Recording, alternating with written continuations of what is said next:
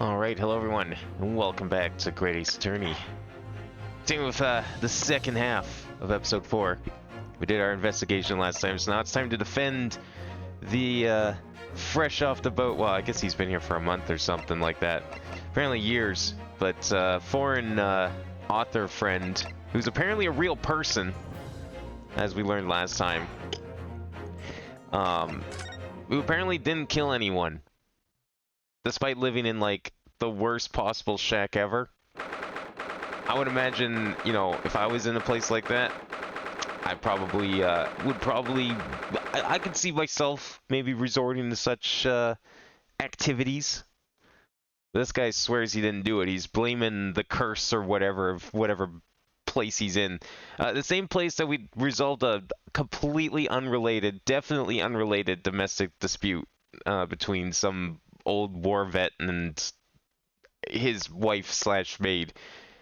It's an interesting kink that he's got going on up there. Well, we'll see how this goes, considering we were thrust into this case with, like, pretty much no warning, just like last time. At least we got to investigate this time. I will give them that. We got a chance to investigate, which did not happen with the first case. But hopefully this isn't becoming a trend with Ryunosuke here. Well, I never expected this. Would have thought we'd be back here again so soon. I mean, you are a lawyer now. This is kind of your job. You should probably get used to showing up in court often. We are on a study tour of Great Britain with the intention of learning the country's legal practices. In order to research the latest court procedures here, we need as much court experience as possible. Well, yeah, I suppose that's true, but for the person in the dock, it may as well be his or her last one and only time in court, and it could be life-changing. In which case, treating it as research may seem a little crass.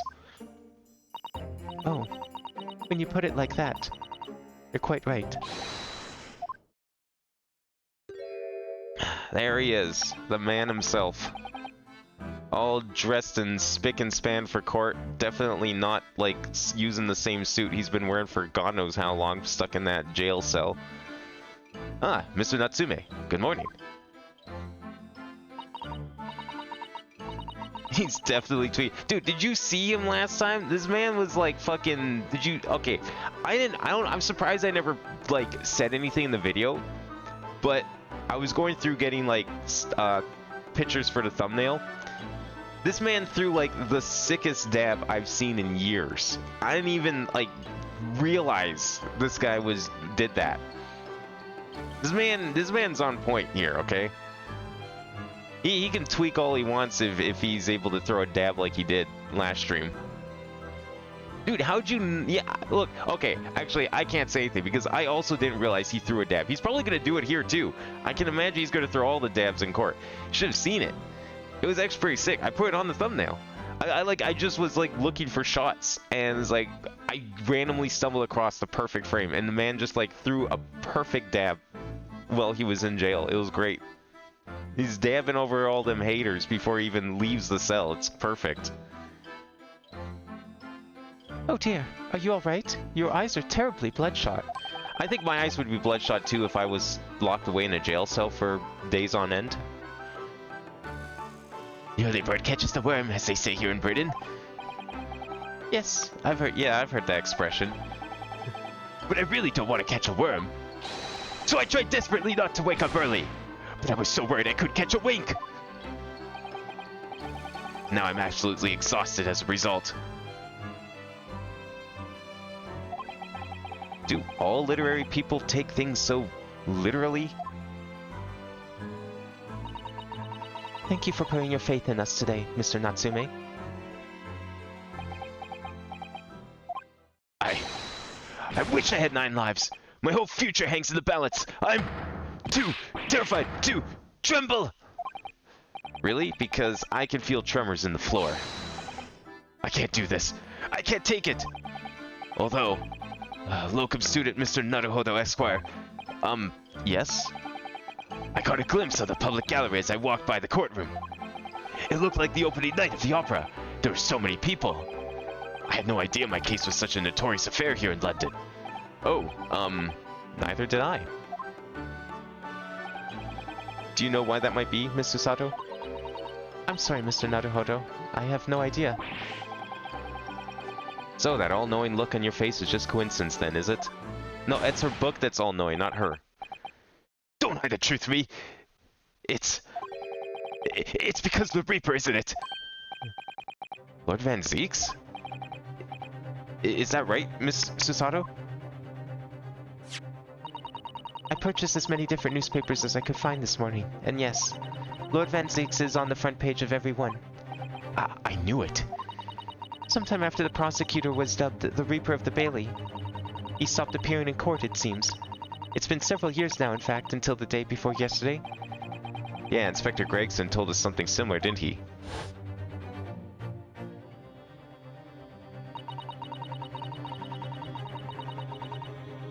Or Javs to literally make up things. How does he not know how an expression works? Look, he's in college, okay? He's still learning how to make things up, all right? Give him some time. I'm sure he'll become a great novelist in like a couple of years. The trial 2 days ago marked Lord Van Zeek's return to the courtroom after a very long hiatus. The trial of Magnus McGilded. Ugh, what a harrowing experience that was. I believe that appearance made even greater waves here in the capital than today's. But we wouldn't have realized, of course, having only just arrived in the country. Why is the Reaper back in the Bailey so soon for what appears to be a mundane murder? That's the question the papers are asking, and they all speculating various answers. Mundane? Mundane? It's the most significant saga of the century to some of us. Oh dear, I meant no offense, Mr. Natsume, but that is how the papers are describing it. Well, lest we also forget the fact that it could spark an international incident. Obviously, the reappearance of this infamous prosecutor has caught people's attention. But there's another blatant similarity with the trial of 2 days ago. Yes, I agree. Locum student Mr. Naruhodo Esquire. It's you. Me? Well, I suppose that's true. Both times it is you who stands against this legendary prosecutor. It can only mean that you're friends with the Reaper! Please, I don't rub shoulders with Deathbringers. I'm afraid there's really only one other explanation. It can only be another example, Mr. Naruhodo, of your uncommon bad luck. Thanks for that. Yeah, if anyone's cursed here, it's Naruhodo's entire bloodline. Oh, this is just my luck. Why must I be represented by a man with such frail fortune? By the least lucky lawyer alive! Well, let's not forget that it was you, Mr. Natsume, who asked me to represent you. Yeah, it's true that I'm just a student, new to London, with little in the way of experience or skills, or luck. But I promise you this. I will fight your corner until the bitter end. And I will believe in you, Mr. Natsume. Oh, benevolent locum student Mr. Naruhodo Esquire. You're not alone here with us, Mr. Natsume. Whatever happens, we will always be on your side.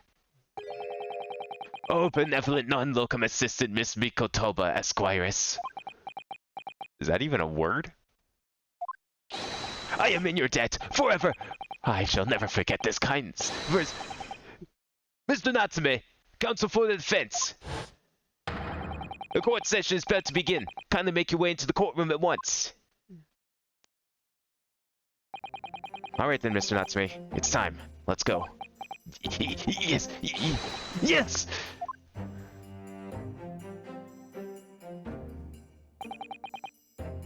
Man, he's really lucky they don't do drug tests when appearing in court. This is it. My second appearance in a British courtroom. And my second trial against the Reaper. I hope you're watching over me, Kazuma. Because this time, I won't let my faith waver. I'll believe in my client to the last. Just like you believed in me. I believe I can do this now.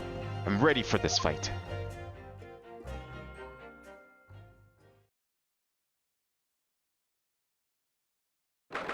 Kazuma was the top in the relationship? You're not wrong. He really was.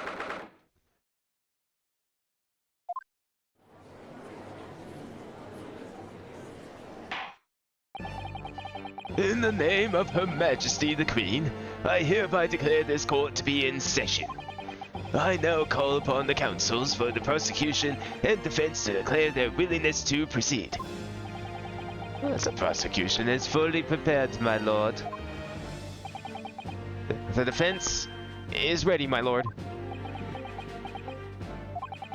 The Nipponese are truly a fascinating breed. Sorry, what? Lord Strongheart has told me all about you. That you are a student who arrived in London but 2 days ago. A mere amateur. Do you have a point? Being a compatriot, you feel compelled to try and help the accused, I suppose. Typical Nipponese arrogance. Forgive me, but I do not believe arrogance is an appropriate description. Susato-san. After all, at our previous encounter, the defendant was found to be innocent. Whoa, already drinking. He does not want to be reminded of that last trial at all.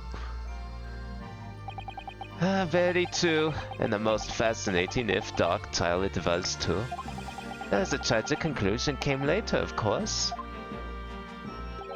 Here's to the acquitted, and his unfortunate violent end. I see we got a different jury this time. Wait, prosecutor's different? Wait, oh, you didn't recognize him because of the cloak. I guess that's why Dracula does it, you know? If he holds the cloak up, no one can tell he's a vampire. I guess it does work after all. Thank you, counsels. I see both sides are in fine fettle. Now, ladies and gentlemen of the jury, are you ready to carry out your duties here in court as impartial members of the public?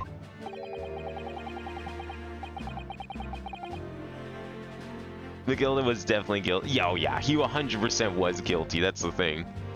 Like, I believe he was guilty. It may have been inconclusive, but we all know he probably was gonna die at some point or another. You never know when you might be down on your luck, but I believe in fair play for everyone. He says that now, but we all know he's gonna be all wishy-washy just like the last group. Well, I must warn you, I'm rather more ruthless than I appear. Very boop-looking ass over here. Oh, well, not me. What you see is what you get. I'm a peace-loving fellow. Hey! You can't be here! What the fuck is this shit? Alright. That... I mean, we don't know if she was involved in the case, but she was involved in the case. I'm afraid to say it's quite possible that Mustache Foreigner did the deed.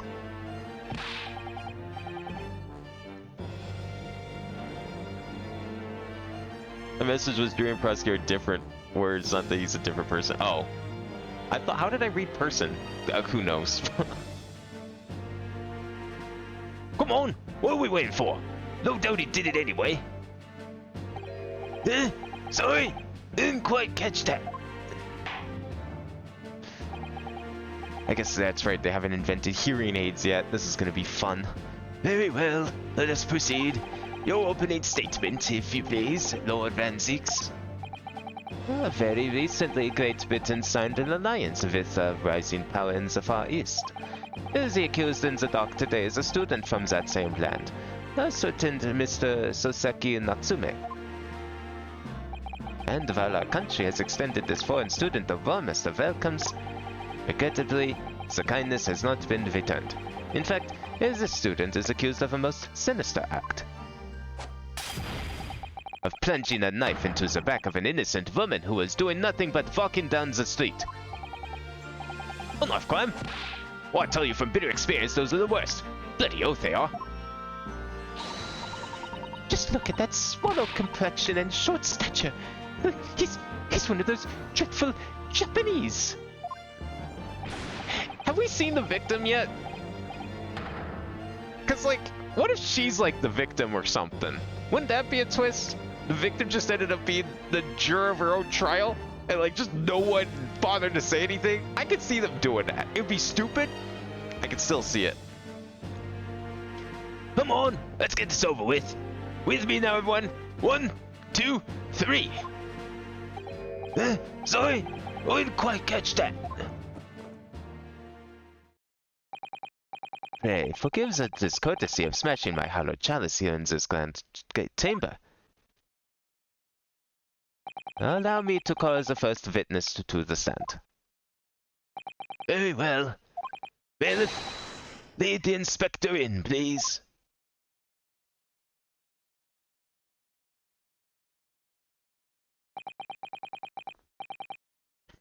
Your name and occupation, please. Yes, sir. Tobias Gregson, Detective Inspector at Scotland Yard. Would you please summarize the events of the case for the court, Inspector? The victim is thought to be a young woman in her 20s by the name of Olive Green. Oh, okay, there's our victim. We finally get to see her. But as far as we know, she's still alive, right? Because, like, she wasn't actually pronounced dead. I beg your pardon, Inspector. Thought to be. They haven't been stabbed in the back by an attacker's knife. The victim fell unconscious. Oh, that was 3 days ago now, and she's been comatose ever since. What? So they don't even know who she is for sure? Comatose. Oh, I see. But her life is not in danger. Fortunately for the Eastern student, the charge will not be murder. Hey, elaborate on the details, Inspector. Yeah, and for now, she's $100 says she dies mid-trial, and then now he's gonna be charged with murder. Sir, if I could ask everyone to look at this street map. As I mentioned, the incident took place 3 days ago, at around 5 in the afternoon. What happened on the pavement running alongside Briar Road, a wide thoroughfare for horse-drawn vehicles.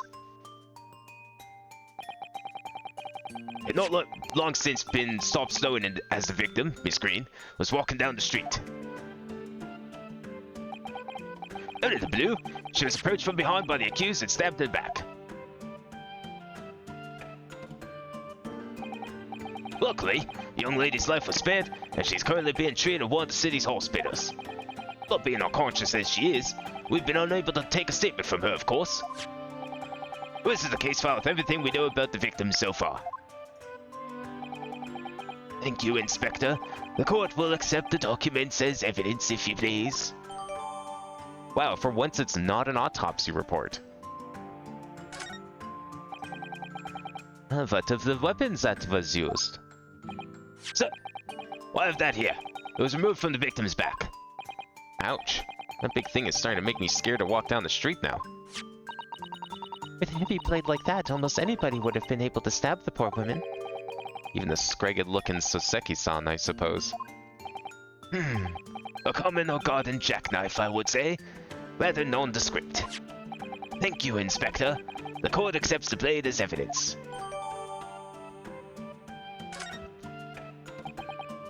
Now then, what do we know of the motive? Money or valuables, I presume?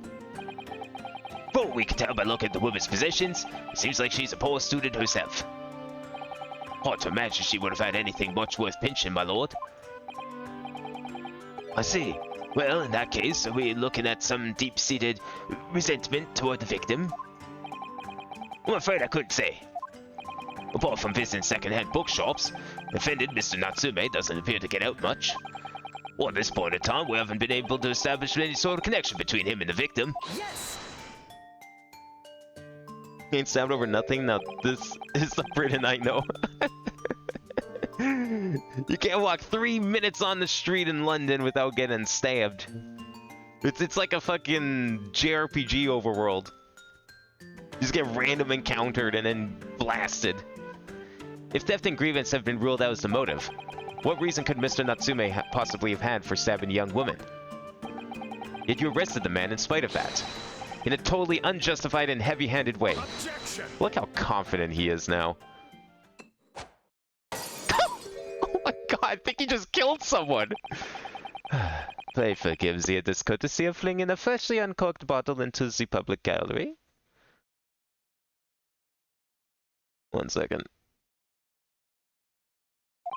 But your words have soured its hollowed bouquet. For it is you, my learned friend, who has been heavy-handed here. What? Scotland Yard does not arrest people without good cause. That should be beyond question. Inspector Gregson, the prosecution calls for your formal testimony.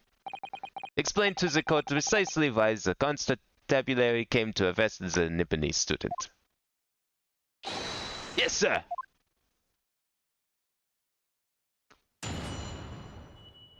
Now we threw a glass bottle. Hope the bailiff has a broom. A broom and like something to soak up the wine, because he poured one glass and then just chucked it. I don't know. I think he probably hit someone. Someone's getting splashed there. There needs to be like a big splash zone sign on that side of the court.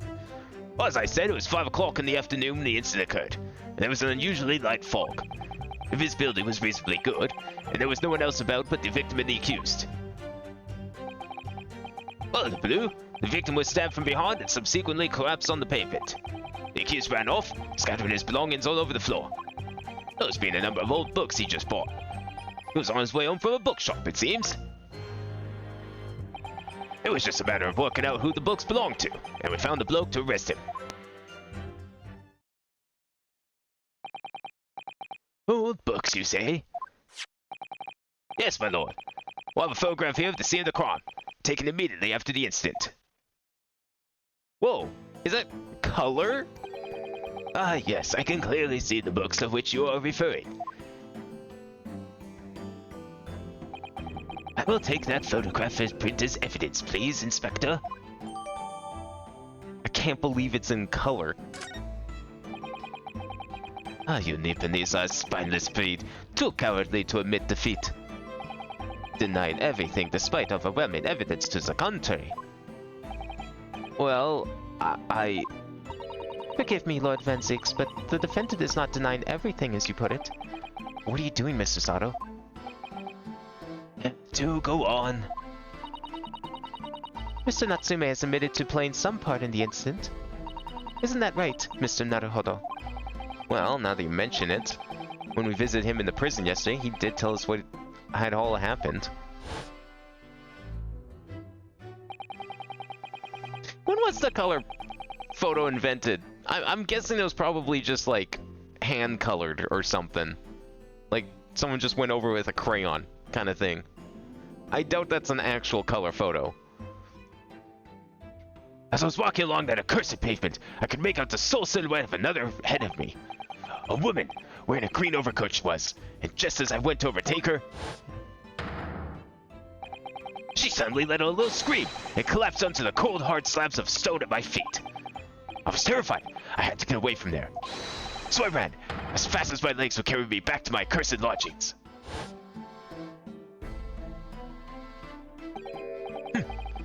A green overcoat? Well, that's exactly what the woman in print was wearing. Oh my, a photographic print in full color. What will the world come up with next? Is she implying that it is a color photograph? And not just someone coloring it in? The defendant has done nothing more than admit he fled the scene of a terrifying incident. That does not mean that he's guilty of the heinous crime of stabbing the woman in the back.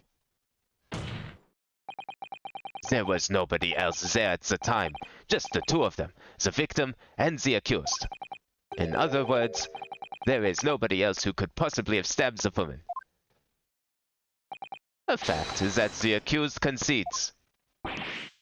Well, it seems this cross-examination could prove to be pivotal, counsel. Proceed, please. Yes, my lord. Nothing for it. I have to use this cross-examination to turn the tables here. It's our only chance. Mid-1930s wasn't popular until 60s, 70s? Jeez.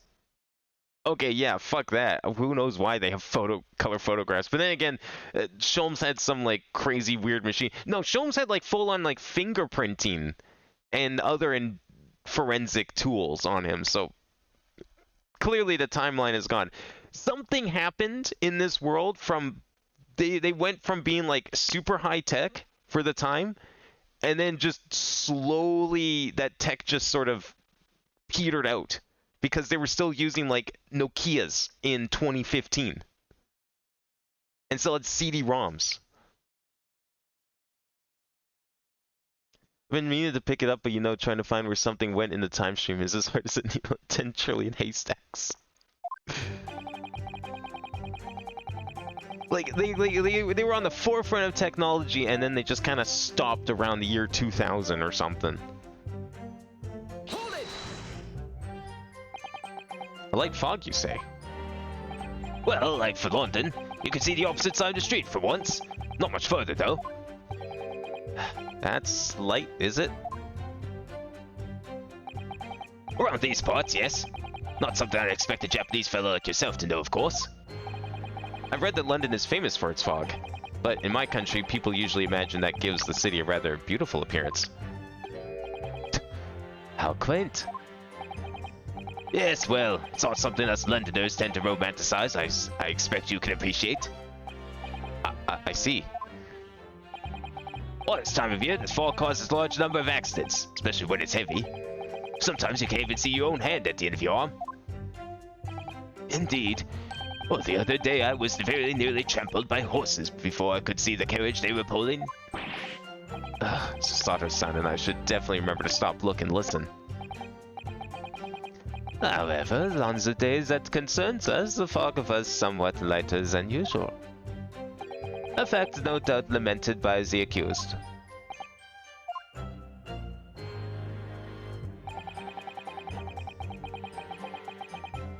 Hold it!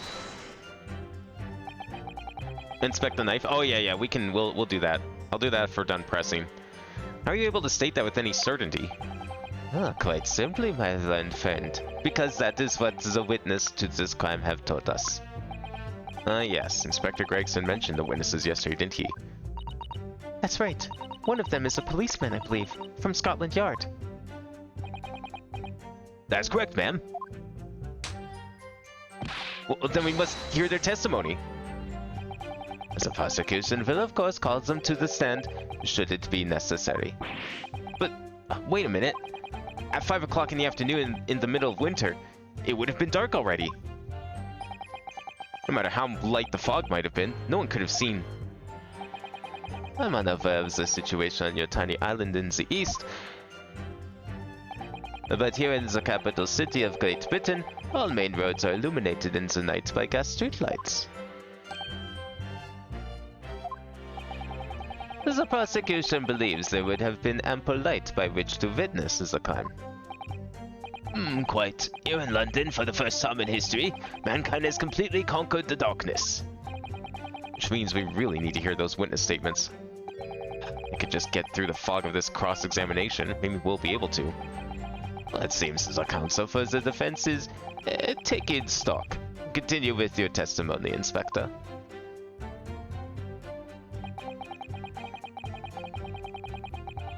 Hold it! Do they not, like, have streetlights or by this point in Japan? I'm kind of shocked if they didn't. From behind, you say? That's right. As you can see from this print. Yes, quite so, Inspector. The handle of the weapon is clearly protruding from the victim's back. And you say this poor woman, Miss Green, remains in a critical condition? Comatose, no less. I'm afraid so, my lord. Yes. She's been treated at Bart's. I was hopeful that she'd come around before the trial started, so I could take a statement, but it wasn't to be. Yes, that is indeed a pity. It would have been most illuminating to hear the victim's own account of events. Luck is on your client's side, it seems. On the contrary, my client has been exceedingly unlucky. Your force of tone is seriously reminded by those disturbingly wide eyes, I'm afraid. Hold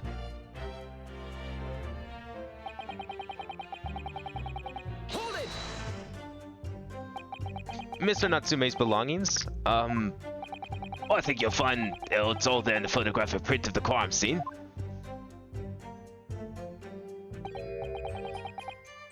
I think I know how we can debunk this testimony in a couple of ways. Here's the 3 books on the floor. That's right, my lord.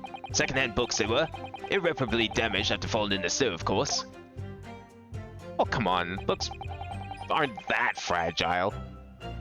The accused could have easily carried all 3 books in one hand, which means his other hand would have been free to wield a knife, for example.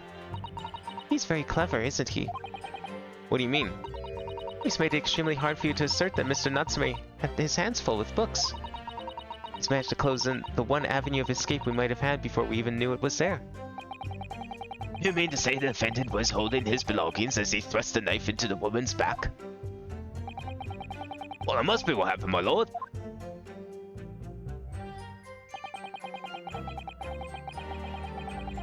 Hold it! The defendant apparently visits a secondhand bookshop on a daily basis. Yes, so I understand. A shop full of old English literature. I commend the accused on the lofty subject matter of his scholarly attention. Well, the bookroom was stacked full of ceiling with those musty old books. Can you tell us more about the bookshop in question, please, Inspector? Well, if I must, we'll have to ask you to look at the street map again, I'm afraid.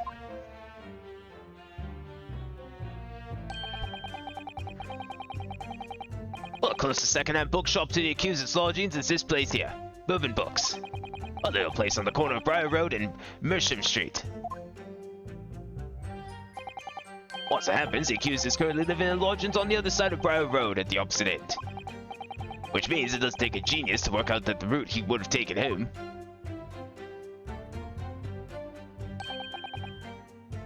Ah, he missed one though. What if he crossed the street back at Meerschaum and then walked down Briar Road, Did you ever consider that? Something like this. Do we know which side of the road Miss Olive was walking down? Yes, I concur with your conclusion, Inspector. The defendant would certainly have passed the scene of the crime on his way home from that particular shop. Mr. Naruhodo, I think that what the inspector just told us could turn out to be of vital importance. Yes, I agree. Most important point that the inspector just made being... location? Name doesn't matter. Who cares about the stock? The crucial detail in what you just told the court, Inspector, is the location of the bookshop. Well, I couldn't agree more. So, where is it exactly? Eh? Oh, you wanted me up, Sunshine? I'll just explain that. Well, I got the map out and everything. Used red, bloomin' ink, and drew the bloke's route home on me for you. I distinctly remember you seeing you not along, Counsel. Oh, yes. Yes, of course. I must have been so nervous I didn't take it in. Splendor, the day goes to you, my learned friend. No, not yet. Trial's only just begun after all. Mr. Naruhodo, I would strongly advise you look carefully through the court record at this stage. Yes, miss. At once, miss. Sorry I made a mistake, miss. Inspector, continue with your testimony, please. Does he have the receipt? Didn't we get a receipt from something? Actually, now you're making me want to check. Yeah, we did get a receipt.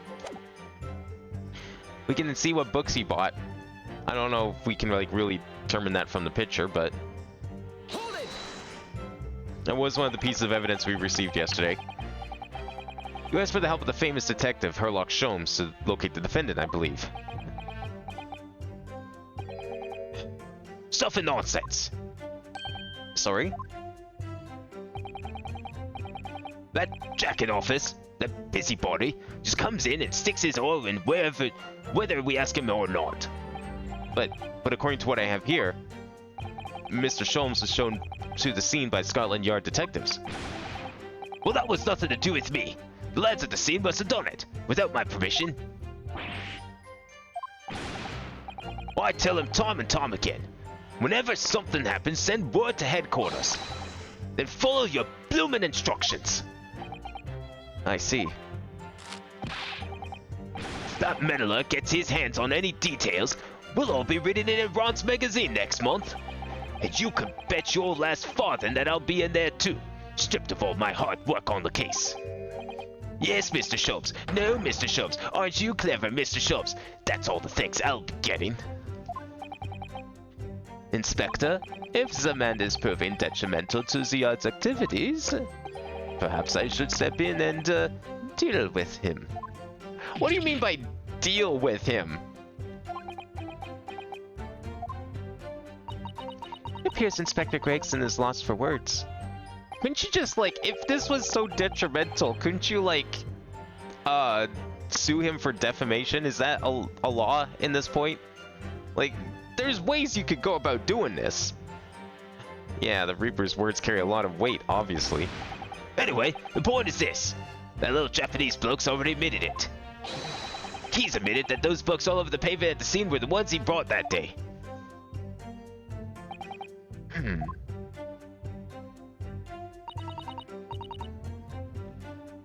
I think this game is 5 cases, unless they're, you know, pulling a Apollo and splitting the last one into 2 completely separate and super long cases. But technically speaking, I mean, both games are part of the same plot, from what I understand, so you could almost consider this game to be 10 cases long, if you want to be technical. That's how I've always seen it described, was like, it's a 2-parter series. It's not 2 different games. What do you think, Mr. Naruhodo? If you're unable to sway the jury during this cross-examination, I'm afraid That Mr. Natsume's fate will be sealed? Yeah, they're sure to find him guilty.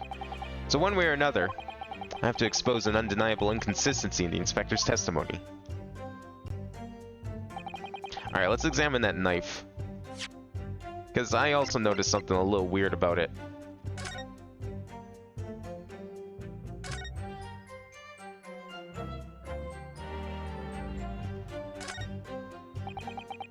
I can't find anything out of place.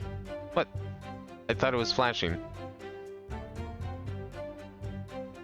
Oh. Well, that was unexpected. Look at that. Tip's missing. Oh, look here, Mr. Naruhodo.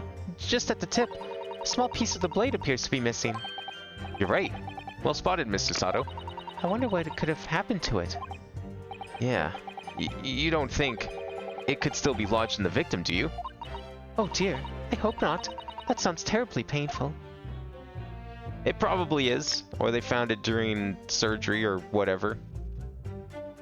Maybe that's why she's unconscious. But yeah, here's the receipt. Mr. Natsume, sum of 2 shillings tendered in receipt of the picture of Monsieur Lecoq, a meal for Gabrielle, Canterbury Yearnings. Now, is that supposed to be... What's the book called? Canterbury Tales or something like that? Surely that book's public domain. And we got the map. Probably not a whole lot to see here.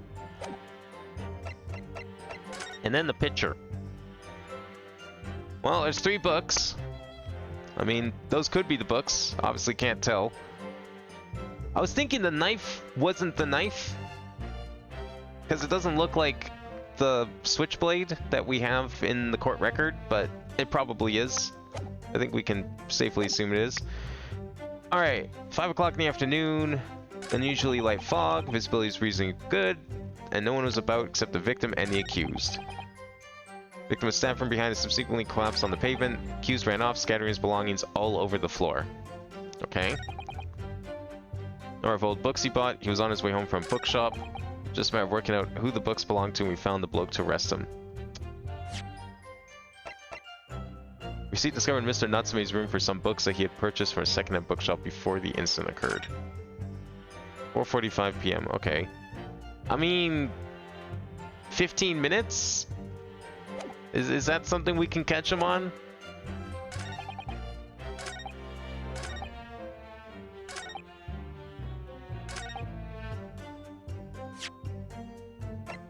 I haven't checked this yet. Young woman rendered unconscious following a stab wound to the back. Olive green, female, stout build, early 20s. Pavement of Briar Road, east side. What is his name? Roly Beat?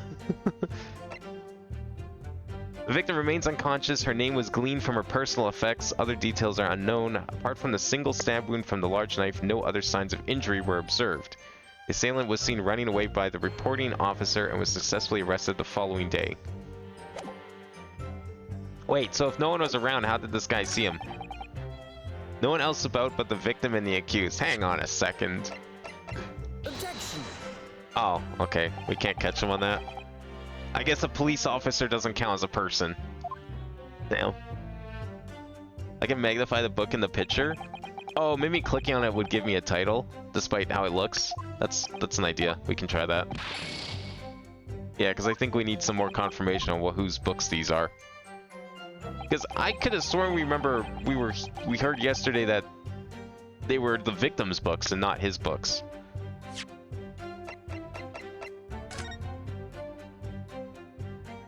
No, we can't see the names of the books, unfortunately.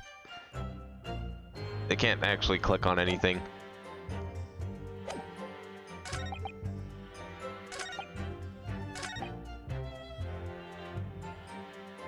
Number of old books you just bought. Wait, does this say your books? Hang on. Your books. This is Bourbon Books. Wait a second. Where did he talk about the place? I'm working out who the books belong to. He found the number of old books he just bought is one way. Was this the one he mentioned the name? The name is actually most important. We need that name in here. We need to be able to catch him on the name. Was this the one that like gave me the multiple choice? Yes. Okay. The police don't count as people. They're just pigs after all. True. That's right. Pigs are not people. Pigs are pigs. The name is actually important here. Inspector Gregson, may I ask you a favor? What? Would you kindly add the name of the bookshop to your formal testimony, please? I believe it may be of vital importance. Maybe. Oh, well, you know, I mean, yes, it could be a very important clue. Very well. Not that I see it being of any great significance. But please revise your testimony accordingly, Inspector. Yes, sir, my lord. Whatever you say. The man be any more sardonic? Bourbon Books. There we go. That's what we're looking for. Objection. If I could just stop you there, Inspector Gregson. What is this, Sunshine? I'm a busy man, you know.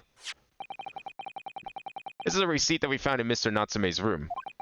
It was issued on the day of the incident, and details the purchase of 3 second-hand books. And you found that in the accuser's room, did you?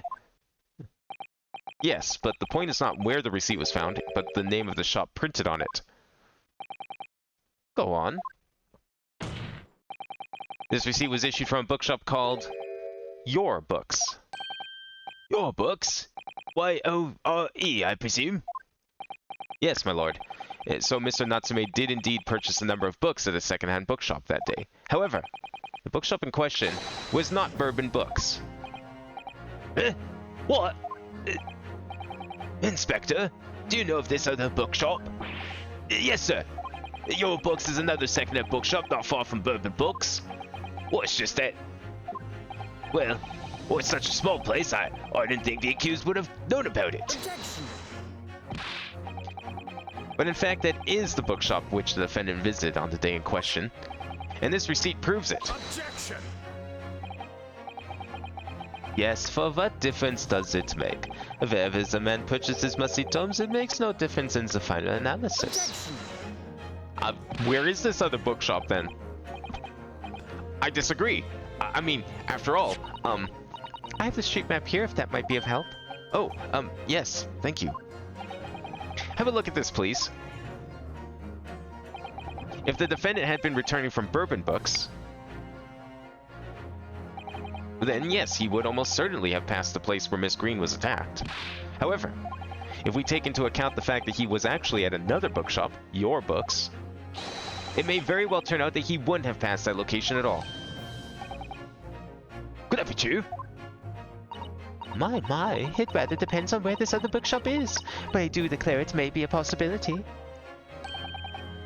Is that right, Mr. Lawyer, sir? What you just said? Absolutely. It absolutely is right. Inspector Gregson, where is this Your Books establishment? Well, obviously we looked into that. turns out that your books... Oh, it's just here on the next corner of Mearsham Street, going east. Okay, so it doesn't completely make it impossible for him to cross paths, but there's a little bit of uncertainty here.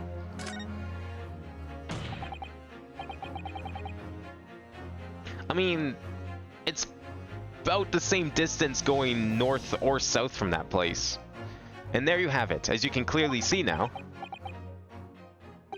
Oh.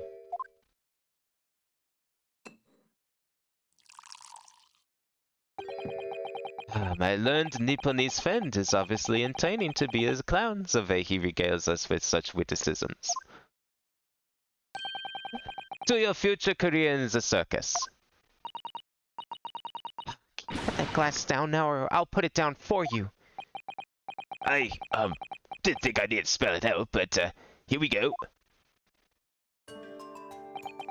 Well, if the accused was coming out from your books instead of Bourbon books...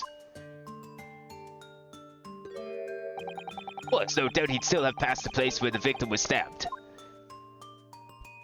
I mean, he could have also gone south. We don't know. Yes, thank you, Inspector.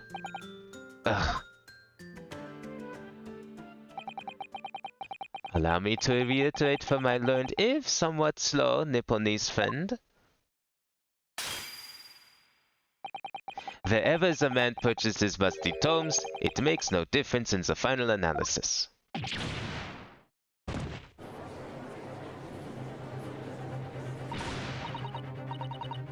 Juror number 3 looks like the twink we saw last case. Yeah, he's...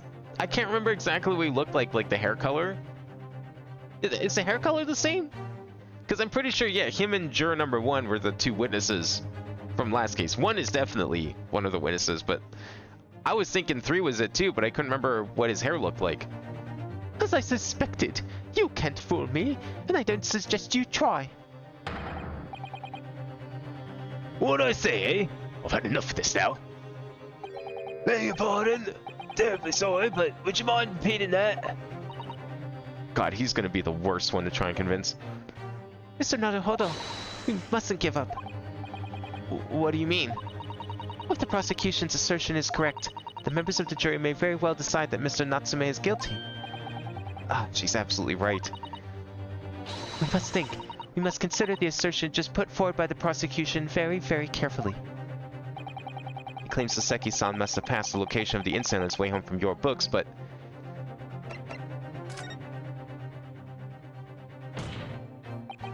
The assertion just made by the prosecution is fundamentally flawed. Explain yourself, counsel. Yes, my lord. You can see what I mean on this map. When returning from your books to his lodgings, Mr. Natsume could have followed the route suggested by the prosecution. However, that isn't the only conceivable route to take between 2 places. If the defendant used these streets, look what happens. He arrives back at his lodgings without passing the location where the victim was attacked. Objection! Are they going to argue that it's like slightly longer and therefore inconceivable that he would take that path? Because it would be slightly longer since the street bows out and then back in. Taking back to a clown is a fool's errand, of course. However, I feel compelled to point out that that route is what is commonly referred to as the long way around. On a cold winter's night, why would any man choose to take a longer route home? Well, the answer is extremely simple. He wouldn't. In other words, the accused took the obvious route back to his lodgings, and is the obvious perpetrator of this crime. Objection! But... Ah, yes, I've got it. Obviously, we must ask the man himself. Ask Mr. Natsume which route he took home. I have already informed the court of the accuser's response to such questioning. He claims he has no recollection. That's right. As I said, the bloke seems to spend his time outside wandering aimlessly from point A to B. Well, that day was no exception. He says he doesn't remember where he was or which route he took home. But the possibility still remains. I don't believe this.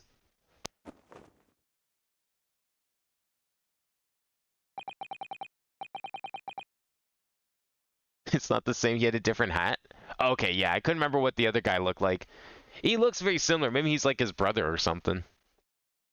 I thank you, my learned friend, and suggest that we do not waste any more of the court's time by wandering aimlessly around this subject. Hey, what say you, insightful jurors? Here it goes. It's time. But even if that is the case, the defense still...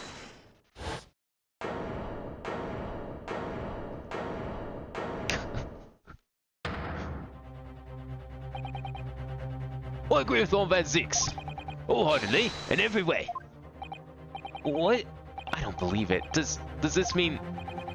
We members of the jury are completely convinced now. Very well. In that case, I hereby call upon all members of the jury to present your findings to the court. Guilty. Guilty. Guilty. Guilty. Well, that didn't take long. Guilty. Oh, sure, you heard that question, did you? Dude, there's like less evidence here than the last trial. What the fuck? It would appear the jury's leaning is unanimous.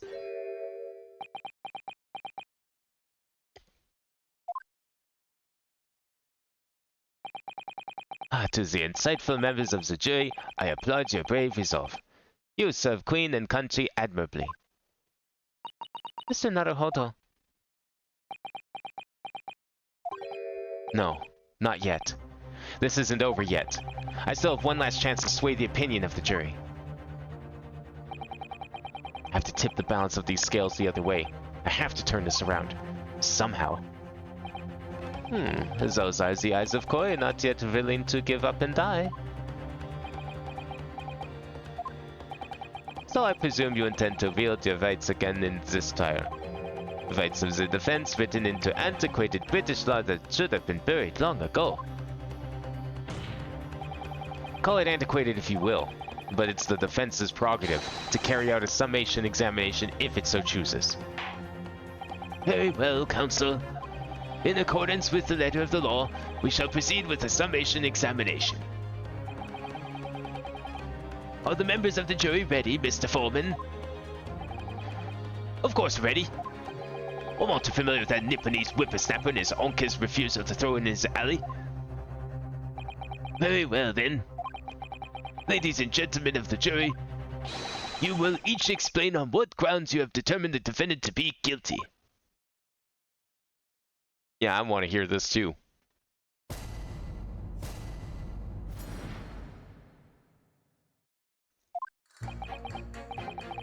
Ah, for pity's sake.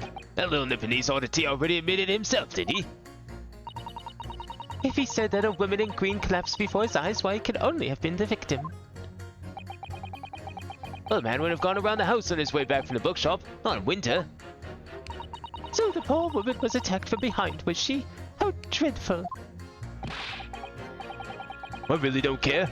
Can we just warp this up now? I've got work to be doing. Work where exactly? Because of the way you're acting here, I don't know how I feel about this so-called work. Your books, yes. Nice shop, that.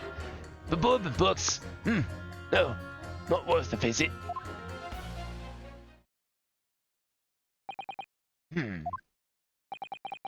With only minor exceptions, the reasons for finding the defendant guilty are all too clear. When the stabbing occurred, the only two people at the scene were the victim and the accused. And the accused himself has admitted to seeing the victim in her green overcoat sink to the ground before his eyes. Furthermore, we have heard from the inspector that the defendant then fled the scene. I must say, I would have ample grounds to convict this man already. Oh dear, even the judge appears convinced of Mr. Natsume's guilt now. Why do you have to run away like that? And how are we supposed to believe in some phantom attacker that nobody could see? This is impossible. How can I possibly make a case for the defense?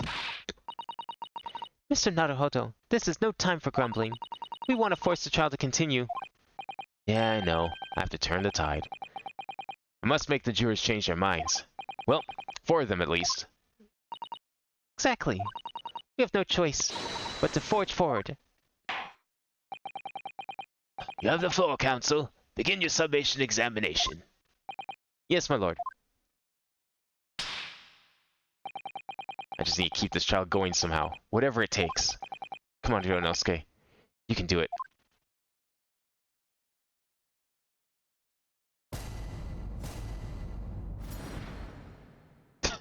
Why is the inspector giving me the stink eye back there? Hold it! Excuse me, but aren't you... Yes, that's right. I was in the witness stand myself just 2 days ago. Yeah, I had a feeling in your face. Or the sign of it, anyway. If I remember correctly, you're a banker, aren't you? That's right. After the gold rush down under, I came back to London to work. It was all going swimmingly until you started fossicking around. Bruce Fairplay was a man of repute. Sorry? Don't think I've forgotten how you treated me the other day. You had me and that young hatter pegged as criminals. Oh, well, you know, water under the bridge. Now there's all sorts of rumors buzzing around. The police have been badgering me non-stop. If I could turn back the clock, Well, anyway, I don't know about the hatter, but at least I'm in the clear now. I'm free to make up my own mind about who's guilty and who isn't. Thank goodness. Alright, maybe I might struggle to change this man's mind, given our awkward history. Oh dear, I wonder what's become of Mr. First now.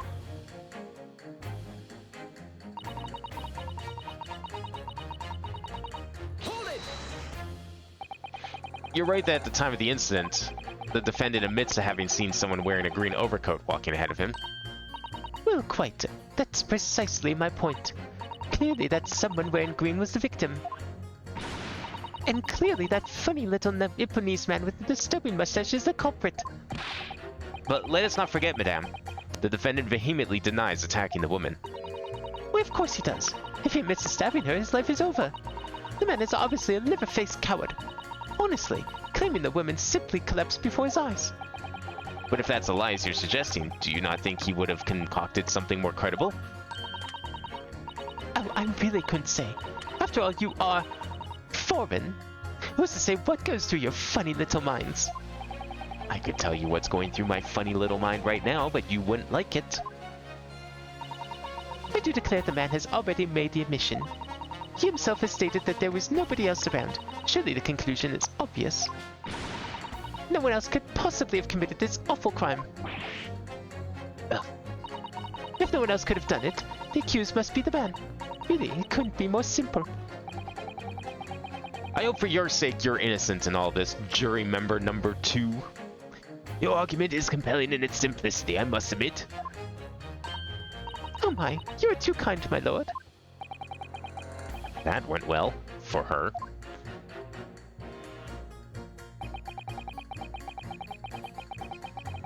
Hold it! But you can't deny that there are other routes Mr. Natsume could have taken back from your books. Oh yes, like you drew on the map, you mean? What was it? Calabash Road or something? Precisely. Oh, but it seems to me that what counts is whether the little Japanese fellow actually went that way or not. Well, yes, that's true. But at the moment, there's no proof that shows he did, is there? Well, yes, that's true as well. Or as I understand it, the accused himself doesn't remember which way he went, does he? Well, yes, that's annoyingly true. Winter nights are dark and cold, so the way I see it, you'd want to get home as quickly as possible. Well, yes. Why is all this true? So really, the only thing that makes sense is that he went home along Briar Road. I'm supposed to be convincing you here. I've given it a lot of thought, you know? I didn't just make up my mind on a whim like he did. I mean, if there was some logical reason why he might have gone the Calabash Road way, it'd be different. Well, I'd be happy to reconsider my position in that case. Honest, I would. A reason why Sasaki-san might have taken the longer way home. But, like, doesn't even the defendant admit to seeing the woman get stabbed? If he took the longer way home, then how could he have seen her get stabbed? Yes, a good reason. I don't imagine you'll be able to sway this young man's opinion without one. Hold it! Whatever is the matter, young man? You're the wife of Mr. Geradev, aren't you? The landlord who rents Mr. Natsume his room. The master's wife? Where do you get your ideas, sir? I'm the maid. The maid, you understand? She's keeping up that charade. Ugh, this is going to be awkward. And yet she's still wearing the ring, but I guess, you know, without context, you wouldn't know what that ring means. Why didn't you mention this yesterday? That you'd been selected for the jury in this trial, I mean. Well, I was told not to mention it to anyone until the day of the trial, you see. It was in the letter I received. The instructions were very clear, so I'm afraid I had no choice. Isn't that, like, how jury actually goes? Like, you probably shouldn't tell people you necessarily. Or, like, it's in your best interest not to be telling everyone you're a jurist. I see. Anyway, Mr. Natsume, the defendant takes lodging in your master's house, doesn't he? Yes, that's right. Although he's only been in over a little over a week now. And in that time, surely you must have taken stock of his character. Does Mr. Natsume look like the kind of man who would commit a crime such as this? Oh my goodness me, yes! He's just the sort. What? Spending all his time in that dark and dingy room sporting that unscrupulous mustache. The man never speaks. And don't get me started on those shifty eyes. All the neighbors are talking about him. I've heard them, you know.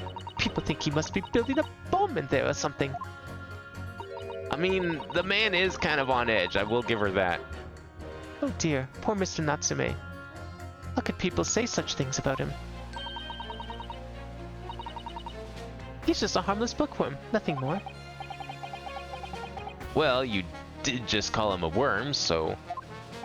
I think the shifty eye is literally from him being, you know, kind of twerking out over there. And less because of his Japanese heritage. I'm gonna defend her on this one. Doesn't matter where he's from, if you're going around acting like all panicked like that, yeah, you're gonna appear suspicious to people. That's just how it goes. Anyway, better be careful about inviting this maid to speak. She said enough damning things already.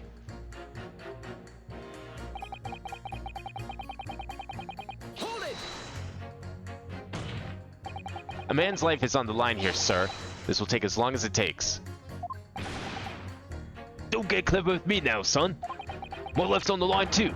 So is my family's. Ah, The likes of you won't understand, but a laborer like me can't afford to take time off. Well, if I don't work, I don't eat. And neither does the wife and kids. oh, I see. That must be very hard. I go to the union every morning to find out what needs doing. If you're late and the work's taken, well, it's tough. Well, this time of year, there's water and gas supply pipes busting left, right, and center. They're after cheap labor to get the roads dug up to fix it. It's a hard slog from dawn till dusk, it is. So you were out digging up the roads on the day of the incident as well, were you? That's right. In fact, if I remember rightly, it was just around the corner from where it all happened. By the little bookshop it was. What? Another coincidence. Well, that's right. Mearsham Street it was. Mearsham Street. On the map, Mr. Naruhodo, there are only 3 named streets. Juror number 5, I need you to add that information to your formal statement, please. What's the point of that? Can't we just get this business over with now? Please, sir, it's important. Fine, I'll do it then.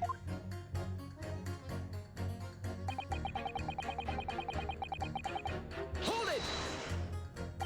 So, if I understand correctly, you're a day laborer and you were doing road maintenance that day. That's right. Like I said, you got a lot of burst gas and water pipes underground in the middle of winter. It's the only time of year fellas like me can actually make a few bob.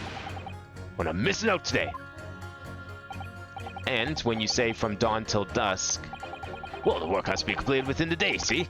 No coaches or pedestrians can pass while it's happening.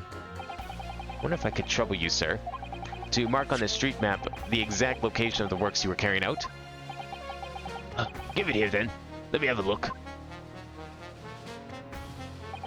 Right, let's see then.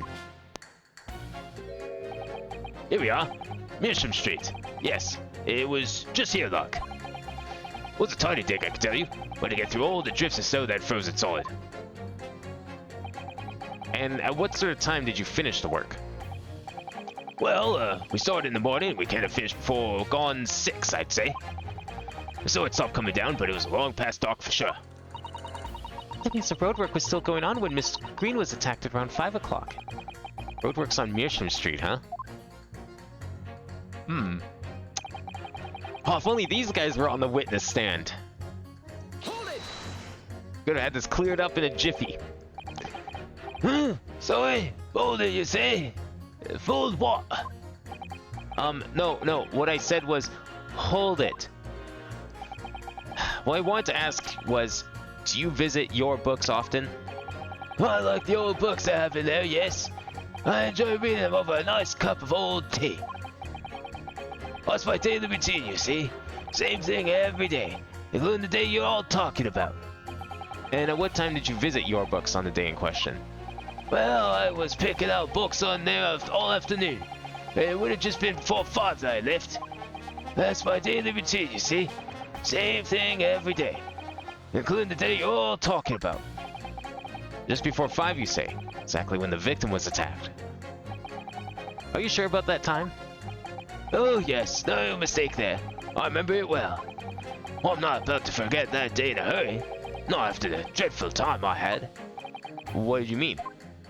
Well, I was walking down Calabash Street Road when I slipped on the ice and dunked my head. Oh, it's always worse after the snow stopped falling. That's when it's most slippery. Knocked myself clean out, I did. Really thought my number was up. Wait a minute, let me get this straight. This happened on Calabash Road? That's right. I live in Cornpipe, you see. Heading down Calabash Road is the quickest way for me to get back from your books. Juror member number 6, I must insist that you add that information to your formal statement. It may very well be extremely significant. Huh? Sorry? Extremely sick. No, I'm quite alright now.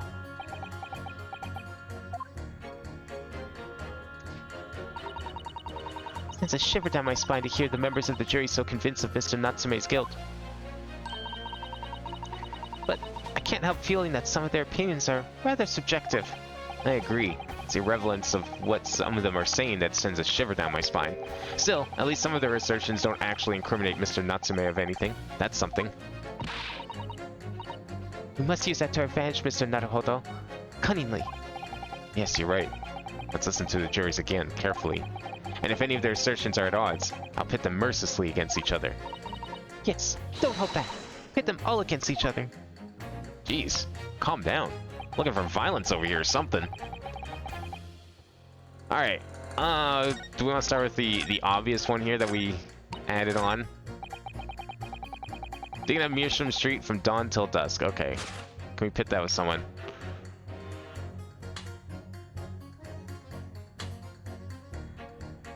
The man would have gone around the houses on his way back from the bookshop, not in winter. Not unless he had to, perhaps. Those two statements are clearly at odds with one another. At odds, counsel. Explain yourself. Please don't point. It wasn't me, I swear. What? What? I just want to get this done and dusted. Well, juror number 3. Oh, me, sir? What do you mean? Juror number 5's words just now are extremely significant. Let's take a moment to consider the implications of what's being said on our map of the local area. On the day in question, Mr. Natsume visited this bookshop to purchase a number of secondhand books. And on the same day, we now know that there were works being carried out on Mearsham Street, making it impassable. Which means that the defendant's route home could not have taken him along Mearsham Street and down Briar Road. Oh, yes, of course. Oh, what do you think, sir? Well, yes. You can't argue with that, really, can you? We must have had a good 2 yards or more of the pavement up. Every gentleman and gentlewoman that came along had to turn back and go the other way. So, the only conclusion is this. The defendant must have taken the longer route back to his lodgings. Yes, I suppose he must have. Well, I suppose that must be right, eh? Juror number 3, you said the following. The man wouldn't have gone around the houses on his way back from the bookshop. But we see now that he had no choice.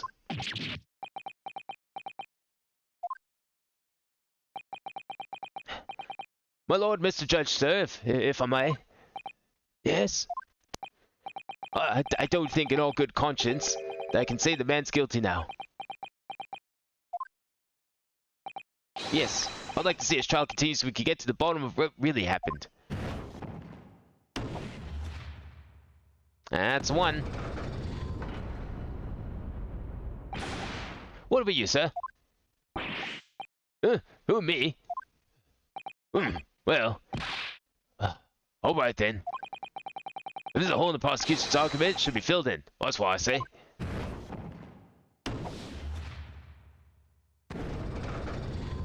Two. Oh, well done, Mr. Naruhodo. That was wonderful. Well, we've managed to change a couple of minds at least. Strengthen our position somewhat.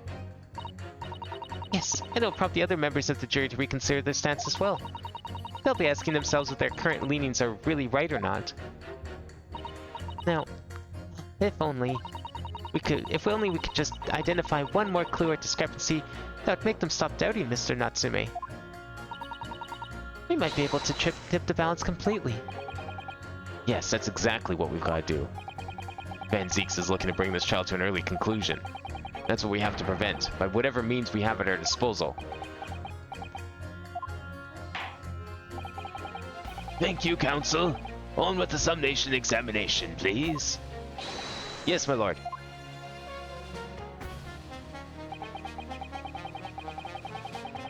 Alright, so we need to find someone else here. What else we have here? He already admitted it. So, like, what, seen it? Okay. He said that woman in green collapsed before his eyes, why it can only have been the victim. Hang on.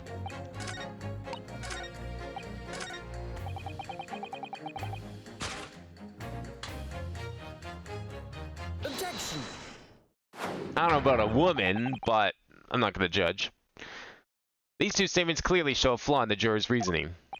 A flaw? What are you talking about, counsel? Well, do you remember number 2? Do you remember number 6? Why, whatever do you mean, sir? I think perhaps the old man didn't hear you. Unbelievable. It's not like I was loud or anything. There's at least one fact of which we can be sure here. The bookshop receipt found in the defendant's room clearly indicates on the day of the attack, he had been to your books and purchased a number of second-hand titles. He then returned home on foot. But the man says he has no recollection of his return journey. That's correct. But what he does remember is seeing someone appear in front of him on the way. Someone in a green overcoat, who suddenly collapsed in the pavement before his eyes. Yes, we are all well aware of this. The poor young woman who was stabbed, obviously. Objection! Can we really be sure of that, madame? My, whatever do you mean? I'm sure you heard juror number 6's account of what happened to him that day. That same afternoon, there was somebody else apart from the victim, who was wearing a green overcoat and who fell over on the icy streets in the neighborhood. Oh my. My goodness. You mean? That's right. I'm referring to, of course, to hard of hearing juror number 6. Are you really suggesting that the person in the green overcoat whom the defendant saw collapse in front of his eyes was the jolly old gentleman on the end of the bench here with me today? That is entirely possible, yes.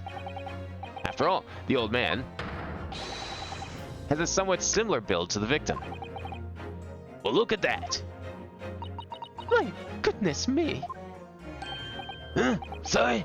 You need a pee? And crucially, we know precisely where the old man in the green overcoat fell. On Calabash Road. Therefore, if the person who Mr. Natsume saw collapsing in front of him was in fact juror number 6, it means the defendant must have taken the long route back to his lodgings. And if that's true, then clearly the crime scene on Briar Road where the woman was stabbed was not on his way home. Well, that would tidy up that little contradiction nicely. You idiot, old man. If you'd been so daft as to roaming about there, we would have boxed this off hours ago. And really, what were you thinking wearing such a befuddling coat? What are you saying to me? Was it a crime for the elderly to walk the streets these days, huh? Is it a crime to slip over on the ice? Is it a crime to keep up with the latest styles and wear a beautiful green overcoat, is it?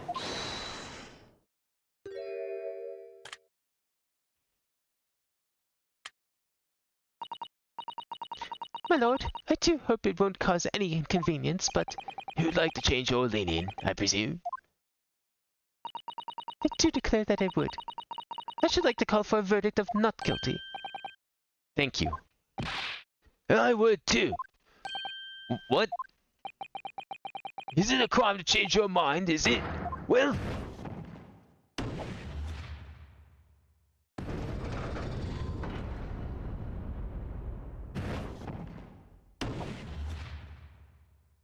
And there we go.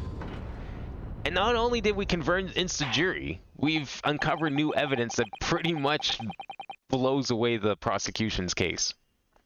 Well, that summation examination is concluded with a rather large shift in opinion. The eyes 2, the nose 4. So the nose have it.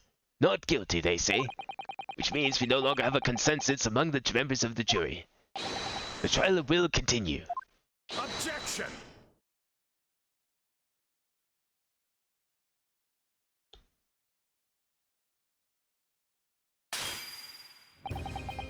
Could it seem churlish of me to drink from my hallowed chalice moments after raising an objection?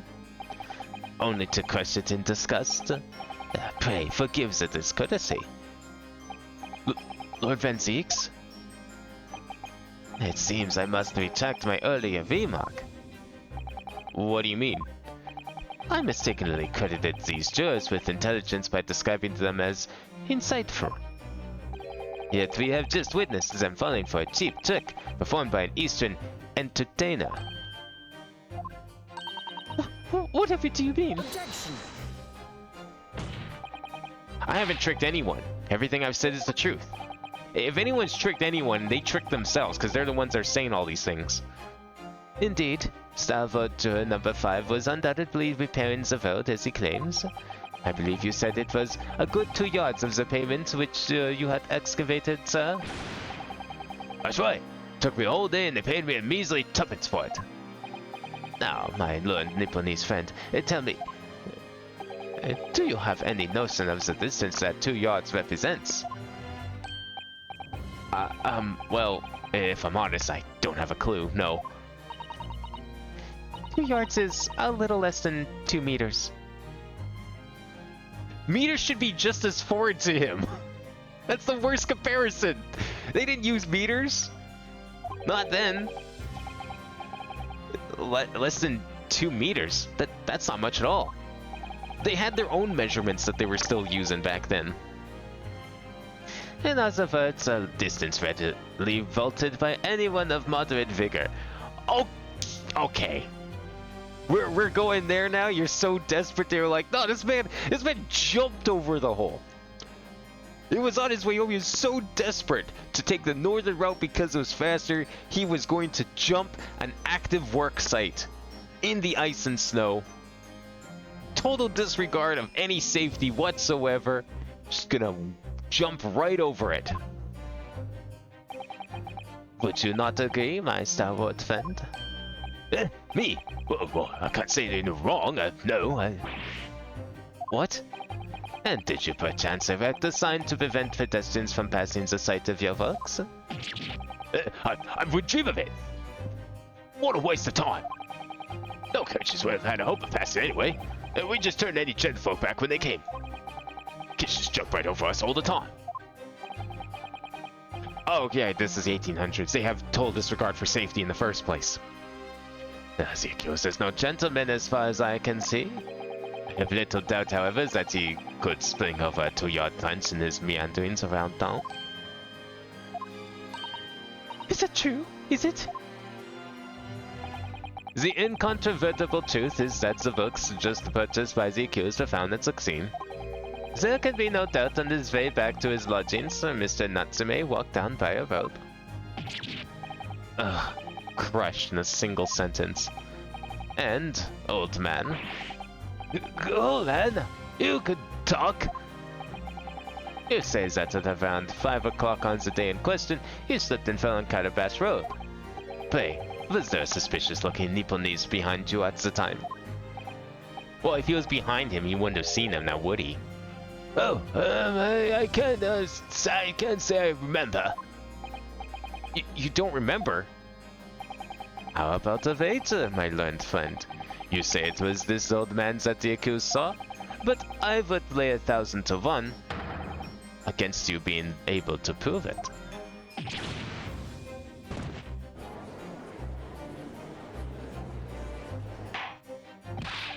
Order! Order! Lord Van Zieks, explain yourself. My lord? If you had such trenchant argument up your sleeve, why in the world did you not proffer it during the summation examination? I wanted to give this young foreign student the sightseeing experience he no doubt came for.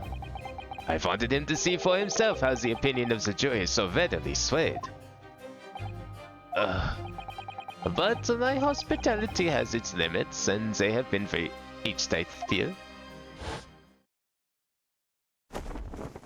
Ooh, the cloak comes off. So, my learned friend, today's sightseeing tour of London is now over. What are you talking about? My lord, the prosecution requests permission to call its next witness to the stand. Granted. Bailiff, bring forth a witness. It's next witnesses? Mr. Naruhodo, do you not remember? We've been told on several occasions that there were eyewitnesses to the incident. Yeah, I remember. One of them being a Scotland Yard policeman, no less. I'm afraid it's likely to be the prosecution's next witness. No matter what Van Zieks brings to the stand as his witnesses, no matter what they say, I believe in Soseki-san. I know he's innocent. And I'll keep believing to the very end, until this battle is over.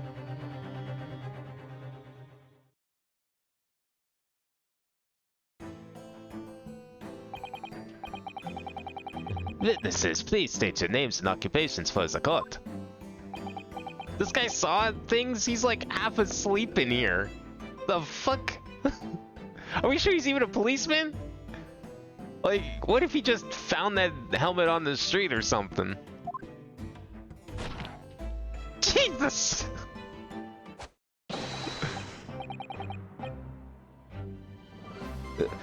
Constable Oily Beat, sir! Nothing to report on the street, sir!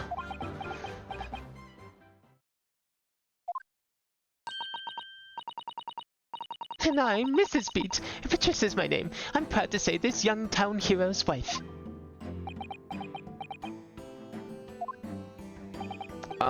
What's the story here? Well, in truth, we have not been married long. In fact, we celebrated our first anniversary only the other day. No, it was your husband I was asking about. He seems tired. Hardly surprising. Thus, being an honorable occupation, patrolling the beats is the most demanding work in the world. Oh, really? I'm sure I've heard that before, actually. Indeed, apart from rare days off, our gallant officers trudge some 20 miles a day, you know? They patrol boarding houses and pubs, collect taxes, survey the streets, check that meters are reading true. And they're responsible for keeping the streets clean, and lighting and extinguishing all streetlights. Man, if only there was some sort of invention that could, like, do that for you automatically. Well, maybe someday. There are a number of items on that list that don't sound much like policing duties at all. I wouldn't just be falling asleep on my feet. I'd have collapsed long ago. But it goes without saying that a policeman's primary duty is the apprehension of criminals. Even when he's off duty, a constable is expected to investigate and resolve any crimes on his beat. For the London Bobby is a man of honor. Yeah, real honorable looking fellow over here.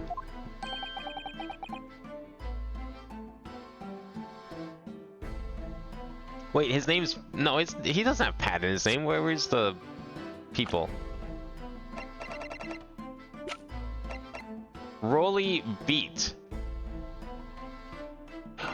Oh, her name's... I see. Pat and Rolly.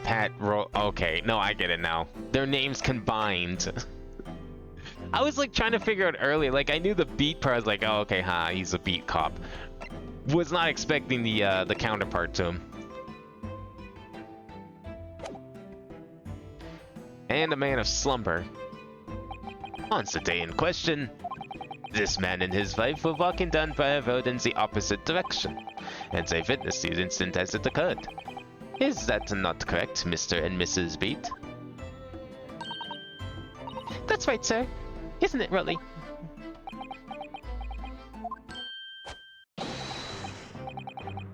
Constable Rolly Beat, sir. Nothing to report on the street, sir. What a great witness he's going to be. Very good. I'd like to hear your formal testimonies now, please. You will tell the court exactly what you saw on the afternoon of the incident. Yes, sir.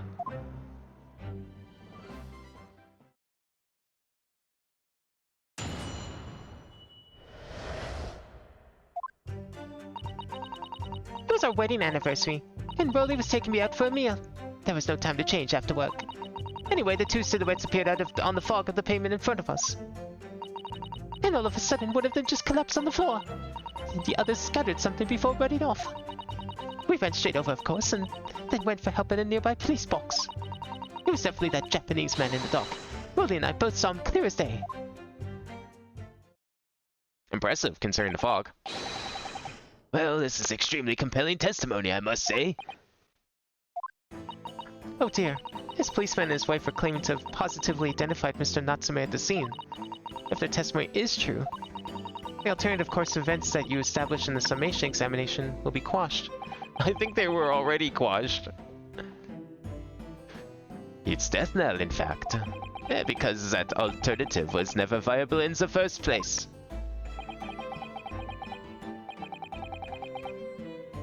Objection, Judge. 5 p.m. is certainly late enough being certain. We went over this earlier. You are correct about that. Counterpoint, streetlights exist. That was the judge's argument, and everyone else's argument against Naruhodo. What an unfortunate vichanting. And on your wedding anniversary, too. Oh, I know, but I still managed to go out for the evening with my man. I thank the Lord for that. Oh great, a religious type. Gosh, the life of a London Bobby sounds very hard indeed. Indeed. However, this cross-examination will be over in minutes. You may well have the time to rest this afternoon. What do you mean by that? My learned friend, the witnesses you saw in the face of the man fleeing the scene. They are testifying under oath that it was without doubt the accused, Mr. Sosaki Natsume. And one of these witnesses is a policeman, no less. So you appreciate the gravity of the situation, I'm sure. Now, we're not assuming that, like, a policeman wouldn't lie to court, right? Except that man's so tired his wife has to do all the talking. Enough preamble. Counsel for the defense, commence the cross-examination, please. Yes, my lord.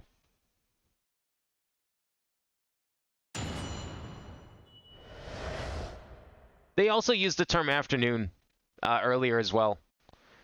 It's called late afternoon. It's pretty much afternoon in my opinion. 5 o'clock is I mean, some people call 5 o'clock evening, others don't. That's why the term late afternoon exists. Hold it! No time to change after work, you say? Are you also a member of the police, Mrs. Beat? Oh no, sadly not. It's a job for strapping young men only. Women, children, and the elderly can't even apply. Well, I think you can probably see why children and the elderly can't do the job, can't you? I think Broly looks so ever so handsome in his uniform. It suits you down the ground, doesn't it, darling?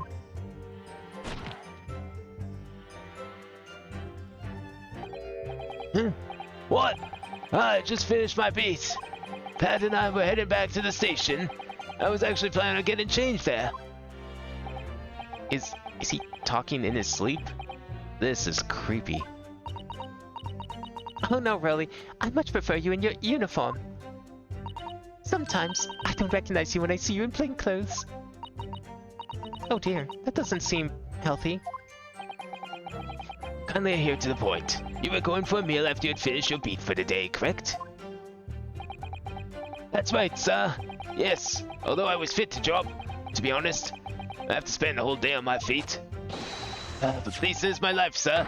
As long as I'm the proud owner of this, I'll serve my city and my queen to the end. What's that now? My warrant card, sir. Proof that I'm a London copper. It has the noble fun and founding principles of the force written on it as a reminder to all us policemen of our sworn duty. To patrol the streets of London town and uphold the peace of the common man. Sir, for such noble cause, I cover 20 miles every single day without failing, without a grumble. Because I know that the plodding of my boots is all Londoners need to hear to feel safe and secure. So, fighting crime doesn't appear to come into it then. But sir, just on that one particular day, I was looking forward to celebrating my wedding anniversary. Mrs. Beat puts up with a lot being married to a bobby like me. I wanted to show my dear wife how much I care. Oh, Pat. Oh, Broly.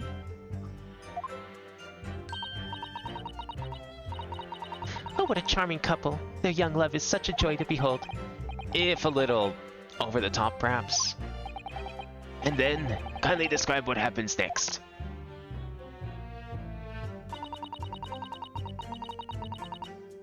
Hold it! If all cops are big, is having a fetish for them considered bestiality? I mean, how do we know she's not one herself? Two silhouettes? That's right. They were coming towards us, walking up Briar Road in the opposite direction.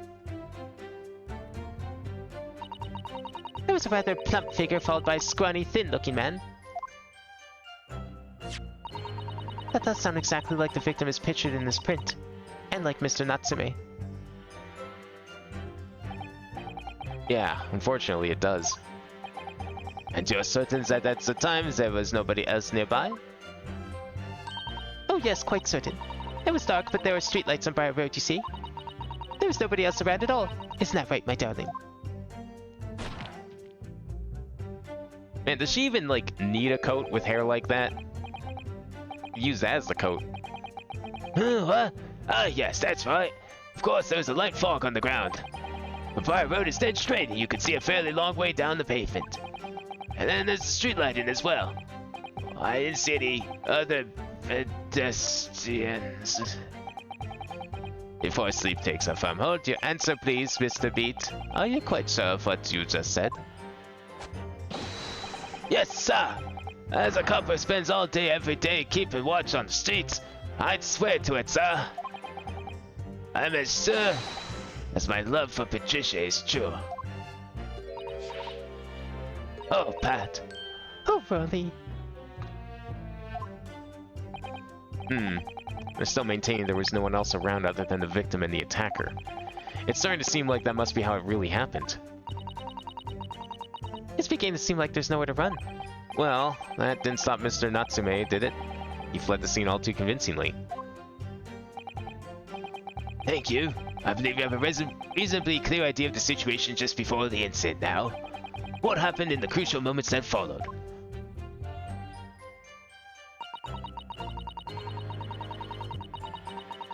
Hold it! Scattered something. What do you mean by that? Oh, Oh well, I couldn't quite make out what it was at the time. But when we got closer, we realized what it was. Didn't we, darling?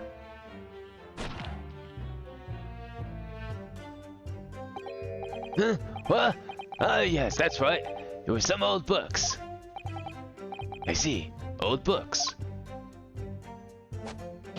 Yes, sir. A copper had dropped a number of them all around where the victim lay on the pavement. Indeed, as clearly pictured in this photographic print.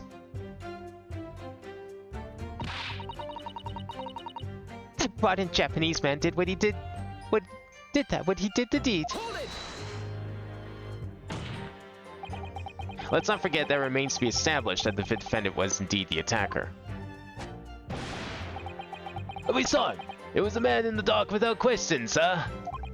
The mustache, the hunchback, the cat-like eyes, the taut mouth, the snub nose, everything. Any more insults you want to throw in? That's right. He looked down at that poor defenseless woman with those terrifying intense eyes. And then suddenly threw his books onto the pavement and ran away. I see. This is tough. It seems as though they're telling the truth here. May I remind the court that this unambiguous testimony comes from a policeman and his wife? And now please continue. Yes, sir.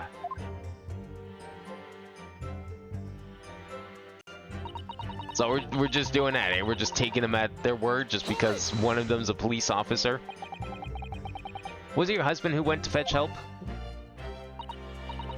No, I went. I may not be a police officer myself, but I am the proud wife of one after all. Isn't that right, my darling?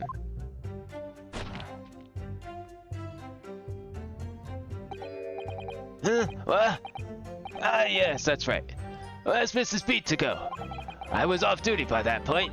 But a Bobby's never truly off duty, of course, so I felt obliged to stay and guard the scene. Very laudable, Mr. Beat. Preserving the scene of a crime is a task of considerable importance. That's why I sent Patricia, you see. I told her where to find the right police box. Forgive my ignorance, but what do you mean exactly by the right police box? Well, it depends on the crime's location, you see, as to who deals with it. Where the woman was stabbed wasn't actually on my beat. So I told Patricia the way to the police box for the beat the incident fell under so she could go and report it. I ran there as quickly as I could and asked for help from the Bobby on duty. There is nothing more potent than a young couple in love working together, you know? Working together to kill someone, perhaps? I'm just throwing it out there. And thanks to your swift response, the case was quickly resolved. The actions of two model citizens. Oh, please. You're making us blush. Isn't he, darling?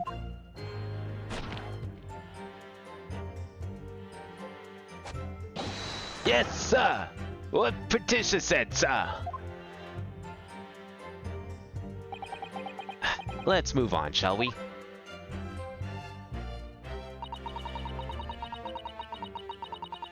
Hold it! But surely you wouldn't have been able to see his face by the light of the gas street lamps, would you?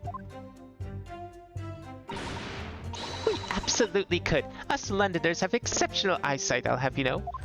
I guess they need that with all the fog, right? Right.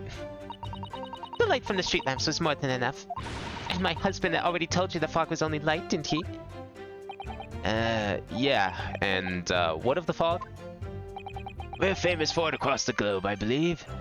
It's an absolute menace to those of us who have to live with it, of course. Oh, it is. And when it's thick, you can't even see the hand at the end of your own arm. Yes. Alright, I take your point. Now, could you stop shaking your husband about? The constant fog makes our eyes very sharp, you see. That's why we can tell you for sure and certain that it was the little Japanese man we saw. Can't we, darling?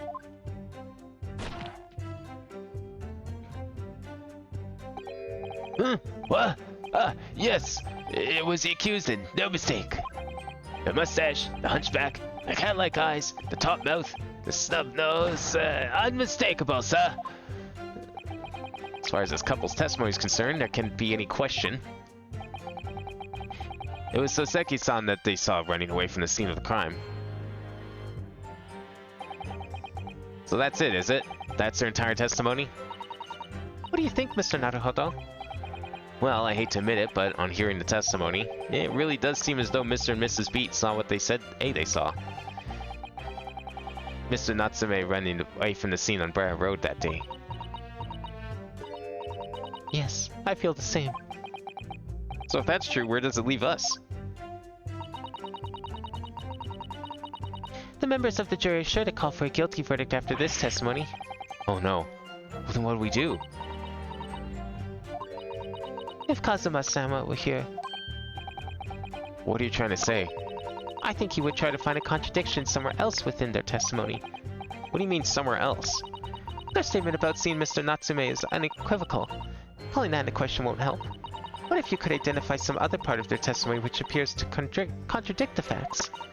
You might be able to discredit them, to make the jury doubt if the pair's memory of the day is accurate.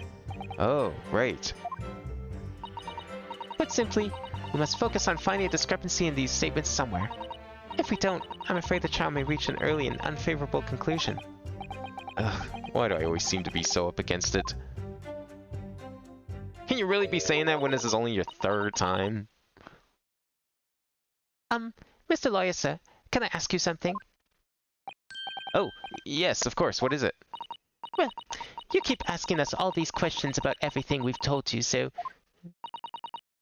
It seems like you don't believe our testimony. Is that right, is it? Well, out with it.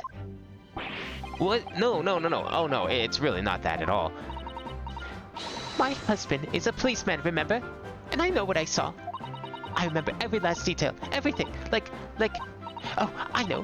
What about the books the man dropped? Yes, please. Tell me about the books the man dropped. I would love to hear about them. I could tell you the names of every single one I could. Every single one. Oh yeah, if you're such a big crime scene fan, name all the books. Do it. I dare ya. And you dare question how reliable my testimony is. That will do, Miss Beast. No, it won't do at all. The Japanese lawyer has no idea what I'm capable of. Even if I decide to forgive him for insulting us, don't think for a minute that really will. I really didn't mean to cause offense. Please, put your husband's fist down. Perhaps you'd like the opportunity to supplement your testimony, Mrs. Beat? Might that appease you? Oh, thank you, my lord. That would settle things nicely. Wouldn't it, darling?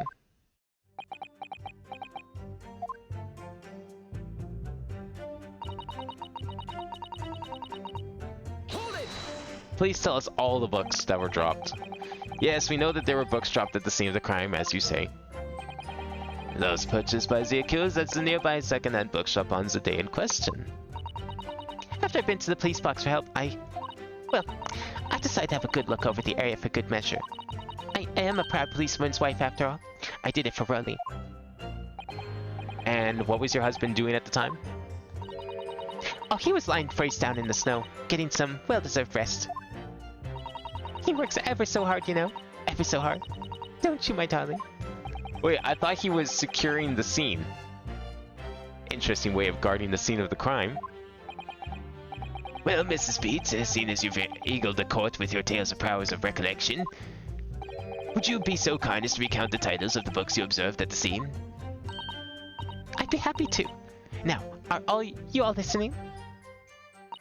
There was The Picture of Monsieur Somebody or Other, and, what's it, Earrings? Then there was a meal for someone, and the last one was definitely the Thingamy something. You see? Wow, incredible. It's like you had them written down on a paper in front of you.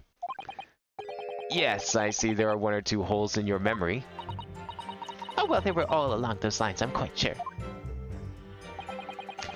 There were indeed books found at the scene with titles along those lines, as you put it. Well, what did I tell you?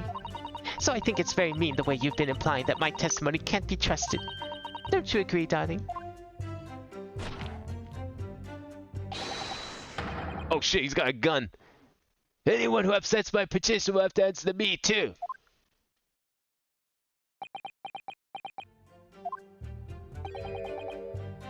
Terrifying. Yes, she really is. So that's it, is it? That's their entire testimony? What do you think, Mr. Naruhodo? Well, I hate to admit it, but on hearing the testimony, it really does seem as though Mr. and Mrs. Beach saw what they said they saw. Except I think I saw something a little weird about her initial statement that she added here. Forget the names of the books, there's something else I might have noticed, unless I misread it. I'd like to go back there and see if I'm right. Yeah, I was right. Objection.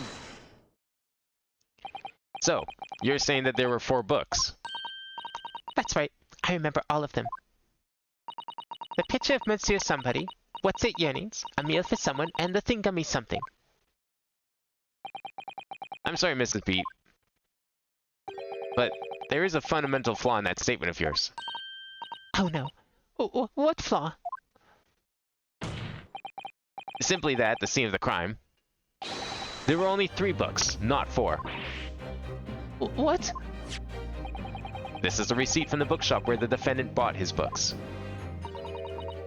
Your books? Yes, and it details Mr. Natsume's purchases that day. But as you can see, only 3 books are listed. Only 3, but no, that can't be. I remember seeing them. There were 4 books, I tell you. 4 dirty old books. Oh, really? Have a good look at this photographic print of the scene of the crime. As you can clearly see from this evidence as well, there are only 3 books. What? I just don't believe it. I saw them there. I swear it. I saw them. Were you at a different crime scene by chance? No, Badham. I'm afraid your powers of observation cannot be relied upon. So it cannot be denied that though you say it was the defendant you saw, you could very well be mistaken. Oh no. Oh no, oh no, no, no! Objection.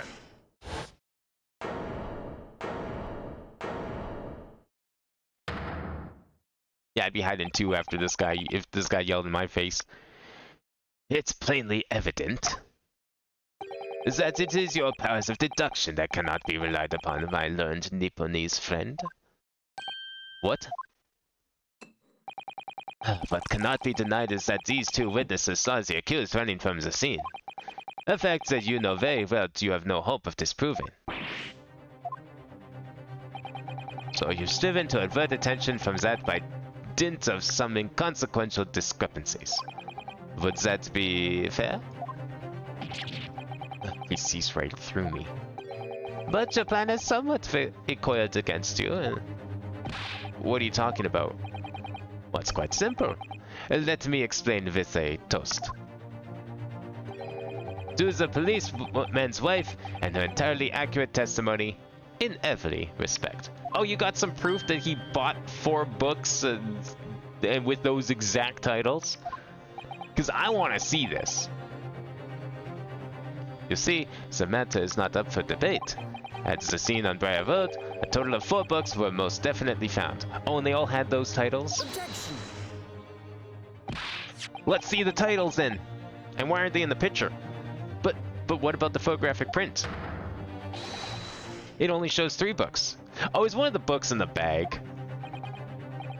But that means it'd be completely irrelevant. That's not his book. Quite right. Only 3 can be seen in that print. Oh, okay. We don't get the updated autopsy report, but we're going to get the updated photographic print. That print? You mean to say... Allow me to present another. One that shows the victim's hand. Okay, wait. If the victim was holding the book, that's not his book. Why would she be holding his book after she was knocked to the ground?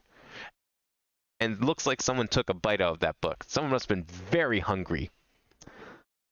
Maybe she took a bite out of it. Who knows? I don't believe it. It's the fourth book.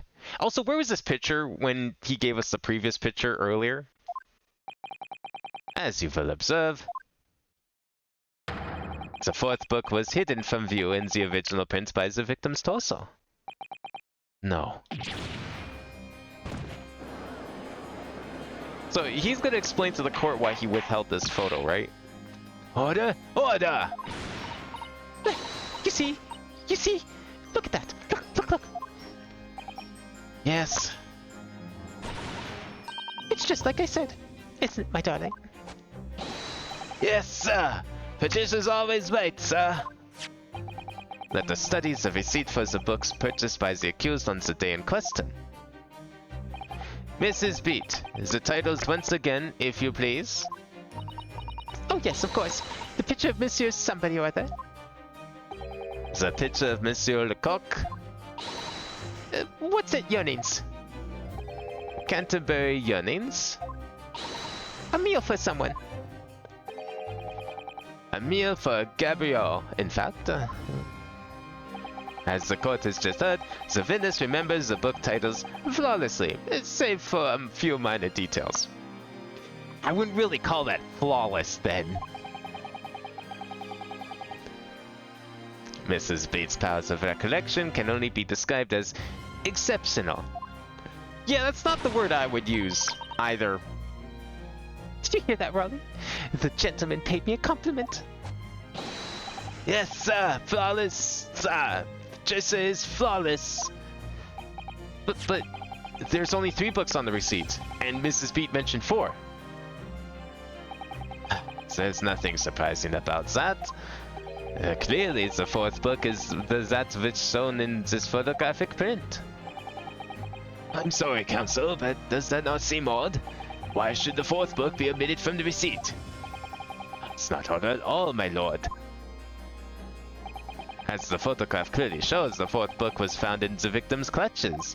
In other words, it belongs to the victim. The victim was holding her own book? I wonder, what became of that 4th book?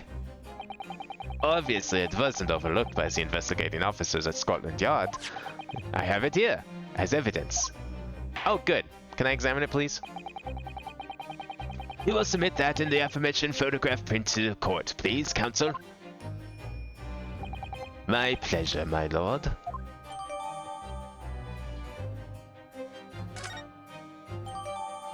Yeah, I want to take a look at that book right now. I'm mashing R as we speak.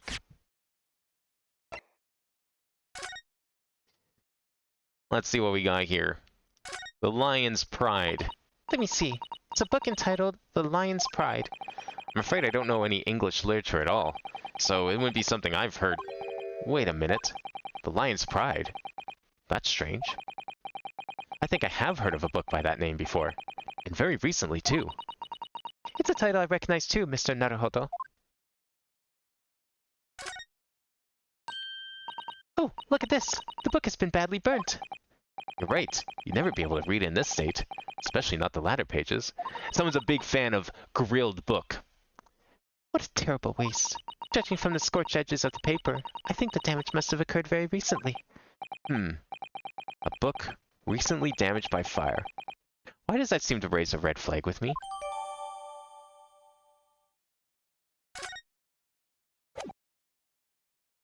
Having a little barbecue in the middle of winter. The prosecution rests. I have nothing further to add. What? You seem surprised, my learned friend.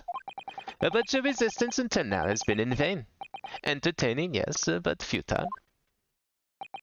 The spurious no longer root to the accused's lodgings that you tried to establish in your summation examination, and the attempted discrediting of the witness's powers of recollection in your cross-examination. Futile? I walked right into this, didn't I? You see, everything we said is true. Isn't that right, my darling?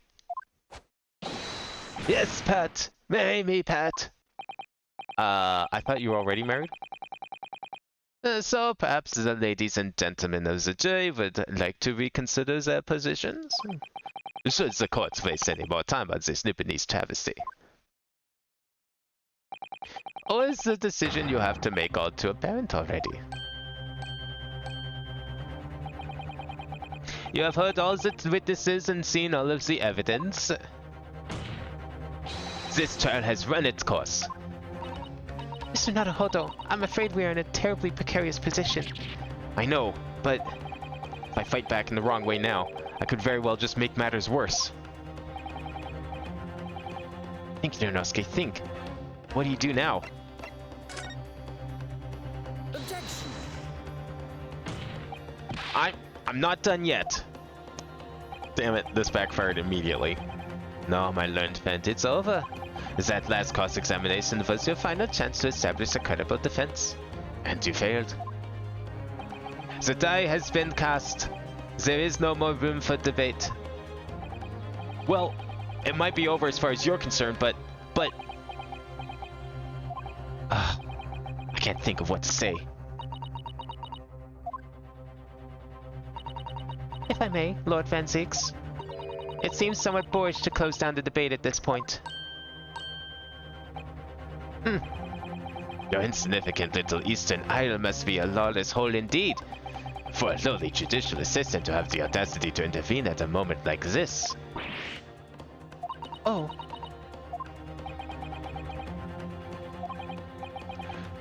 I am, to my shame, still a very inexperienced lawyer. So you will have to forgive me, but I consider my assistant's advice essential and her opinions invaluable. Mr. Naruhodo. One of this land's great guiding principles is tolerance. So, the court will hear you, madame. I mean, he's probably been the least racist of everyone so far, so... Go ahead, Mr. Sato, please. Very well. Pray, what insight can you give us? What have we all overlooked in this matter that you see fit to pursue further? Well, the court has been presented with new evidence, but only after the last cross-examination finished. I see.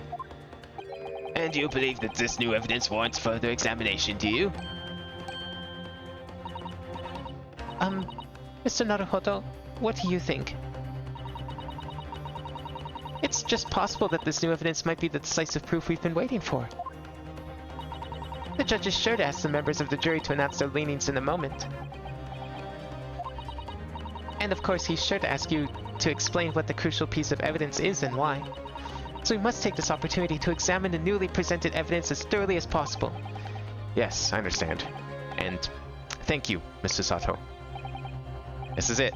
Sato-san has managed to win us one last chance here. Can't let it go to waste. The defense wishes to present evidence, my lord. Very well. The defense may present one final piece of evidence. Evidence that apparently offers a profound insight into this case and has hitherto been overlooked. Take that! The evidence in question is what we can see from the newly presented photographic print of the crime scene. The fourth book, found in the victim's hand. Objection! We have already discussed the fourth book at length. Other than it being in the victim's grasp at the time of the incident, no significance has been attached to it. Yet. Pursuing the matter further would be a flagrant waste of this court's time, as you well know. Yes, I'm afraid, counsel, I must concur with the prosecution on this matter. When I afforded you this opportunity, you led the court to believe that this evidence in question contained a hitherto undiscovered clue. So I must insist that you elaborate, counsel. You will identify this clue at once. Do I make myself clear? Oh, yes. Yes, my lord. It's, Mr. Naruhodo, I believe the prosecution is trying to avoid a thorough examination of the evidence, which means you may very well be on the right track. Yes, I think you might be right. So, counsel, precisely where is the vital clue to this case which the fourth book conceals? it! I would ask the court to observe the back of the book in question. The back? What do you... Good gracious! It's been burnt to a crisp. So we have to ask ourselves, why was the victim clutching what is clearly an unreadable book? It is undeniably an extremely unnatural thing for her to have been doing. Objection! Unnatural, you say? And what of it, my Nipponese friend?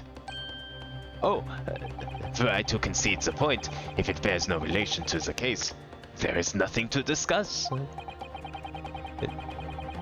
So, should you wish to assert that this fire damage is some veiled clue as to what happens that day? Pray, do enlighten us all. What truth does this charred book hide? Charred book. There's just one possibility here, which I can't quite bring myself to rule out. It's an outside chance, certainly, but worth a try. Alright, I'll explain my theory. Don't keep us waiting any longer then, Counsel. Explain this theory of yours. What are you suggesting that you can ascertain from the fire damage the sorry tome has suffered? Well, obviously not the content. The content is burnt to a crisp. We know it's not sold by a shop. My lord, the burn on the back of this book reveals a startling truth about this book's owner. Now, we know this book's owner.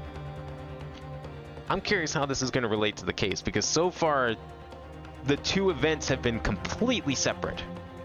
I beg your pardon? But we already know who the book belongs to. The victim was gripping it in her hands as she fell to the floor, after all. It's obviously hers. The question of how this book came to be in the victim's hand is yet to be answered. However, as to the questions of who the book really belongs to and where it originated, the defense has very credible answers. Good gracious, how can you possibly... Very well. I'll play along with this futile attempt to delay your inevitable demise. But do remember, the members of the jury may very well burn you if your little gamble goes awry. Counsel, the defense's response here is very likely to influence the final outcome of this trial. So tell the court, who do you claim is the owner of this burnt book? Okay, so we are bringing them into this. Where are they at? Oh, shit, we should do her. I mean, we could do him. This seems more relevant. Take that!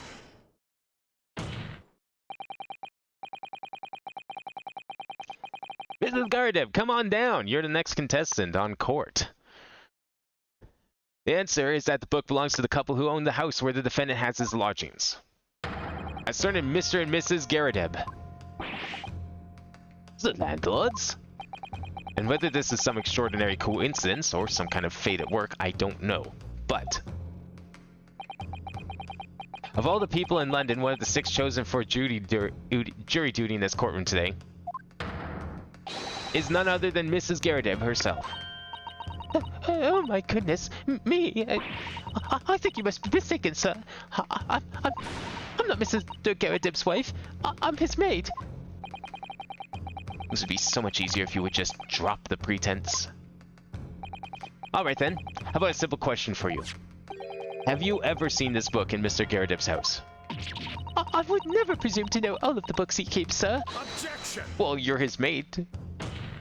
You don't clean his shelves, dust the shelves, and get his books when he wants them? This is outlandish behavior. This woman is the accused's landlady, you say? You implicate this hard-working member of the public.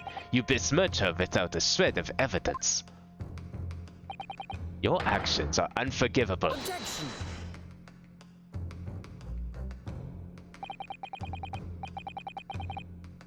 This is not mere conjecture. The defense happens to know that on the day in question, at almost exactly the same time as the victim was stabbed on the pavement below, another incident was taking place in the room on the top floor of Mr. and Mrs. Garadeb's house. Good lord! What sort of incident, Counsel? A fire, my lord.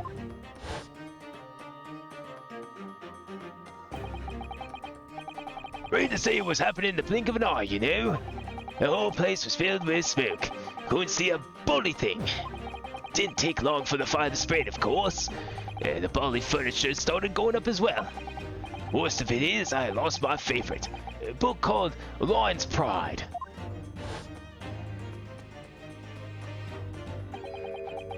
It's a Lion's Pride. By Jove, the very same title as the subject of this debate. Oh, dear me. Objection! This is reasonable. All you've told the court is that this book by the same name was involved in the fire. In which case, it would be reasonable to assume that it was burnt to ashes. And entirely unreasonable to infer that it magically removed itself from the scene of the crime. Perhaps it would make more sense if I told you that the cause of the fire was marital discord.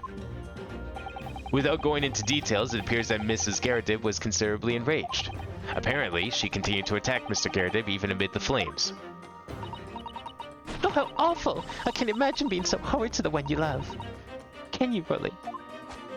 She says as she chokes him to death.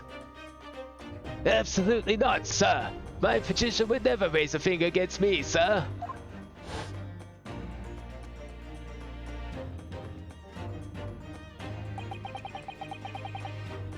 And all my favorite novels in that case.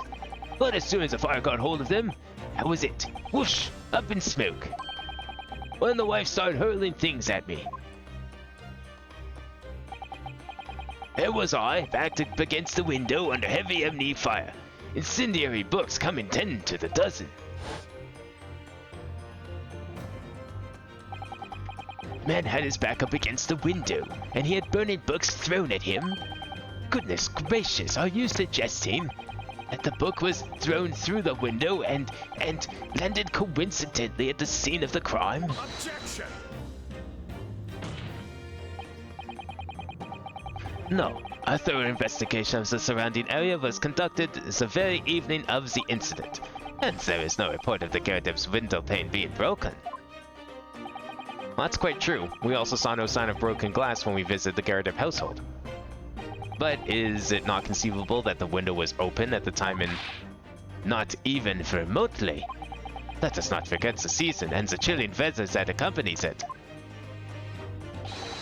No Londoner would ever leave a window open in the middle of winter. what if you're trying to put out a fire? Does the defense postulate the scenario in all seriousness, counsel? Do you earnestly claim that the book found at the scene was a flaming projectile thrown by Mr. Garrideb's wife? I believe it's a possibility, my lord.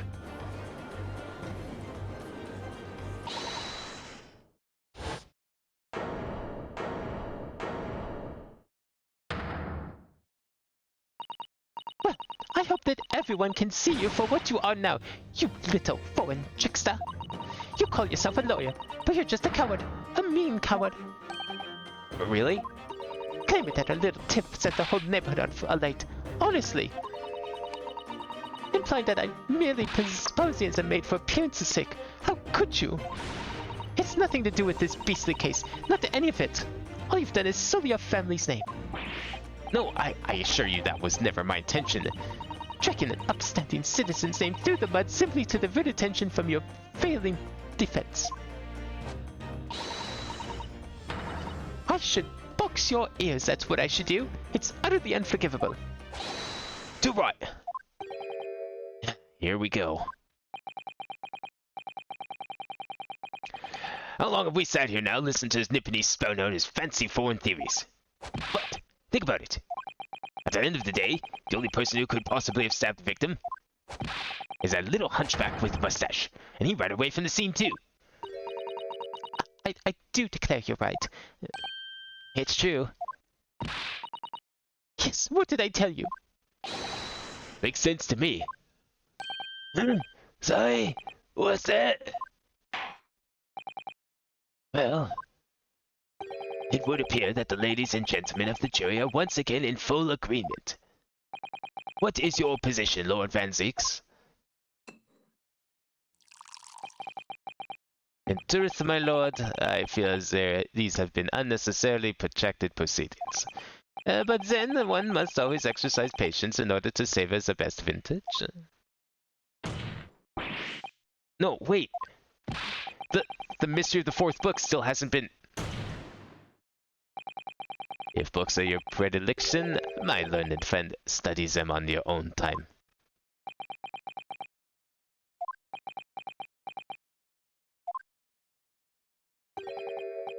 What? No, forgive the discourtesy this time? What does he mean by pointing his foot up like that? Like, is there something to shoot? Does he have like a secret gun in there or something? Is he threatening to shoot Ryunosuke or something?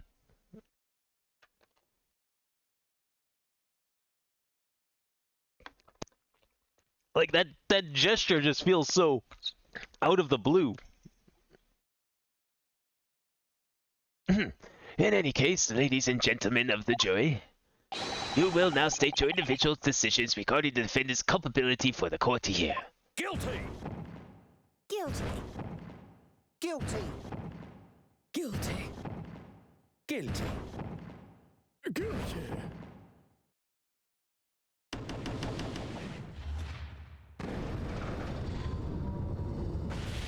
Well, not quite as wishy-washy as the last jury, but... Thank you for that unambiguous response. Oh, that's twice now. It's over. Mr. Naruhodo, don't give up. Mr. Sato? Have you forgotten? The battle isn't over yet. You're not suggesting... Of course, defense has the right to another summation examination at this point.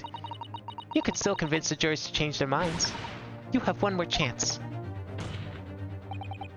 My lord, the defense has to exercise its right to a summation examination. You believe you still have tricks up your sleeve? I don't intend to trick anybody. I intend to uncover the truth. This is no time to be downcast. As long as there's a chance, I have to stay strong and determined. Wow, we're getting round 2, are we?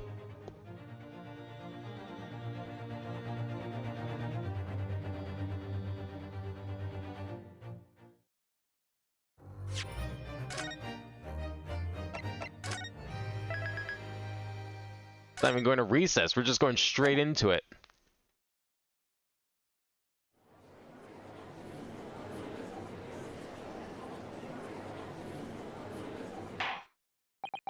I have considered the defense counsel's request for a further summation examination of the jury, and I have determined that the court must uphold the defense's judicial right to this procedure.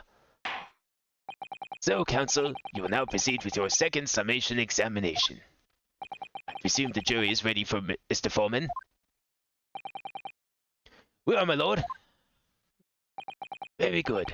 In that case, I must ask each of you now to state clearly and concisely for the court the grounds on which you find the defendant guilty of this crime.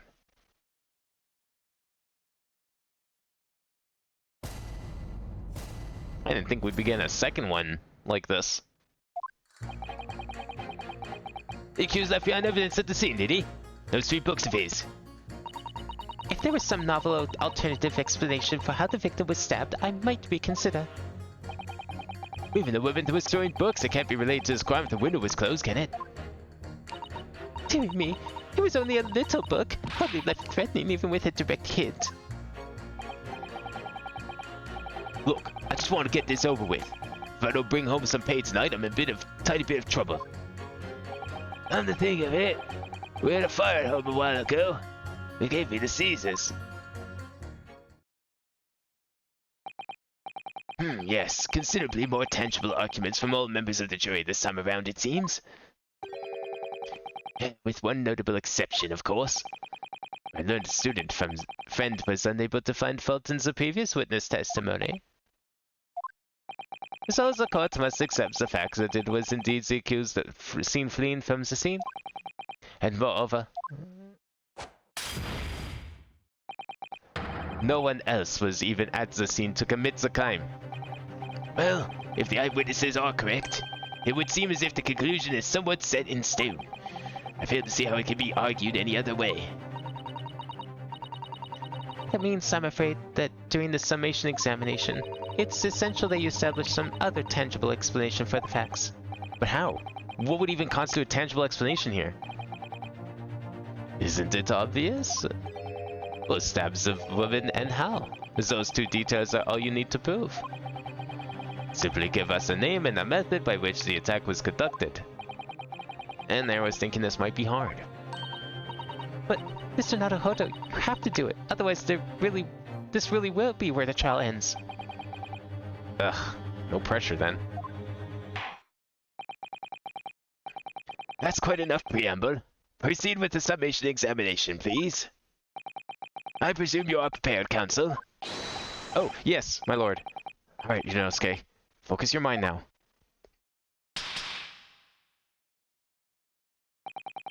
Clearly, the key to the summation examination is going to be juror number 4, the maid. Or should I say Mrs. Garrideb? You have a book that disappeared from the Garrideb's house on the evening of the incident. And the 4th book found in the victim's hand. Must be a way to link the two. Yes, that's what we have to find.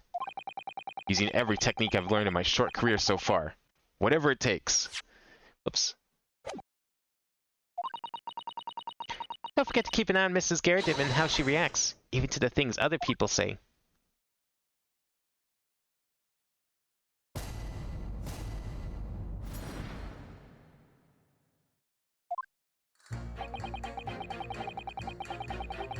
Hold it!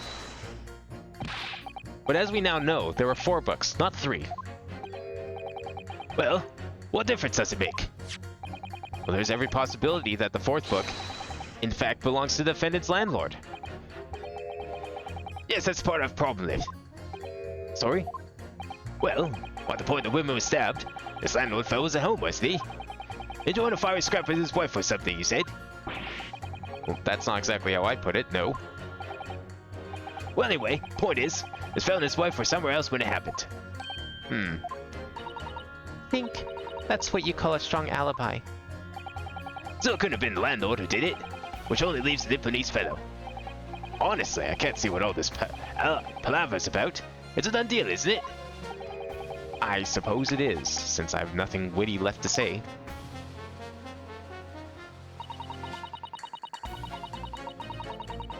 Hold it! So, you might be willing to change your decision, you mean? Oh my, such delight on your face, but I'm afraid I shan't be swayed by emotion. Despite what you may think of me, I'm a very modern, metropolitan, and rational woman. That's great. If one reads the morning papers, it's all forgotten by tea time, isn't it? And so why read them in the first place? You see, modern, metropolitan, and rational thinking, wouldn't you say? And not at all extreme. As I see it, an overwhelmingly suspicious Japanese man has been implicated by overwhelmingly strong testimony. So despite 1 or 2 minor puzzlements, I do declare that the man is overwhelmingly guilty. Modern, metropolitan, and rational logic, wouldn't you say? Overwhelmingly. But us modern gals are always delighted to embrace new fads, you know. So I'd be only too happy to consider an exciting new theory if you could come up with one. I'd be happy to do that too, if only I could. Let's do our very best not to disappoint the modern and metropolitan young lady. Right. I'm glad you omitted rational there.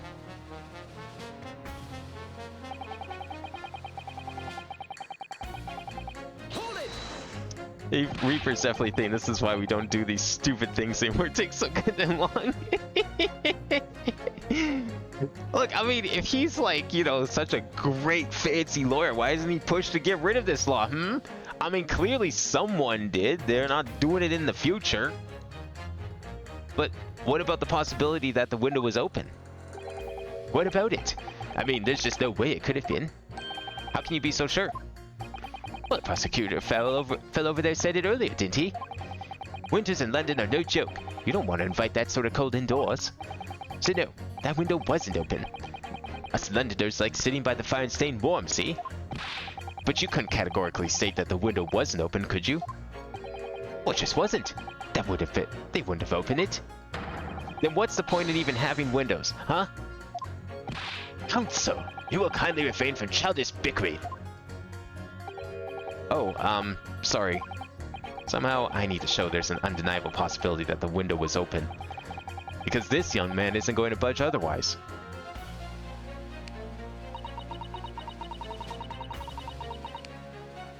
It could still be. Yeah, you're right. I realized that after I said it. We don't know what Britain's doing right these days. I mean, unless we want to count the Professor Layton games somewhat. Hold it! I mean, it's not canon per se, but nothing saying parts of it aren't canon. But the little book was on fire at the time, was it not? With flames of love, I'll have you know. There's really no such thing as a loving incendiary bomb. Well, he brought it upon himself. It's playing with fire to betray a fiery love. Isn't it? Well, don't you agree? Oh, well, any kind of betrayal is certainly a bad thing, yes. But I think the argument might have arisen out of your misunderstanding, Mrs. Garadeb. Never you mind that. The point is, we were just having a jovial little dispute. Nothing more. And I won't have any more of these suggestions that it was anything whatsoever to do with this crime. Right, well, we'll see about that. But what about juror number 5? I was picturing what he's thinking right now as this woman just constantly takes swipes in his direction. He doesn't seem to be turning a hair at Mrs. Garadeb's relentless onslaughts. It's almost as though he's used to it. What a gentle soul he is. Look, I just want to get this over with. Hold it! You just want to get this over with? How can you sit there and say something like that? A man's future is at stake here. Well, him and me both then, like I said before. What? I told you already. I'm a day laborer, aren't I? If I don't bring home some readies with me tonight, you'll find me lying face down in the Thames tomorrow morning. What? You heard me. My missus isn't one to mess about, you know. She can be fierce, believe you me. Another shining example of marital bliss, then. A situation like this cropped up the other day. It was, well, do you know? It's funny, but I can't quite remember. Sorry? It was too frightening. That's the thing. Must have blocked it out. Helpful. I wonder if Mr. Beat will ever be dragged into the Thames by his scarf. Don't even go there, Mr. Sato. There must be some way to jog his memory about this.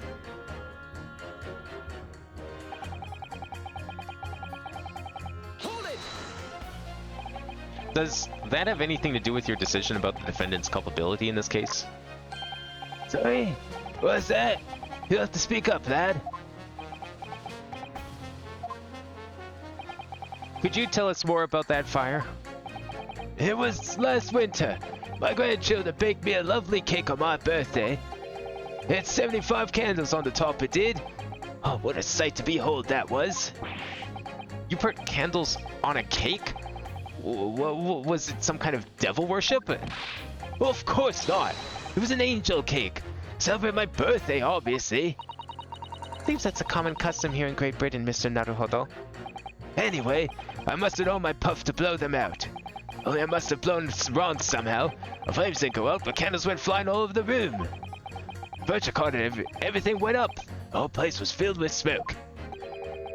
Definitely sounds like devil worship to me. And by the sneezes, I presume you mean a cold. But how did you catch a cold from a fire? What a fiasco it was. The grandchildren, bless them, threw water on me as they tried to put out the flames. And then, because the whole room had filled up with smoke, of course, we had to open all the windows to clear it out. The windows? Oh, the biting winter air rushed over me like the devil dancing on my grave, it did. I caught a terrible cold from it. Put me in the hospital for a while. I won't forget that birthday in a hurry. I knew it was devil worship all along. Something about this old man's story is playing on my mind for some reason. Would that kind of illness have been called that back then? Because that what we call the cold and what we refer to when we say that didn't really exist at the time. That was still another, like, decade and a half away.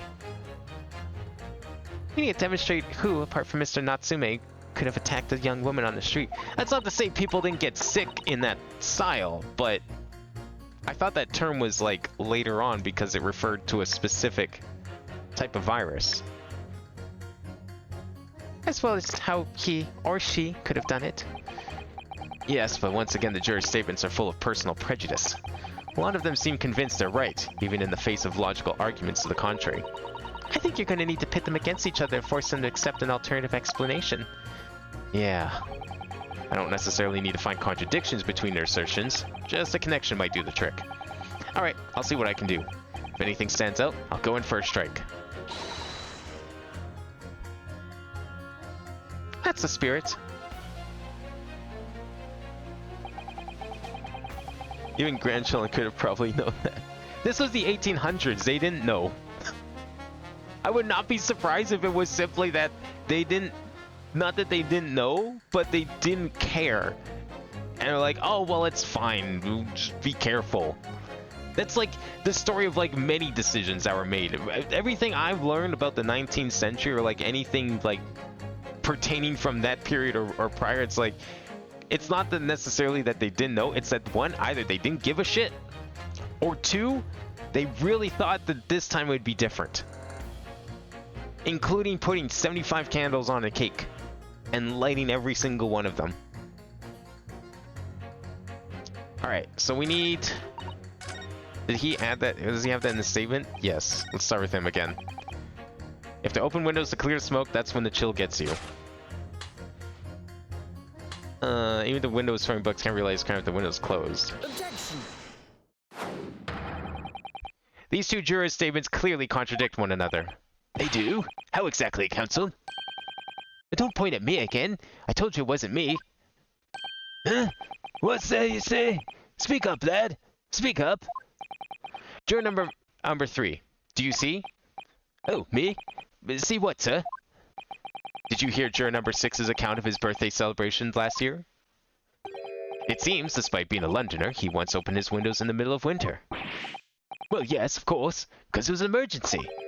I mean, obviously, if the room was filled with smoke from a fire, he'd be mad not to open the... Oh. Exactly. On the day in question, at the time of the incident, there was a fire in the Garadeb household, and Mr. Garadeb had the following to say about it. The whole place filled with smoke. Oh my!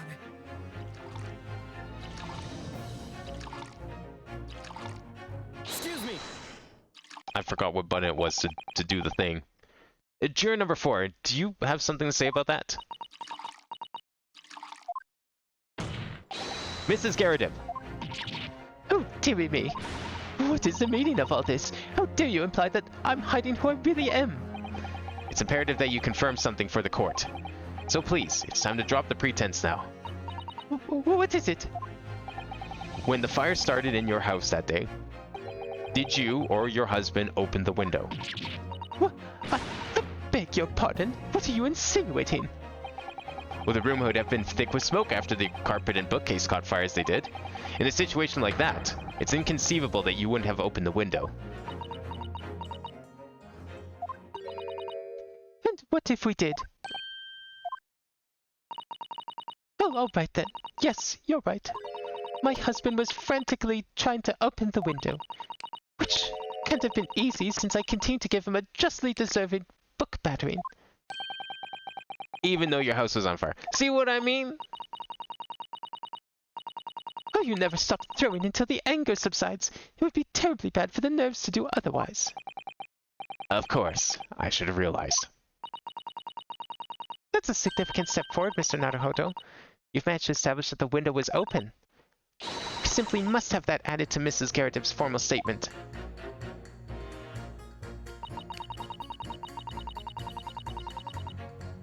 Hold it!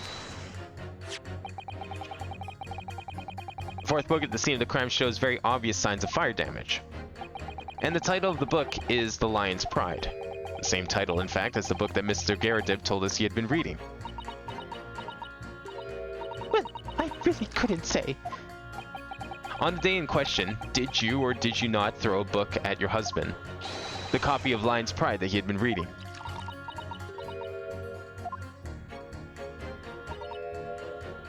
I did. It was the first thing I could lay my hands on, so I hurled it straight at him. And now you come to mention it. Yes. He was rather enjoying reading it. You're right. Why did you not reveal this information to the court from the outset? Because I couldn't, you insolent little man. I didn't remember. At times like that, you pick up and throw whatever you can lay your hands on, as well, you know. I want to make a lineup of shit ton of candles right next to each other and see the flame move from one candle to another. Oh, like if you blow it, it just like slowly lights everything up. Kind of like a fuse. A wind-powered fuse. Yeah, use a lighted candle and use that flame to light an unlit candle. Use that property to make a domino effect. Really.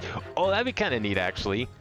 Like, put little candles on top of dominoes and have that work like that. That'd be kind of neat. I really don't. I barely noticed I was throwing a book, much less the title of it. Excuse me. What is it, juror number 5? You know something? Well, I've remembered what it was. The memory I blocked out. It was listening to what this granny was saying. Brought it all flooding back. Who are you calling a granny, you cheeky devil? I'm Mrs. Garrett or the maid, I'll have you know. The man doesn't even flinch. Please tell me that's not because he's so used to being hit all the time. It was about 2 weeks ago now. I just got back home after work, like. I put my hand in my pocket for the wages I just earned that day. I nearly died. There's a hole. Every last penny had dropped out. Oh dear. What a disaster.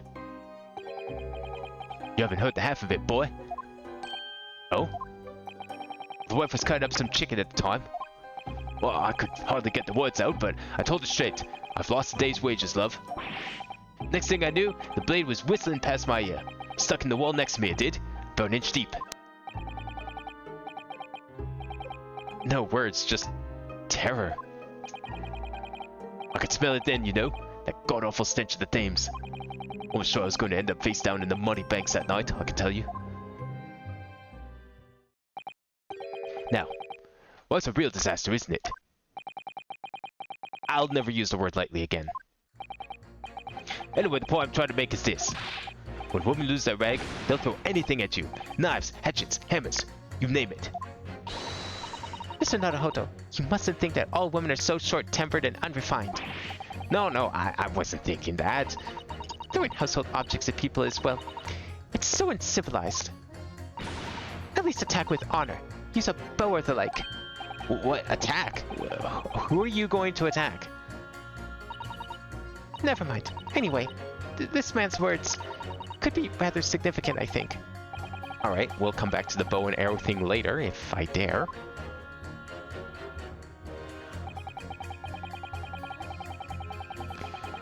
Did she actually throw a knife? I would believe it. I could believe it.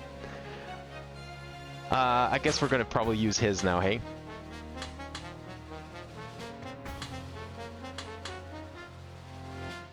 Maybe? What the house fires are dire. Okay, we already used his though, right? But I guess they've all keep changing so we can reuse people.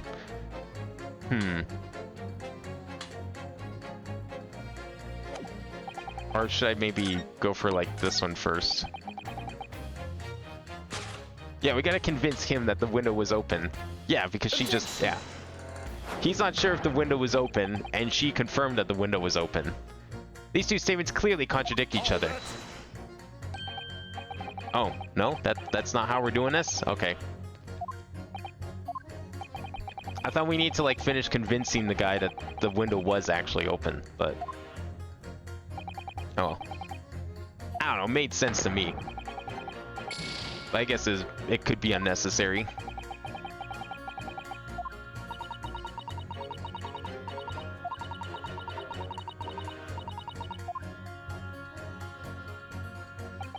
Okay, window could have been open when women storing books. I mean, it's a definite possibility. Hold it! Oh, wrong button. Oh, you know what? Maybe it's him and then the big guy that we have to do.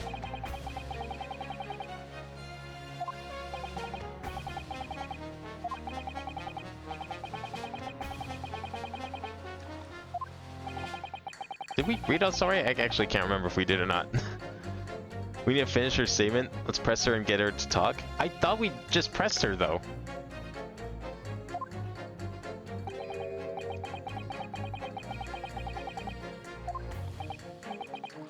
Or is this gonna like make him do it?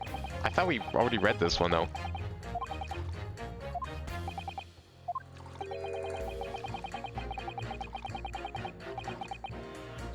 Oh, okay. No, I guess we didn't read this one. Whoops.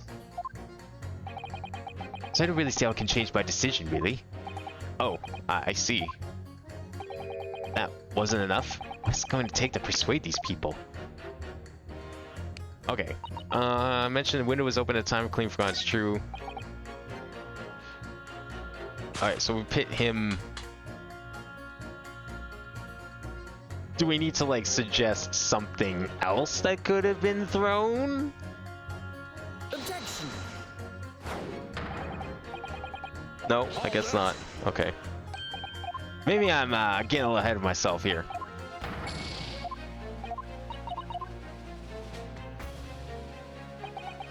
Okay, window could have been open. Window was indeed open. Oops. So the window was open when the Garadevs were arguing that day. Yes, Mrs. Garrett had finally admitted it, which is a very significant victory for the defense. I feel like the fog's starting to clear. An alternative explanation to this case is starting to show itself. Press foreign layer speak. Did we not do hers again? Since this one? I thought we did this one.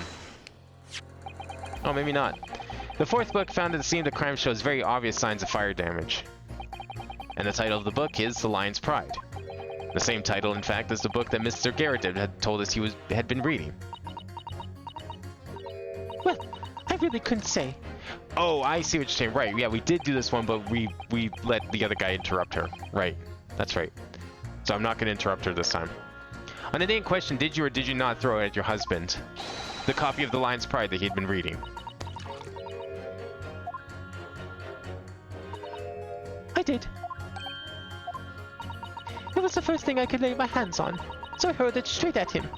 And now you come to mention it, yes. He was rather enjoying reading it, you're right. Why'd you not reveal this information to the court from the outset? Because I couldn't, you insolent little man. I didn't remember. At times like that, you pick up and throw whatever you can lay your hands on, as well, you know. I really don't. I barely noticed I was throwing a book, much less the title of it. Right. Totally understandable. I mean, you can't waste time deciding what to use next, can you? When you feel the way I did, you don't care what it is, you just want to smash it into his face.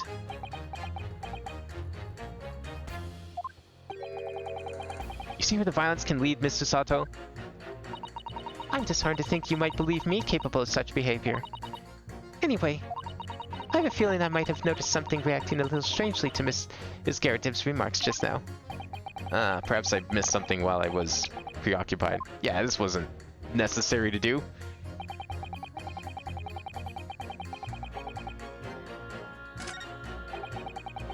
Okay, winter house fires are there. You have to open windows to clear the smoke. That's when the chill gets you, see? We still need to convince him that the window was open. Okay, do we pit him against this one then? Objection. No? What more do you need to convince that the window's open?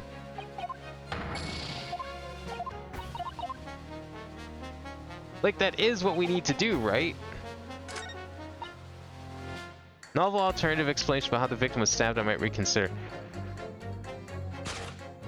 Oh, I forgot. Hers? Are we, is this who I needed then? Am I still jumping too far here? Cause he's like completely irrelevant, I think. Or are we just going for a classic contradiction like there was a fourth book because the other book was on the street? Or do we start talking about the knives? I think this is probably the next one should be doing.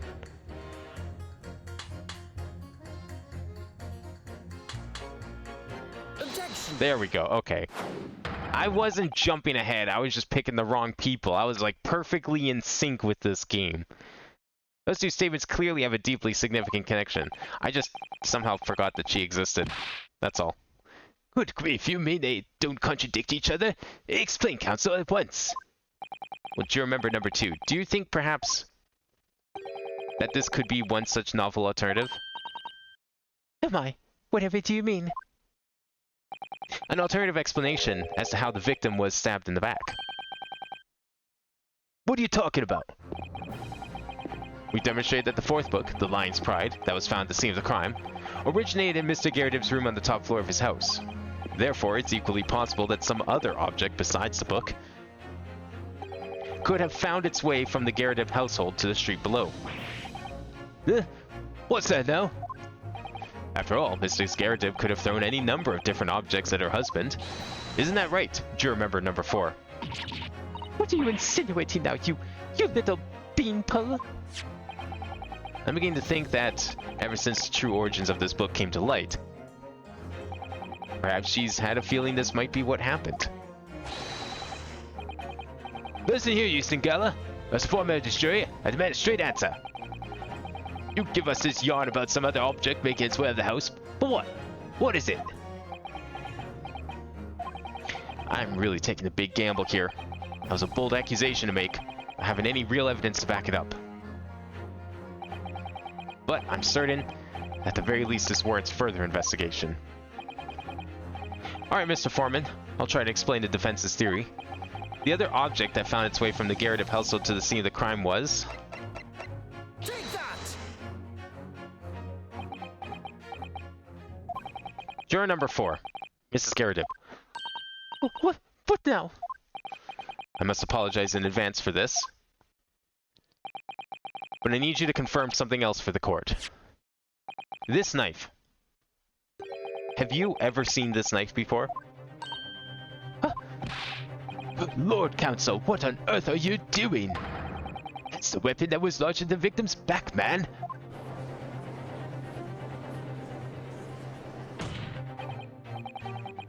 My lord, remember that when the victim was attacked, Mr. and Mrs. Garridib were in the throes of an argument. Mrs. Garridib was hurling anything she could at her husband, who'd been backed up against a window that had been opened to clear the smoke, and through which a book sailed in to land at the crime scene. Who could seriously believe that? A book was found in the victim's grasp. Are you saying that it flew out the window and across the street to land neatly in her hand?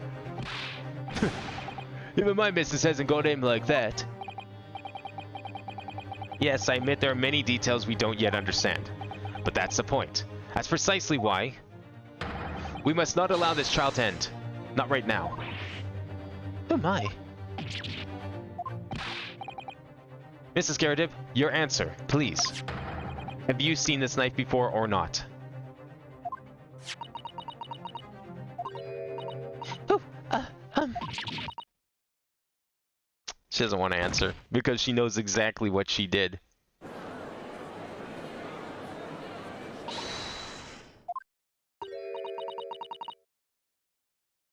I wish to change my decision. I'm a woman of my word, after all. Thank you, madame. Yes, I agree. Well, certainly didn't see this coming, but... I just don't think it would be right for this trial to come to an end now with so many unanswered questions. Mr. Foreman. I'd have to agree. Not that I think it's the granny that did it, mind. Yes, you know what? I'm not quite happy about this at the moment either. All together now, ladies and gents. Oh, not you over there? Maybe he just didn't hear him call out. We did it. Oh, congratulations, Mr. Naruhodo. Oh, as a result of the defense's summation examination, a number of jurors' leanings have changed. 2 jurors called guilty against 4 now calling innocent. Accordingly, the opinion of this court is divided. And this trial will continue.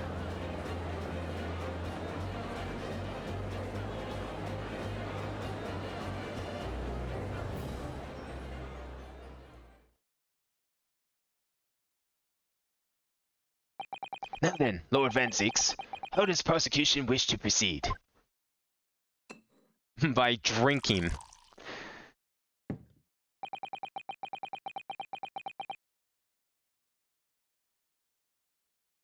You so disagree with this idea? Wait, which idea? Is the maid a smash or a pass? I'm not answering that one. She's married. I'm not answering that.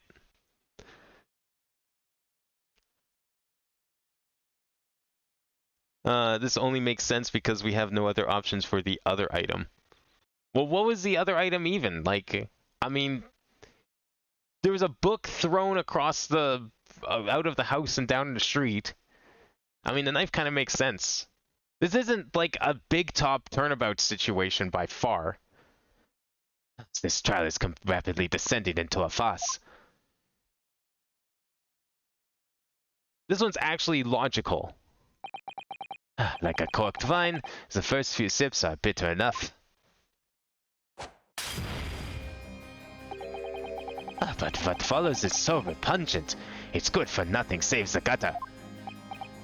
If I may, Lord Van Zieks, let's just put forward a credible alternative explanation for what happened. Credible? Is that your considered opinion, Mr. Foreman? The defense's argument is a joke to which I barely know how to respond. But let me start by insisting that you must all familiarize yourselves better with the relative positions of those places being discussed. What do you mean by that? What's his angle this time? It should already be more than apparent that between the crime scene and the Geradeb household runs a rather wide street by a road. Which means that the distance from the Geradeb's household to the scene is some, 15 yards. Let me see. 15 yards. That's around 14 meters. Again, with the metric. What is this meters you speak of? That's meaningless. 14 meters? Oh, that's a little farther than I'd imagined. And as you ladies and gentlemen of the jury rightly noted as having potentious significance, the 4th book was found in the victim's clutches. In other words, the smoldering book, wantonly hurled by the lady of the house, traveled some 15 yards to land on the opposite side of the road, neatly between the collapsed victim's fingers and thumb. Is that your final conclusion, my learned and deluded friend? And did the jackknife follow a near identical trajectory to plunge into the middle of the victim's back? This fantasy is somewhat stretching the notion of having a bad day for the victim, I think. Even those pathetic serialized detective stories have more believable plots. Japan uses meters now. They did not use meters in the 19th century. Meters was still a very new and not widespread form of measurement. There's nothing I can say to that. That prosecutor loves the sound of his own voice. Miss Usato. Why couldn't she have just picked it up after the book was thrown out? Like, it falls there. Yeah, exactly, right? Like, okay, you see a book hurling across the, down out of the sky, you're gonna pick it up. The book was thrown first, she picks it up, and then the knife comes hurtling into her back. And you know what? Yeah, no, a knife being thrown that far? Why not? Coincidence? Maybe. Unfortunate? Definitely. Still possible. Much more possible than a cape magically rising itself from the ground after falling all the way, and gravity having its way. Serialized detective stories are pathetic, are they? How dare he? Maybe let's pick up our battles here. My lord, might I be allowed to speak? As judicial assistant, you may speak for the defense, yes? Go ahead. The prosecution may consider the idea of fantasy, but what the defense has postulated was believable enough to persuade the jury to change its leaning. And as such, the court has a duty to explore this alternative explanation as thoroughly as possible.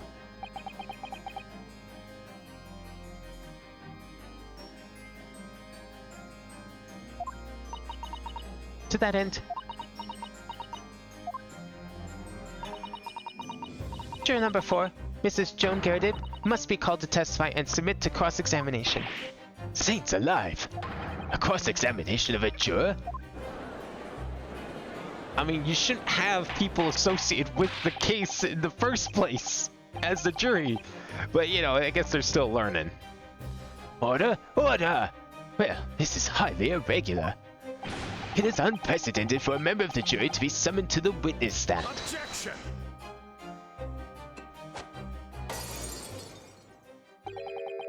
And unnecessary. Lord Van Zeek, There are already witnesses in the stand whose testimonies the defense may further cross-examine. If my learned friend's farcical theory has any truth in it, then both a burning book and a jackknife must have thrown through the sky before this couple's eyes.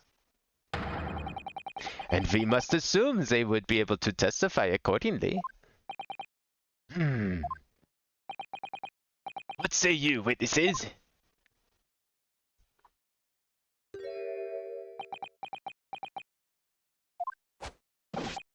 Yes, sir! Constable Worley Beat reporting for duty, sir! Well, Good morning, officer. Sorry for dozing off until now, sir. I haven't slept for a month on account of a villain who's appeared on my beat, sir. Oh, they're so heroic, these London bobbies. Patricia, my darling, I've been neglecting you, but no more. Oh, Worley, my hero. You make me swoon.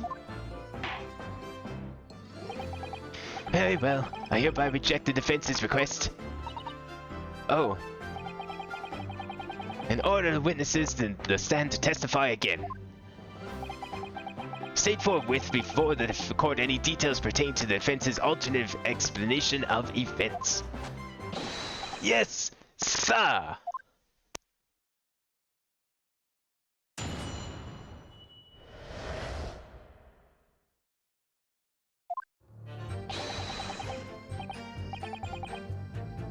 oh, Royally Beat. That's okay. Yeah, Petroli was like the obvious one that Duck pointed out once she got introduced.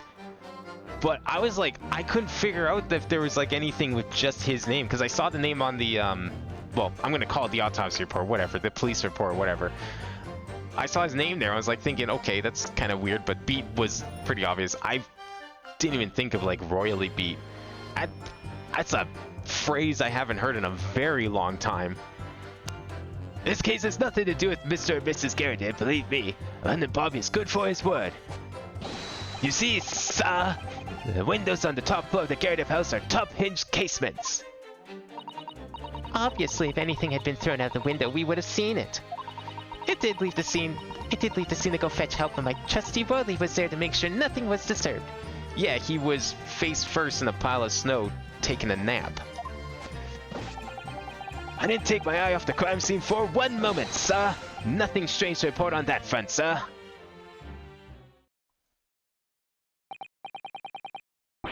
Well, this is quite startling. Top-hinged casement windows.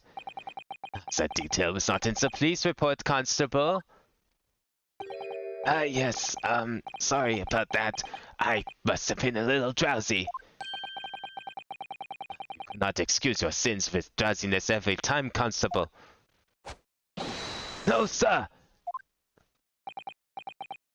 Sorry, but what exactly is a top-hinged casement window? And you cannot excuse your ignorance with such a trite remarks, my learned friend. Of course, sorry. I found it, Mr. Naruhodo. Cast your mind back to the windows in Mr. and Mrs. Garrett's room. Alright, I'll try. So the window opens in order to allow air to circulate inside the house. But as it's a top hinged casement window, it swings open along the upper edge, you see. So what you're saying is the chance of anything flying anywhere out of that window is pretty slim. I'm glad you've rectified your ignorance. A casement window's most prominent feature is its stay, a metal bar which prevents the window from being opened beyond a certain amount. It prevents it opening? This is all news to me. Absolutely correct, sir. In other words, if a book or knife were to have been thrown through the open window, it would have clattered along against the pane and fallen straight down into the pavement below. No. You see the problems then? Good. Education in windows is complete. There was never any possibility of either the book or the knife traveling 15 yards over the road.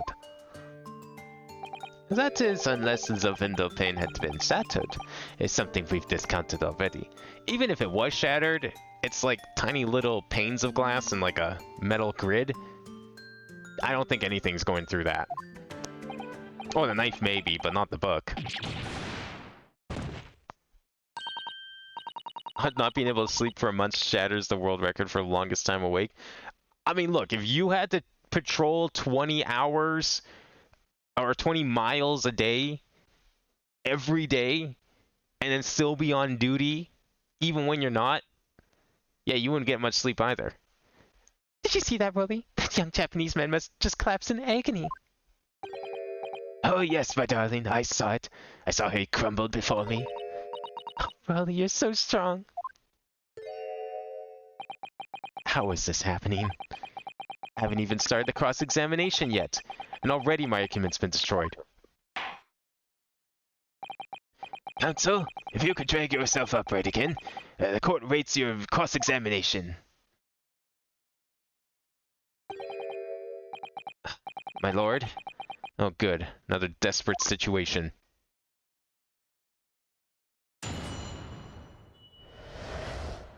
Yeah, I'm looking forward to seeing how this turns it out, because the window's not opening?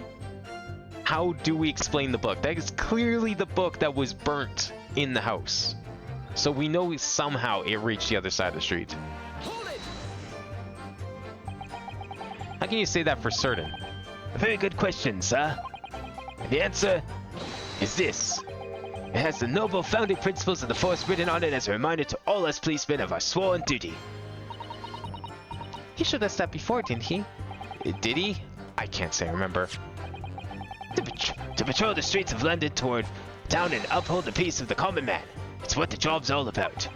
And that is why I can stand here today beside my long-suffering wife and tell you a Bobby's good for his word.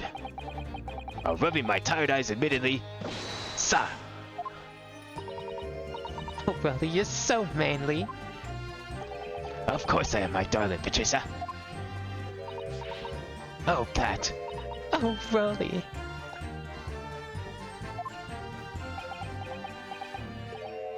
No, none of this is what I meant. I meant, how can you say for certain that this case has nothing to do with Mr. and Mrs. Garrideb?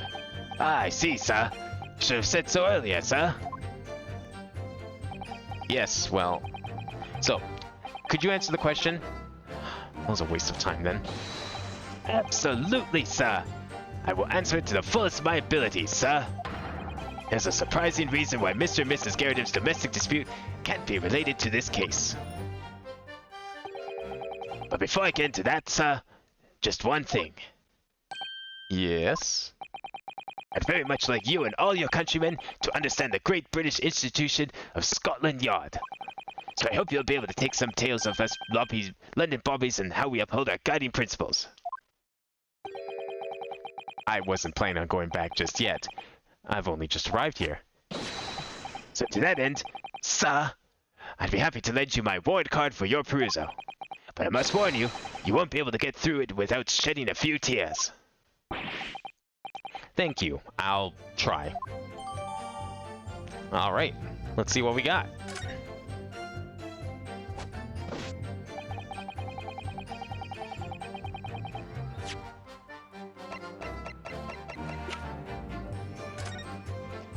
Item number 1, a policeman will strive to preserve the peace within his allotted beat. Item number 2, a patrolling officer is expected to walk 20 miles around his beat every day for the furtherance of community relations. Any crimes fall under the jurisdiction of the beat in which they are discovered. When a crime is discovered on his beat, a policeman must assist with initial investigations and help detectives. Okay, we'll keep that in mind. Hold it! By which you mean they don't open fully, is that correct? Yes, sir. They're just there to allow a little bit of air through the house, you see? So they're restricted as to how much they open. I just kind of noticed, but holy fuck does that background not scale well at all in HD. Like, everything else looks great. All the 3D models we've seen so far look great, except those buildings across the street. They didn't update those at all. It's like they just plain forgot they existed. And therefore anything thrown out of the window from inside the room would simply strike the pane and fall to the street directly below. For clarity, allow me to mark the map. Here is the location where objects would have fallen. You know how we could resolve this? What if the crime took place on the other side of the street? We've been told that it happened on the east side of the street, but has there been any reason to believe that it couldn't have happened on the west side of the street underneath the window, so that all of this stuff could actually have happened? I don't know why the body would have been moved, or why she would have ended up on the other side of the street, but we can figure that part out later, maybe. Yes, directly opposite the scene of the crime on the other side of the rather wide road. It's been so hard for somebody to mention this top hinge casement thing before. Well, I have another question for you, Constable. And what would that be, sir? How do you even know? Why would you and have any idea what sort of windows Mr. and Mrs. Garretiff's house is furnished with? Well, sir, that's very simple. You see, I helped with the investigation yesterday. Excuse me. Do you have something to add, Mrs. Beat? Sorry. You look, well, delighted. Is there some particular reason for that? Oh, I was just remembering, that's all. We really were so lucky. Lucky? What do you mean? Well, of course I feel terrible for the poor woman who was attacked. Don't misunderstand me, please. But we were just so lucky it didn't happen on Rolly's beat. It was so close, you see. Oh, I hadn't realized. Oh yes, that street, Briar Road. That's the boundary between Rolly's beat and the next one. Isn't that right, my love?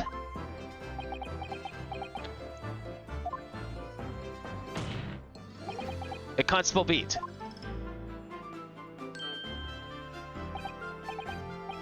Oh, yes, that's right. That's the reason I was helping out with the interviewing the occupants of the Garretiff household yesterday. Their house is on my beat, you see, sir? That really was kind of close then. Constable, I wonder if you could clarify something. If the Garretiff household is on your beat, does that mean that the pavement next to it is as well? Outside Mr. Garretiff's house? Yes, ma'am. The pavement on that side of the road is part of my beat. I see. I was unaware of that. Just think, if the women had been attacked on just the other side of Briar Road, we would have never have been able to go for that meal to celebrate our wedding anniversary. But that's the life of a Bobby, after all. Extraordinary people are Bobbies, tirelessly working for the benefit of all Londoners. Do you know what I think? I think it was the good Lord's way of rewarding my Rolly for all his hard work. Don't you think so, my darling? That must be it, Pat, my love. That must be it. I think perhaps we should make sure we have that information officially on record. Divine intervention. Got it. Leave it to me, Mr. Naruhodo. I'll take care of it immediately.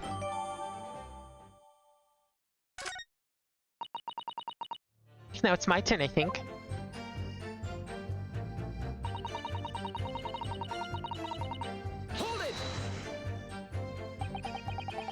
But according to my notes here, the sun had gone down already, and it was dark.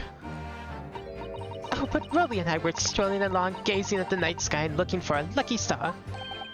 Sorry? The star that will guide us to eternal happiness. Can't it guide you to answer the question? If a flaming book had been cut across the sky in front of us, it would have lit up like a shooting star. And if I'd seen a shooting star, I would have made a wish upon it. Let Rolly be an inspector, I would have said. 3 times at least. Of course, with the smoke and everything, we couldn't actually see any stars. In short, are you trying to say that neither a book nor a knife crossed the sky before you?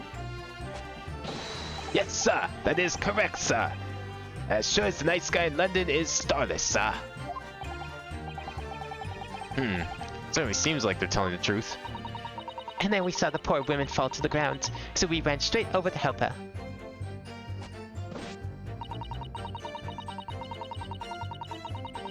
Hold it! Yeah, you said that you went to a nearby police box to fetch another officer, is that right? That's right, yes. If it had been on Broadley Street, I would have known exactly where I was going, of course. Don't feel bad, my love. You can't be expected to know the location of every police box on every beat. So Rolly told me the way, only I sort of got a little lost on the way. Patricia, my darling, that's why I love you. Your terrible sense of direction is bewitching to me. Oh, Pat. Oh, Rolly. Oh, please. So I suppose I was gone for about 15 minutes. But like I said, my Rolly was at the scene the whole time, making sure nothing was disturbed. I was off duty at the time, of course, but a true Bobby is never really off duty, sir.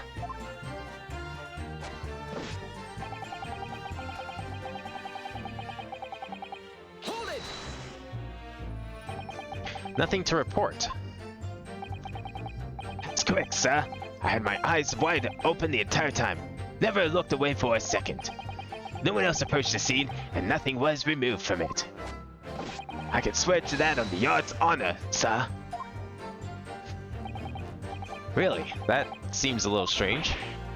Beg your pardon, sir. Strange, sir. Seems altogether regular to me. Well, a burnt copy of the Lion's Pride was originally in the Garrett household. So the question remains, how did it find its way into the hand of the victim? Can you shed any light on that, seeing as you were at the scene of the crime the entire time?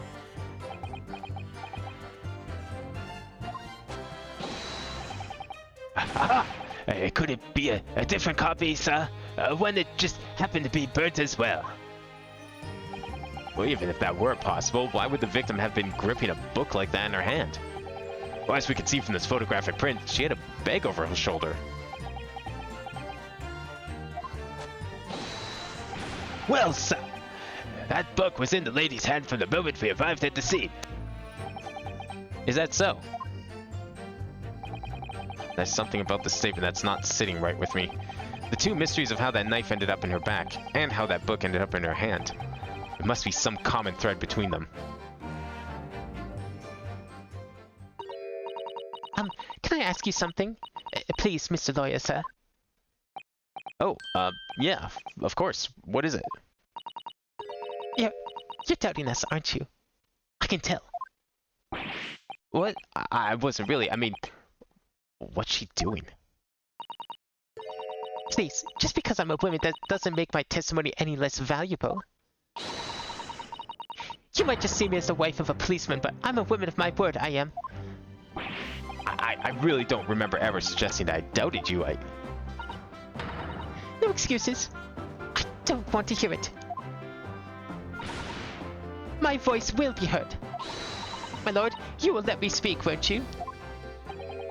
Yes, Mrs. Beat, I will allow you to supplement your testimony if you so desire. Sometimes the path of least resistance is the sage one. That was a very loud mutter. I heard that. That Japanese man thinks policeman's wife's word counts for nothing, does he? Well, watch out, sir.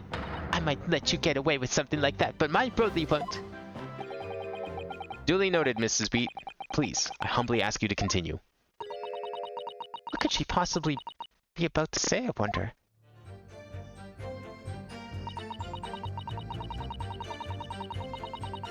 Hold it! Mrs. B, nobody's questioning what you've told us. I saw it, I did. That evening, I saw it clearly. That little Eastern man with the whiskers and the funny curved back, slinking away from the scene. And I know what I didn't see as well. I didn't see any flaming books or knives flying through the sky. All very clear. You also mentioned something about having a poor sense of direction. Oh, yes, well, that's a little embarrassing, really. I'm always ending up at the wrong places when I've made arrangements to meet Rolly. He never gets so cross. He gets ever so cross. Constable Beat, is there a problem?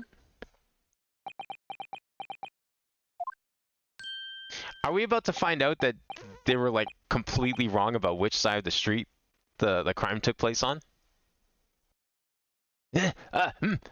No, sir. No problem, sir. Did your wife's remark just now bring something to mind, perhaps? Oh, well, in a way, sir. Yes, sir. I was just remembering that the same thing happened that evening is all. You mean Mrs. Beat lost her way on the night of the incident? Well, you see, I sent her off to find a police box in the next beat over from mine. But she was gone a fair bit longer than what I was expecting. Well, I thought she'd be back inside 10 minutes, but my darling was gone a good 15. Oh, Rolly, you're such a tease. But the reason I was so long was because of the bouquet, silly. The bouquet? Sorry, what bouquet are you talking about? It was a present for our wedding anniversary. He's so romantic. He saved up for it with farthings and halfpennies and he found in the gutter when he was doing his rounds. Yes, how romantic. I'd forgotten all about it until just now. Had you, my darling? Oh, yes. But that was just between us. No talking about it to anyone else, darling. You have to promise. Really? Oh. What was that all about? Constable Beat looked very obviously troubled during that exchange.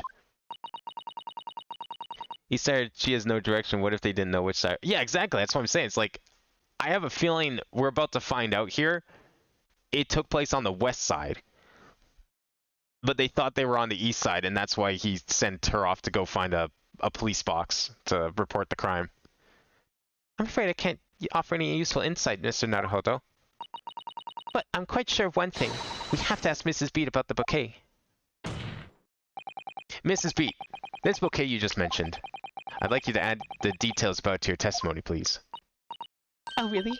Yes, I'd love to. I think the Bobby isn't the only one that's fallen asleep here. Hold it! You mean you dropped the bouquet at the scene of the crime? Yes, that's right. Oh, I was so upset. When we ran over and I saw it was a woman with a knife in her back. I was so shocked, I dropped the bouquet Rolly gave me. It was in a dark spot where the streetlights weren't casting any light, so I didn't notice it at first.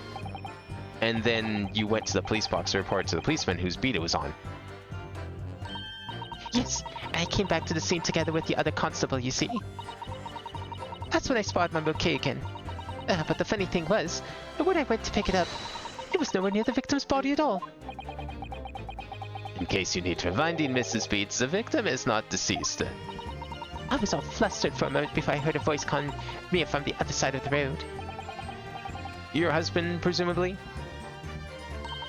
Oh, that's right. Silly man gone over to the wrong side of the street. Although, I'm going to blame the bouquet this time. I can't think how it got there. Really, I can't. So the bouquet is somehow moved from one side of Briar Road to the opposite. Curious indeed. Isn't it? But the worst of it is, I forgot to pick the bouquet up again when we left the scene. Oh, that beautiful rose Rolly bought me. With that change from the gutter he spent so long collecting. By bouquet, do you perhaps mean this solitary rose? Oh, yes, yes, that's it. That's the bouquet Rolly bought me for our anniversary, with all bits of change he found in the gutter. Maybe just call it a rose. Tell us, Lord Van Zeeks, where did you come by this flower? According to the report by the police officer in charge of the crime scene investigation, it was found on the edge of the pavement in front of the Geradev household. In front of the Garadev's house? Although it wasn't noticed until the morning, as it lay where the street lamps cast no light, it was believed to be of no relevance to the case, since it was found on the opposite side of the thoroughfare. Oh, thank you, sir, thank you. Can I have it back now, please? No, I think for good measure, this rose should be added to the court record as evidence. Oh, She looks so disheartened. but it's a symbol of our love.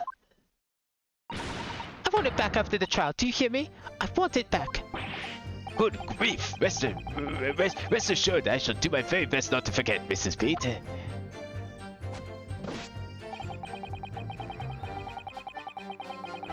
Hold it!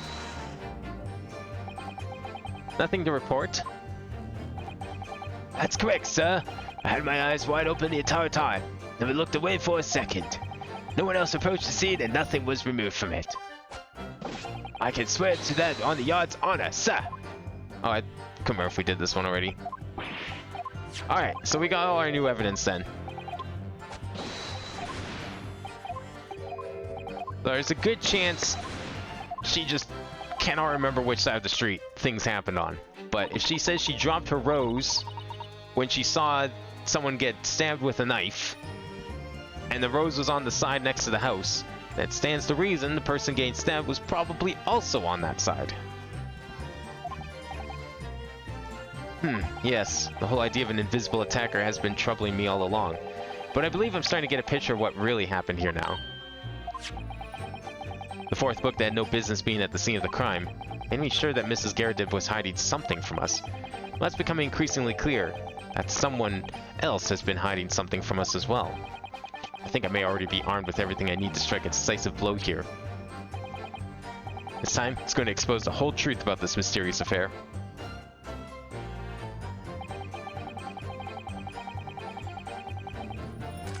Alright, let's examine some of this new evidence, if we can.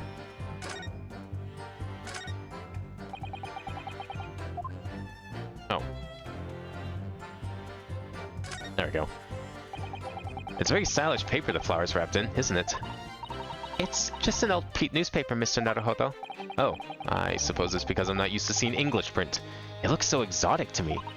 You and, like, half the population of Japan. Ah, I see. Is something wrong?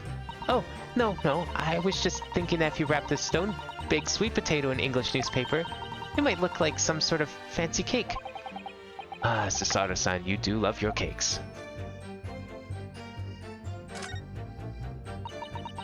An English rose. It's such a beautiful flower. This is a rose, is it? I've never seen one before. Do you not take an interest in flowers, Mr. Naruhodo? I wouldn't say that exactly, but I do know 3 types at least. Gosh, 3? Yes, plum blossom, peach blossom, and cherry blossom. Perhaps you should consider branching out, learning some that aren't fruit tree based, for example. Hey, at least one of those flowers is like only kind of fruit based.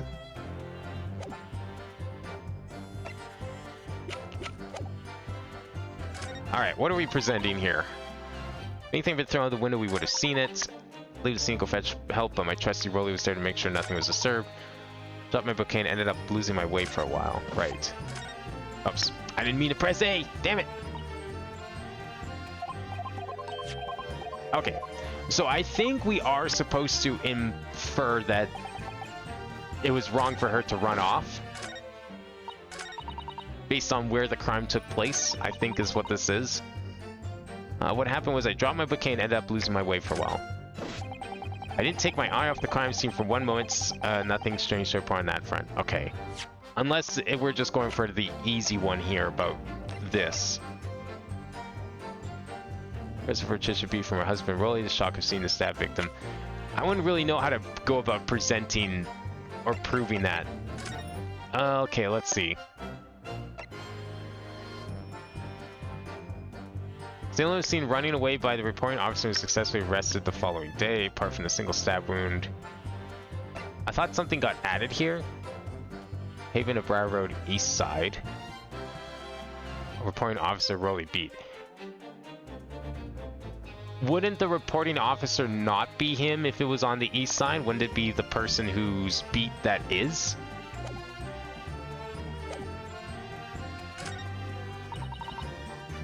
So which one do we want to do here? I leave the scene to go fetch help because, yeah, it wasn't his beat, supposedly.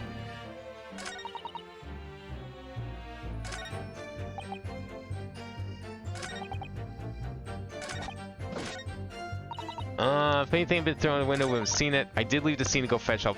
This one seems kind of relevant, maybe? Because this is the one where she, like, talks about being a different beat, right? Yeah, nearby police box to fetch another officer. That's right. If it had been on Broly's beat, I would have known exactly where I was going, of course. Okay, so it's probably going to be that one.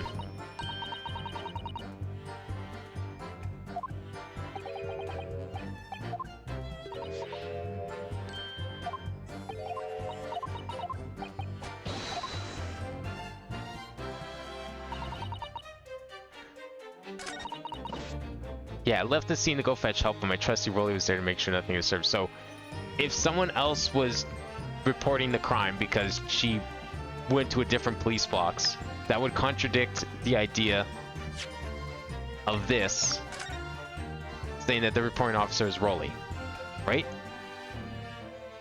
Nothing was disturbed. Objection, the rose. But the rose just landed, like, out of the way, right? It landed somewhere where the streetlights... We don't know the rose was disturbed. If anything, the rose looks in really good condition. So I doubt it was actually disturbed. She dropped the rose where she stood. But where she stood probably just happened to be a dark spot on the street. I'm not really sure what this would be getting at.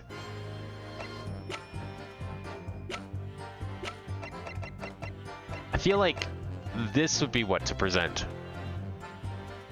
The pavement where the victim was found lies just outside Constable Beat's beat, the border of which runs down the middle of Briar Road.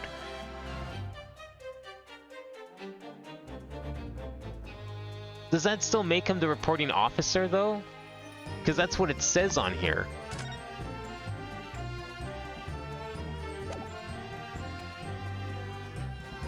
Huh. Okay, maybe that's later. Maybe it is the rose? But I don't really see how it could be the rose. Like, what would be the relevance of it?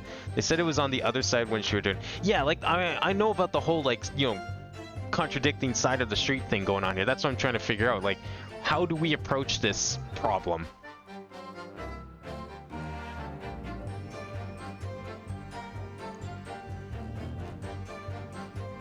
I'm not really sure, like, how we start bringing that topic up, because that's clearly what we need to do. Obviously, if anything had been thrown out of the window, we would have seen it. I think the first two are irrelevant. I left the scene to go fetch help, but my trusty Rolly was there to make sure nothing was disturbed.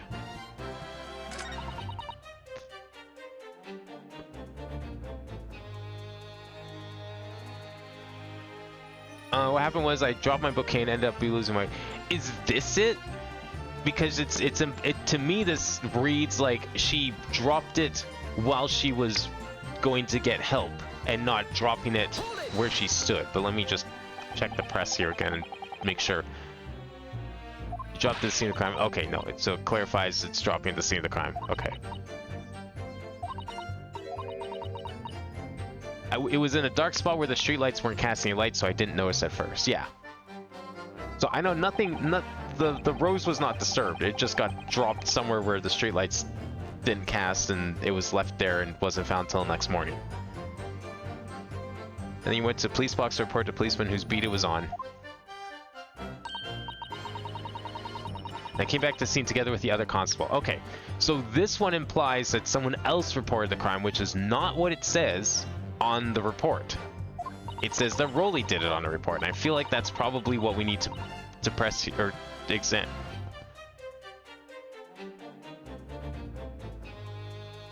If nothing was disturbed, it would be on the same side, but it wasn't in the same spot.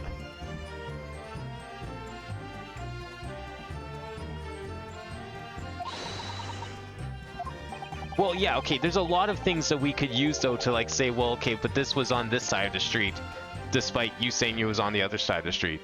How do we use the rows like this?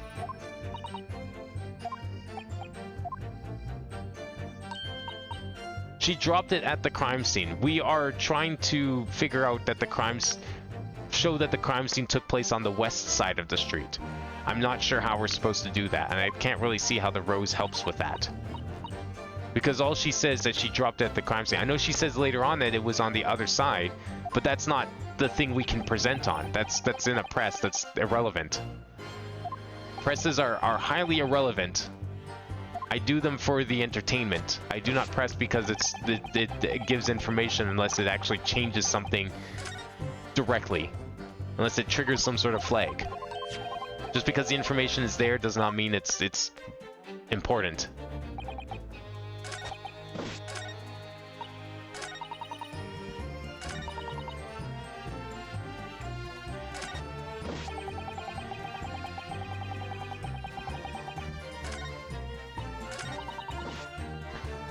This one feels like it's the most useful to present on, but I'm just not sure what we'd present.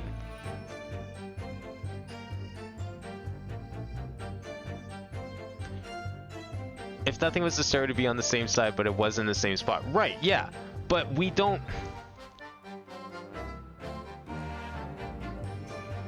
It doesn't, like, she dropped it... Okay.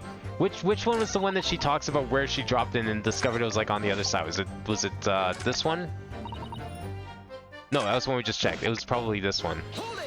Where she actually mentioned it?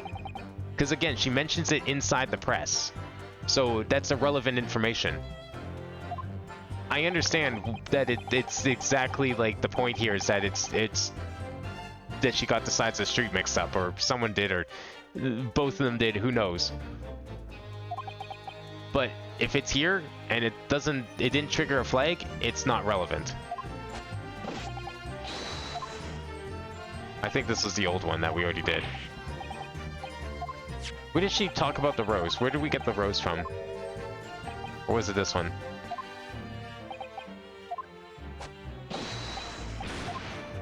No, this was one where he just postulates it's a different copy.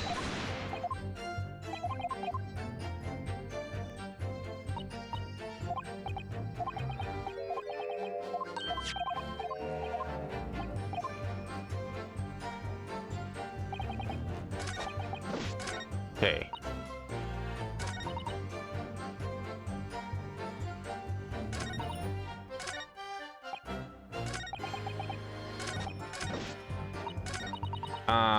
This one maybe? Obviously, leave anything shown when we've seen it. I don't remember which one we got the roast from. I don't think it was this one, because we got it after the book. This little blue book.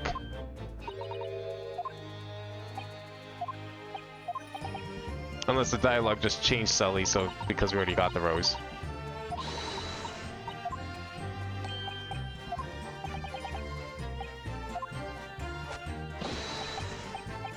Nah, she kept going on a big tangent about how he spent all his pocket change on it.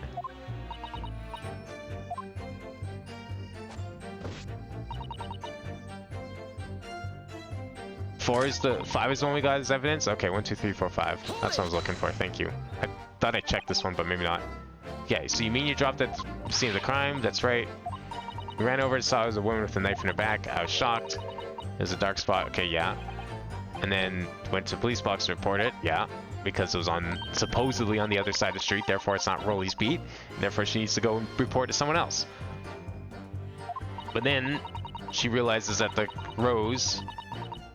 Yeah, okay, so then that's when I spawned my bouquet again, but the funny thing was, when I went to pick it up, it wasn't near the victim's body at all.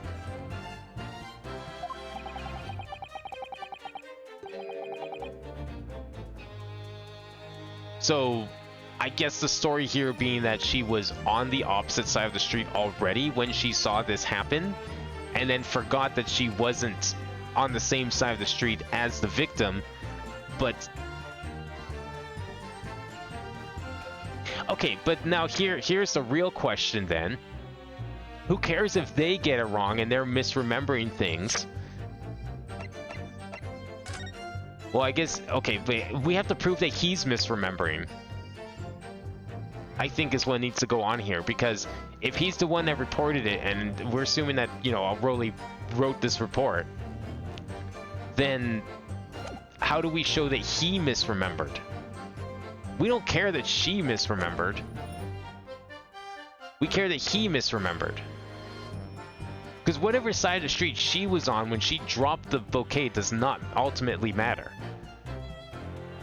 And all this would prove is if we present it on this, it proves that she was on a different side of the street. But it doesn't prove where the victim was. Unless we're implying that because she's wrong, it's gonna somehow bring doubt to his testimony. But he never brought up direction.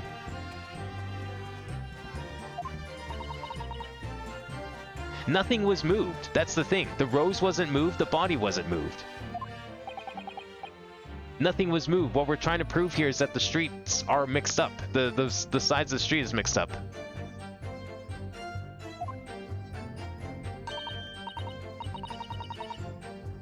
Yeah, I'd gone over to the wrong side of the street, so it even says it. Can't really think how it got there, really can't. Okay, someone moved from one side of Briar Road to the opposite. Or she just forgot which side of the street she was on and nothing moved. I think that's the better explanation here. Because there's nothing saying that anything moved. We have no proof that anyone was tampering with the crime scene.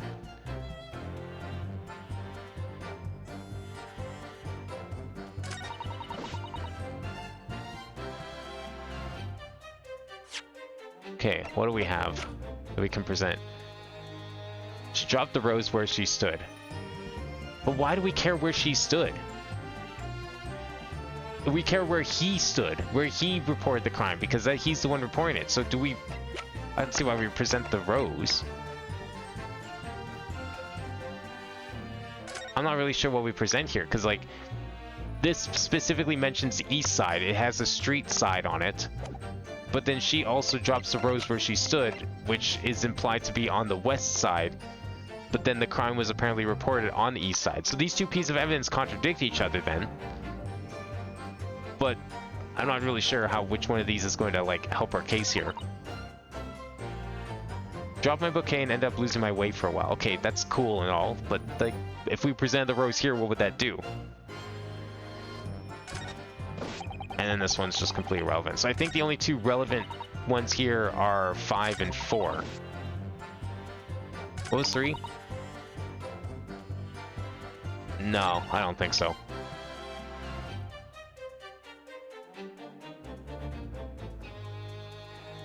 Left the scene to go fetch help. My trusty Rolly was there to make sure nothing was disturbed. Okay. I think what's going to happen here is we're going to slowly get into, like, arguments over police procedure. And then we will be presenting this at some point. But I think the first piece of evidence needs to get presented is probably either the rose, in regards to where it was dropped, or this, because this specifically mentions east side.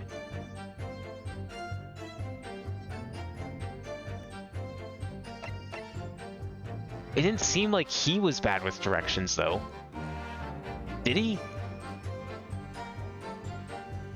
Rose on 4, 100%? Why? I let the scene go fetch help. My trusty Rolly was there to make sure nothing was disturbed. Why 4? This one has nothing to do with the rose. Would it not be 5? I dropped the rose near the body. When I came back, the rose wasn't beside the body. Because she forgot what side of the road she was on. They already said that. Nothing got moved. She just thought she was on the other side and then realized she wasn't. I'm not really sure how that helps. Yeah, they did.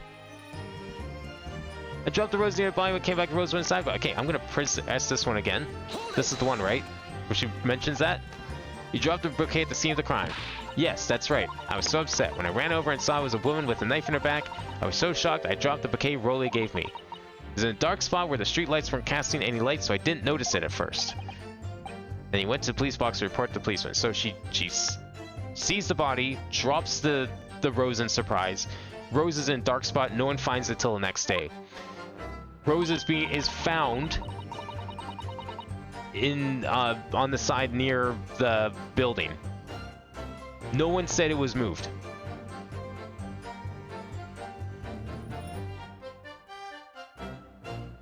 Yeah, it was by body, exactly. Yes. We don't know which side of the road the body was on, because that's what's up in the air here. For all we know, he misreported it, and she forgot where she was standing. But how do we prove that is the thing. I don't see how the rose helps with proving that, necessarily, in this case. Because how do yeah. I spotted my bouquet again, but the funny thing was, when I went to pick it up, it was nowhere near the victim's body at all. Or, you just forgot where you were.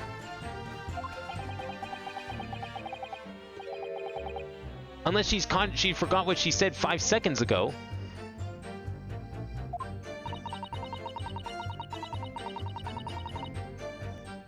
I was flustered for a moment before I heard a voice calling me from the other side of the road. Your husband, presumably. That's right, silly me, I'd gone over to the wrong side of the street. Exactly!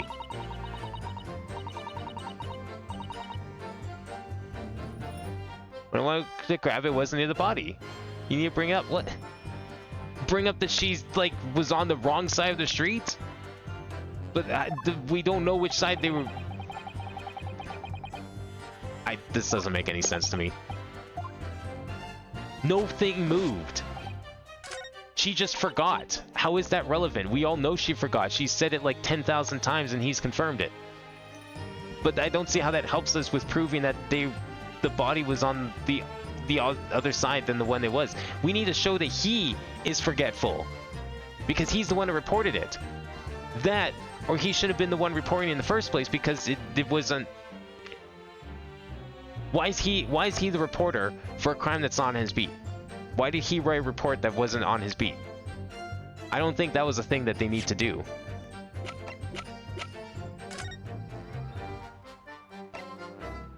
Crime discovered on his beat. Policemen must assist with initial investigations. Any crimes found in their jurisdiction to be in which they are discovered. Yeah.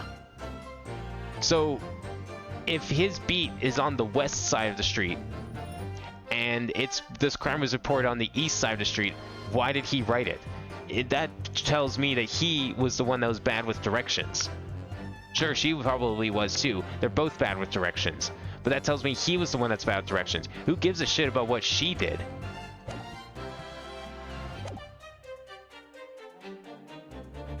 I just don't see how this works. I was liking this case until this point, because now it's like, this doesn't make any sense. Objection. Oh, that was 5, wasn't it? Whoops, my bad. I thought I was still on 4 for some reason. Whoops. Okay, we'll present the rose on 4. I just can't... I'm trying to figure out why this is right. It makes 0 sense.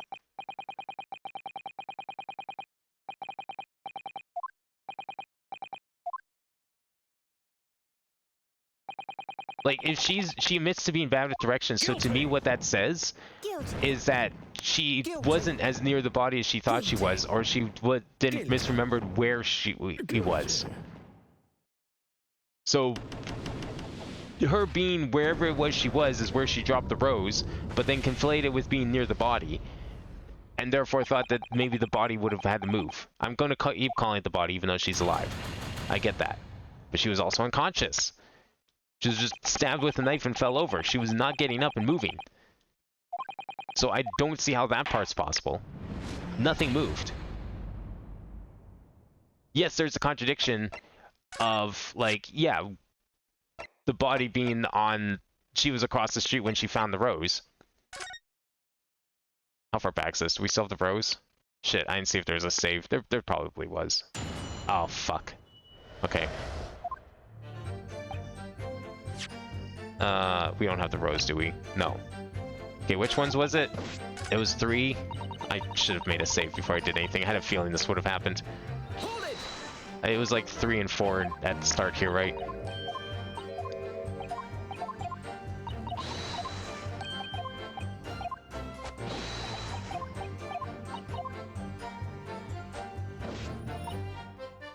I don't know, maybe I'm thinking about these things in the wrong way. But the alternative doesn't make any sense to me. What I see here is a forgetful, misdirected woman. And nothing to do with, like, contradictions of the body.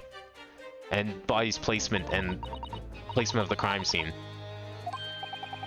What I do see, though, is a guy who's also misdirected, and it's no way for us to prove that. I know you explained it, but your explanation doesn't make any sense. It's missing the key part that she is forgetful. Press 5, present 4. Okay, yeah. I need the evidence again. I need to get the evidence again. And I did just press 5. 5 was not it to get the evidence. I'll just press all of them again because I can't remember which ones give the evidence.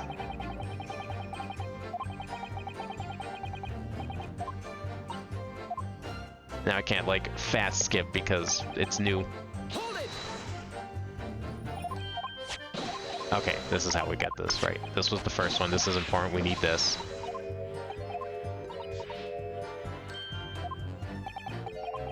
No, I don't have it now. Because it reloaded, I don't have any evidence. This is all we have. We have no pages. I have to re-get the book, which I'm getting now, and I have to get the rose again, which I don't remember which one that was. Oh no, you know how we triggered that? I think we pressed, like, all of them, and then she was just like, I would like to add to my testimony. Hold it! Because I'm a smart, independent woman and need no man to tell me to add things to my testimony.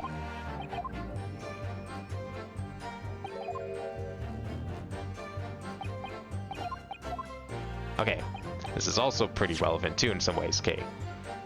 So this is where the books would have fallen. So they obviously would have fallen straight down. So obviously the crime would have had to take place on the west side of the street. The crime was reported as the east side of the street. My question is, why is he marked as the reporter for a crime that's not in his beat? Is that normal or not?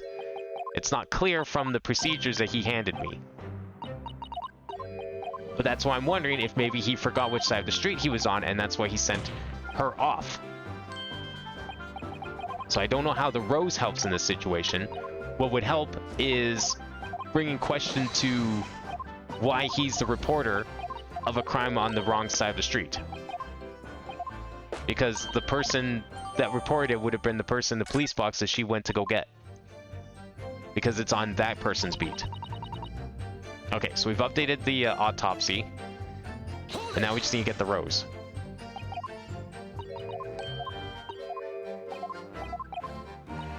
Or maybe they lied to make it on time for dinner. I mean, maybe. I could believe that.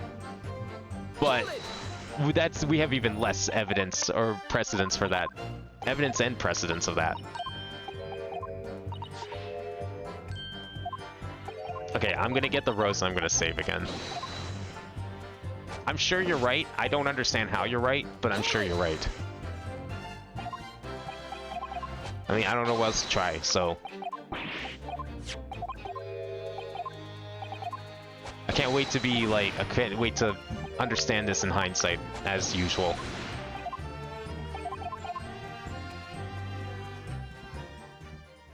Yeah, so you have to press all of them and then she, like, gets upset for no reason. Well, at least thank God I can fast forward everything even without having actually read it according to the save file. When we press this one,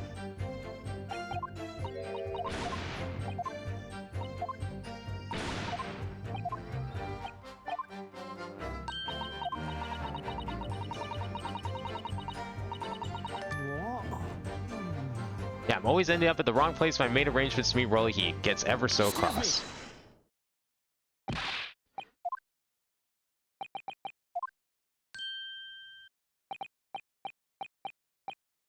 Yeah, I feel like there was something in here that I need to make sure I reread to understand things. Remember, the same thing happened that evening. So now I have to find a police box in the next beat over from mine, but she was gone a fair bit longer than I was expecting. Thought she'd be back inside 10 minutes, but yeah, because she was looking for the rose. Which I guess she forgot that she dropped on the other side of the street. Again, bad with directions. She was near the body and dropped the rose, forgot where that was, and ended up on the other side of the street.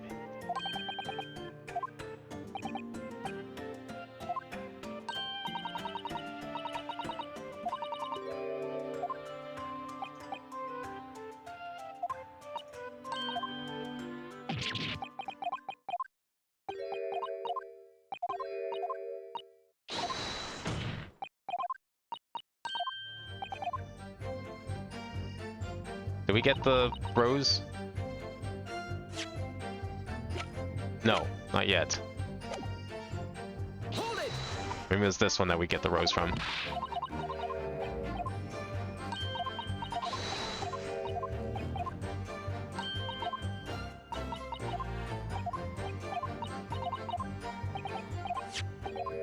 There we go. Okay, now we have the rose.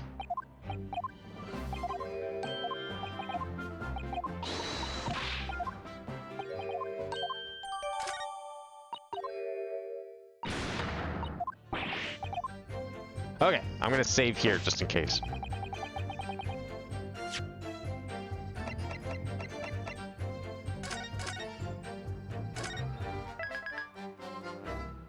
There we go. All right, so you were saying number 4 was the one? Press 5, present on 4. Okay. I did leave the scene to go fetch help, but my trusty Rolly was there to make sure nothing was disturbed. I guess I could see why someone would think the rose was disturbed, but given the circumstance... Objection! Okay, good. I'm glad I wasn't crazy off, but I'm also kind of surprised this wasn't it either. Or did I press the wrong... I mean, okay, look, you aren't dumb. If it wasn't like, if I don't know, we're choosing to trust in different parts of their statements. I'm choosing to trust that he is correct in that nothing was disturbed. You're choosing to trust in that she is correct on where she stood, that she stood near the body and dropped the rose at the same time, and therefore the body would have had to been moved. Or the rose would have had moved. Someone would have had to move something. But see, that would contradict, the ones that we're choosing to trust would contradict the other one that we're choosing to not believe in. So you are not wrong.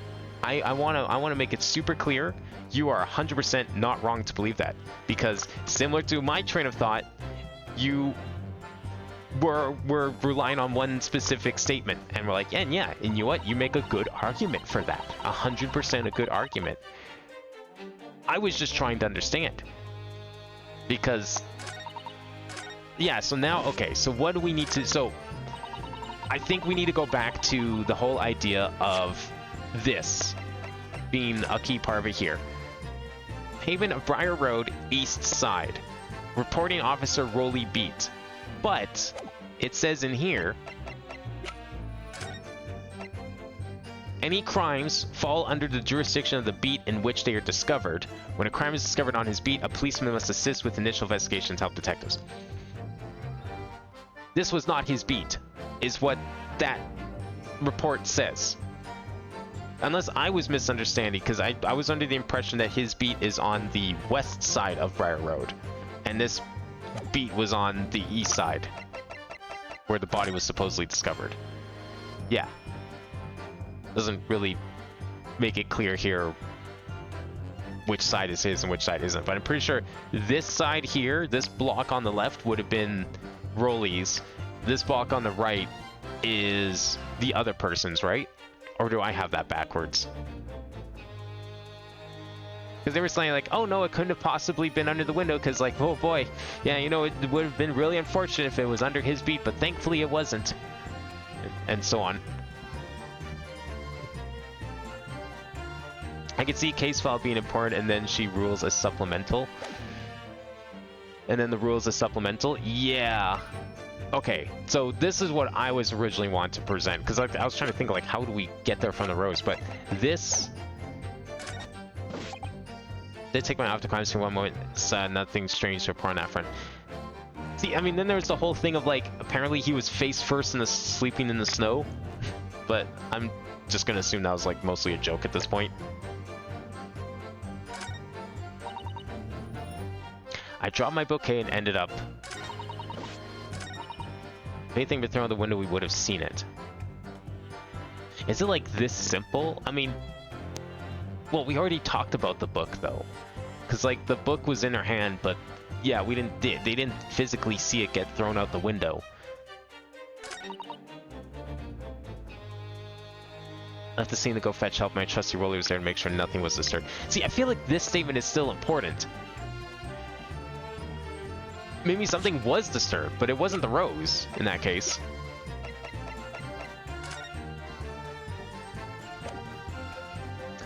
Okay, the book would have gone flying.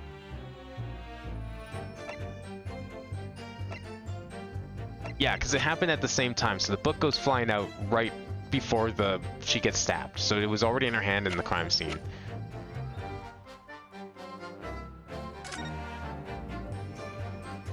Don't necessarily expect to walk 20 miles, okay. Any crimes found in this jurisdiction to be in which they're discovered. Yeah, it's gonna be this, isn't it?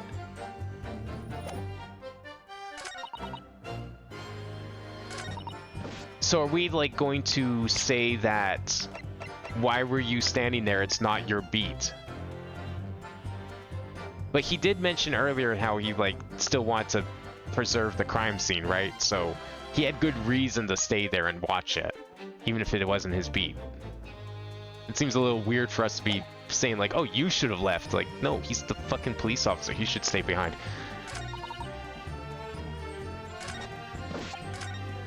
Oh, I keep pressing A. I don't mean to do that. Okay, I'm just gonna start trying things. I think the assignment or the case file is probably what we need. I did leave the scene to go fetch help, and my trusty Rolly's there to make sure. Okay, this is the one I tried the rose on.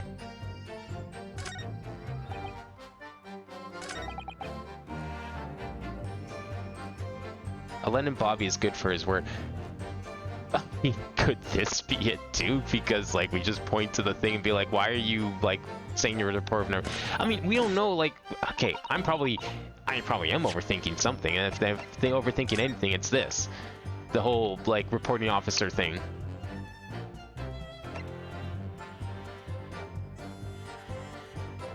They only seen running away by the reporting officer and successfully arrested. No, because okay. Alright, so this whole thing is implying this is in his beat. Because he's the reporting officer. It has to be. So she went to go let's see this statement, because it's probably still this statement. Went to nearby police box to fetch another officer. Yeah. That's right, yes. If it had been on Rolly's beat, I would have known exactly where I was going. But it wasn't on Rolly's beat, supposedly. But then it also says he was... Okay.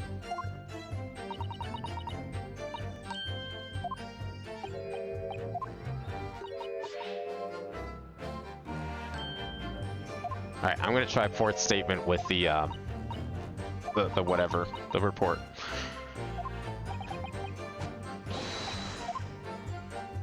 Fourth statement, police report.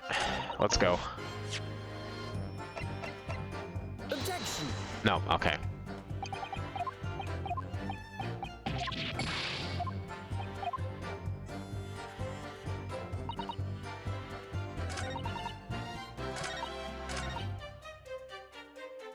Found my bouquet and ended up losing my way for a while. Well, I presented the bouquet on this one, and that was also wrong. So, both of those are incorrect for sure. Didn't take my eye off the crime scene for one moment. Nothing strange to report on that front. Could this somehow be it too?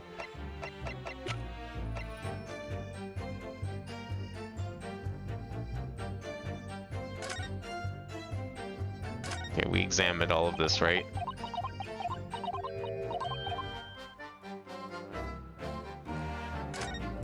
I don't think either of these are important, but just in case.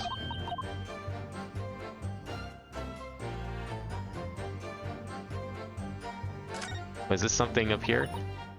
Oh no, okay, it's just a rose from the backside. I thought like maybe there was a part of the article or something that was important. That would be kind of funny.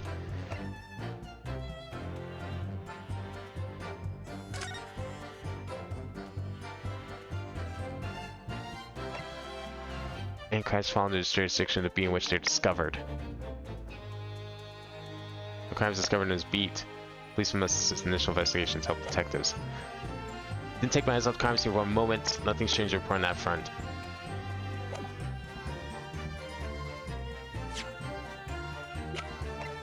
Objection. Okay. No, that was.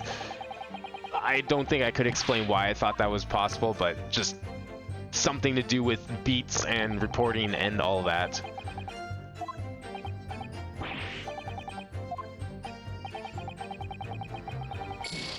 Warrant on first is plausible? By warrant, you mean the report?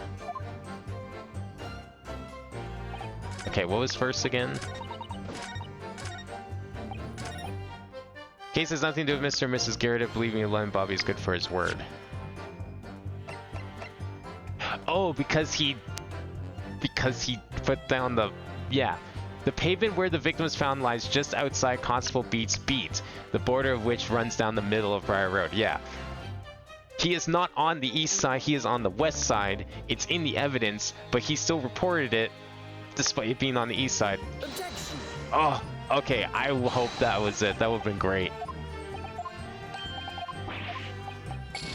Oh, the rules. Okay, yeah. Do the rules. Okay. We'll try the rules on first. It's gonna be one of these new pieces, obviously. Or like old piece on new statement. Objection. No, okay. Just save us some time here.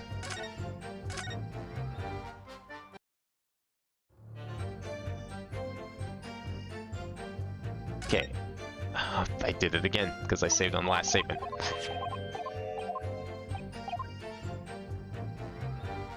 Actually, is there anything in that, like, post? It's become increasingly clear that someone else has been hiding something from us as well. I think we already have been armed with everything needed to strike a decisive blow here. I suppose the whole truth. Okay. Both look, there's no business being at the scene of the crime made me sure that Mrs. Garrett was hiding something from us. Okay.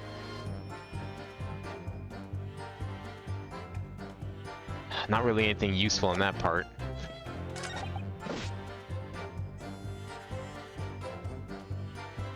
I mean, it's something window related? No, because it's like neither a new piece of evidence nor anything.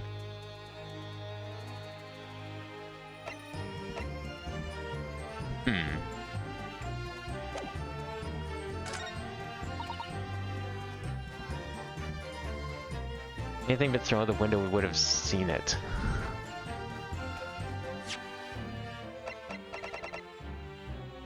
I mean, they didn't see the book. Objection. But yeah, I mean, they didn't see the book fly out the window, but I mean, clearly it did somehow end up in her hand.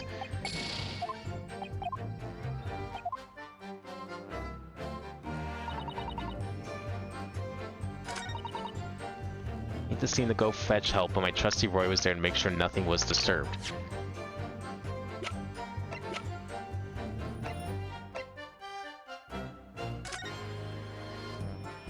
Nothing was disturbed. Maybe there's like some difference between these two, because this is also technically new info. I mean, she had that right off the bat, so that's...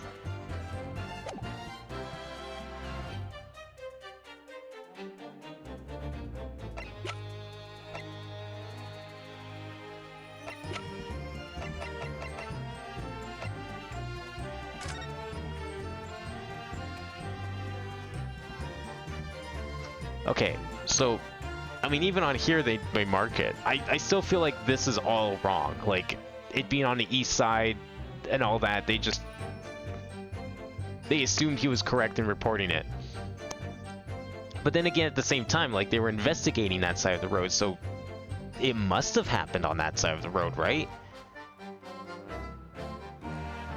But then that completely contradicts the whole window thing, so how did the knife get there?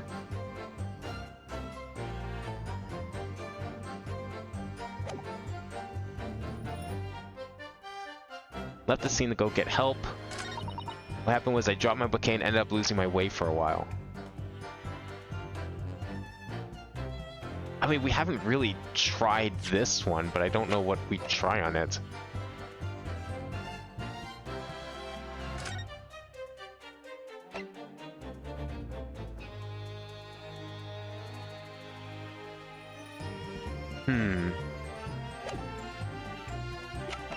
Dropped my bouquet and ended up losing my way for a while.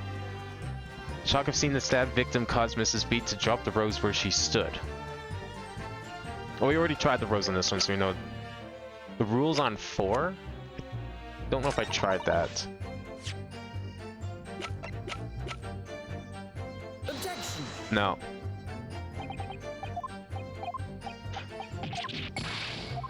Alright, well, the only one we haven't tried rules on is 5, and that's the other. 4 and 5 are newer statements. Those are the ones that we added on after the fact. So it's going to probably be 4 or 5, and it's going to be possibly the rose or the rules.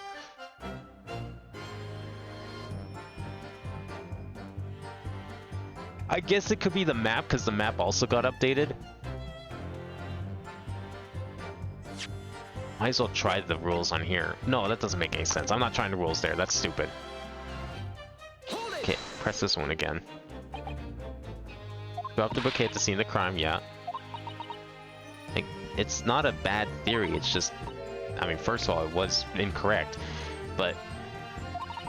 she dropped it in a dark spot when she saw the body.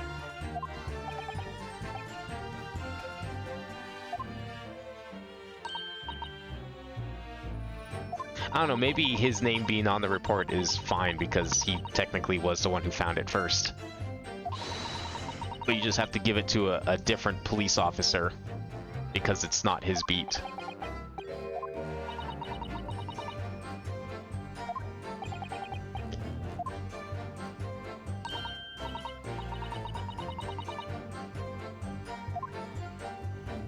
Okay, so here's what I think happened. When she says the other side of the street, she probably means the east side. And his husband was calling from the west side of the street. Maybe that's why she got lost, because she got confused about which east and west. And thought like, oh, okay, well, yeah, it's need to go get another officer because it's the wrong beat. Or something like that. I wonder if that's probably how that happened. Which case, maybe this is... So the bouquet someone moved to one side, railroad to the opposite. She got east and west mixed up. And she ended up on the east side. Or thought she dropped it there. So I did it again. Map on 5 you think might be? Okay, we'll try map on 5. God, it's been a long time since we actually gotten like stuck on one of these. I love it. 1, 2, 3, 4, 5. Happened was I dropped my bouquet and ended up losing my... Yeah, the map is new update info. Objection. No. Still not correct, but it was new update info, so it was plausible. Like, we have to... I'm certain we need to bring up the notion that the sides of the roads were confused. I left the scene to go fetch help. I trust you were... This is a statement. This is making stating a fact. This is just making clarifying it. I feel like this is more likely to be one to present on because it is stating a fact directly. This one as well. I didn't take my eye off the crime scene for one moment. Nothing strange to report on that front.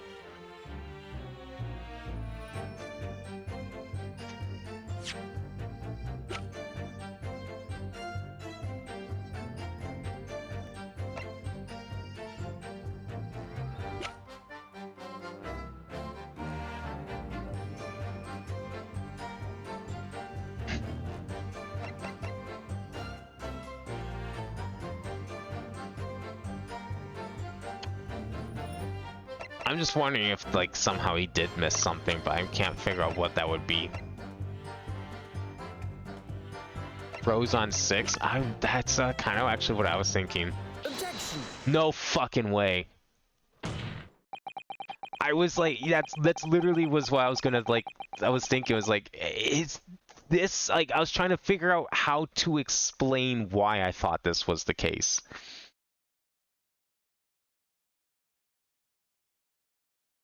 Maybe, I guess, like, what I was trying to go for was, well, the rose would have been out of the ordinary because it would have been surprising to see that she dropped the rose. Like he'd probably see the rose, be like, oh, why is my wife's rose here at the crime scene? That's a little weird.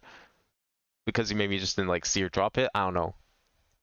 Let's see how the game explains it, because at this point, I need the answer here. Your claim, Constable Beat, there was nothing to report in the 15 or so minutes you were guarding the scene. But that cannot be. What do you mean to say? In your testimony just now, Mrs. Beat, you explained to the court that when you arrived back at the scene of the crime with the policeman assigned to the beat, the bouquet you had dropped at the victim's side was no longer anywhere nearby. Objection! Yes, on the opposite side of Briar Road to where the victim was attacked. But considering the size of that meager bouquet, if a single-story bloom can be so described, no doubt it was blown in the wind across the street back into the gutter where it belongs. Objection. Meager? But if that were the case, why did Constable Beat not testify to the fact? Okay, so the rose was kind of like the right idea. It's the contradiction between, like, where she dropped it relative to the body and then where she found it relative to the body. We just had to kind of do it in a... We are going off the assumption that, yes, you were right in the sense that, oh, how did the rose move? But by presenting the rose on number 6, we are presenting that question of, like, okay, well, if you didn't notice anything weird, but the rose apparently moved, what's up with that? That makes more sense, and I think that makes our ideas and our discrepancies in our trains of thought actually the same answer, or coming to the same conclusion, just in a different way. No one else approached the scene and nothing was removed from it. Constable Beat swore that to that on Scotland Yard's honor. But the bouquet belonged to me. It has nothing to do with the case. That's why Rowley didn't mention it, I'm sure. No, because sadly, it's not only your bouquet that we're talking about here. More than one thing in this case is mysteriously the wrong way around. What are you talking about? Think about it.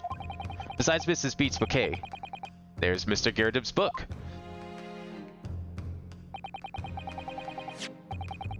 Wait, he moved the body to get off his jurisdiction? No! It could be that simple! Guy was too fucking lazy. Oh! She's bad with directions, so she has no idea what side of the street she's standing on. She takes his word for it that it's not his beat. They're not inside his jurisdiction. Tells her to go find someone else.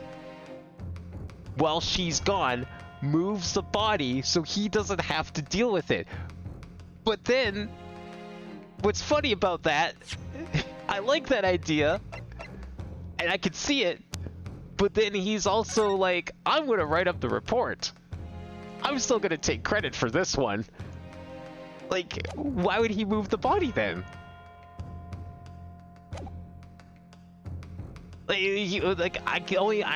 Reason I could see him wanting to move the body is because he's too lazy to bother with the report.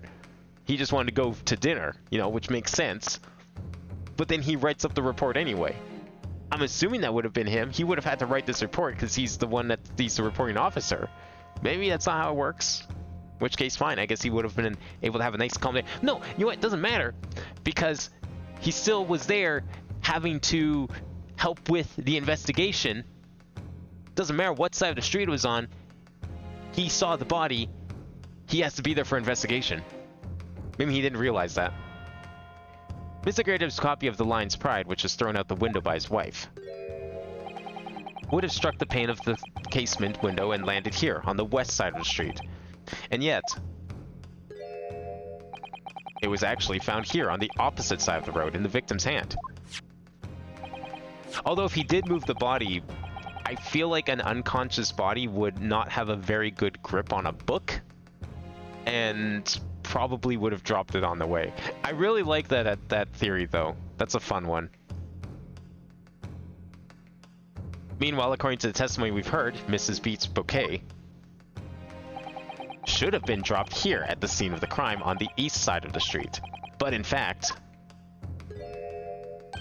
it was actually found here on the opposite side of the road, in front of Mr. and Mrs. Gerardov's house. Yeah, so the contradiction being here, the rose, which shows the actual scene of the crime, and the body, which shows the reported scene of the crime. There's no logical explanation for those things, unless somebody deliberately moved them.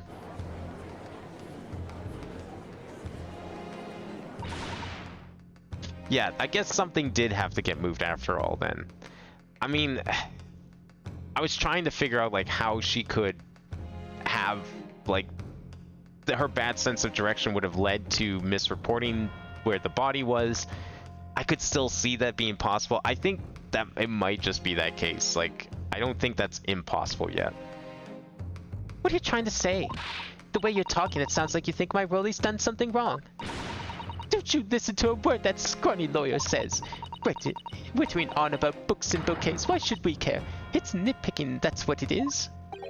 Oh, good. Mrs. Gerardov's come around. You might call it nitpicking, Mrs. Geradov, but deliberately meddling with the scene of a crime is a criminal offense. It's called, Tampering, Mr. Naruhodo. The simpler explanation is that someone moved something. While you probably could finagle an excuse based on, like, her poor sense of direction, it's probably, the answer is simply someone moved it, and that someone was probably going to be Rolly. The person responsible for this tampering cannot admit to it, for a very subtle but compelling reason. Objection! Counterpoint, what if he just moved the rose? I mean, that kind of makes the rest of the case fall apart, because how's the book and the knife get in there? But he could have also just moved the rose because maybe he was worried that his wife would have been implicated for the crime. I mean, we've seen that happen plenty of times. Tampering? You've barely heard the term before. Tell us, my learned friend, who would possibly have had cause to carry out such an elaborate deception? Yes, there's someone who's tampered with the scene of the crime that evening. All the evidence and all the testimony points to that one particular... No! Wait, it's neither of them! They're innocent! It's the wife. It's the wife. It's the maid. Because, remember during the jury cross-exam, she even says, like, oh no, the knife. She mentioned the knife. She knew about the knife the whole time and knew when she threw it out the window. I was like, oh shit, that is the knife. Crap. And they found it. And so, like, she knew going into it. She probably ran out there. Like, the moment she threw a knife, she's like, oh shit, I probably hit someone. And then, like, ran down and then moved the body. She's got the strength for it. This scrawny little guy probably couldn't lift her. But Mrs. Geradov, 100% would have carried that body over her shoulder across the street to, like, try and fuck with the crime scene. It's gonna be her. I'm going full send on the maid. Counsel, I must demand that you substantiate your conjecture. Who are you saying is responsible for tampering with the scene of the crime? It's gotta be her. Wait, it has to lead to this point. She is responsible for throwing a knife that caused the injury in the first place. We have to implicate her at some point. Take that!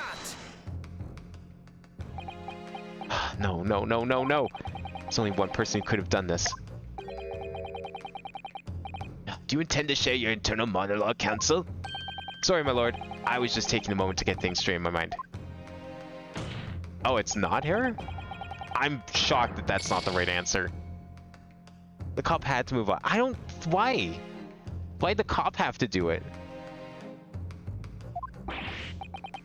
I don't know. I think Garrett is still guilty of something here. Like, we have to get her involved somehow.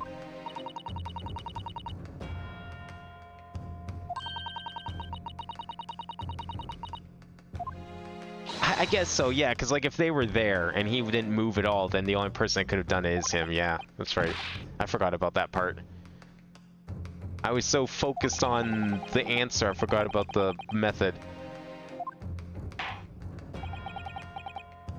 If it wasn't for the fact he was standing there, then she would make sense, but yeah, he was standing there, so it has to be him.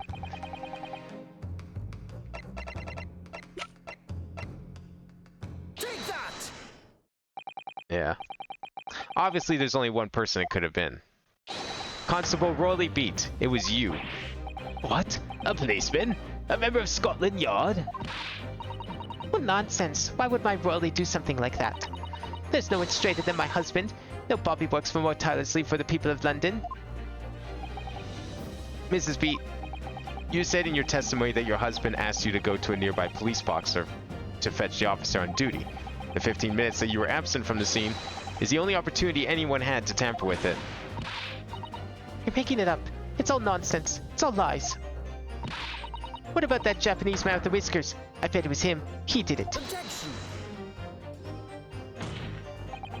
If that was true, Constable B would have seen him do it. Oh. Forgive me for pointing it out, but when you dropped your bouquet, Mrs. Beat, it was after the defendant had fled the scene. Well... Objection! First you make accusations about the landlord and his wife, and now you incriminate a policeman as well. But your accusations lack one very important thing. You claim the crime scene was tampered with.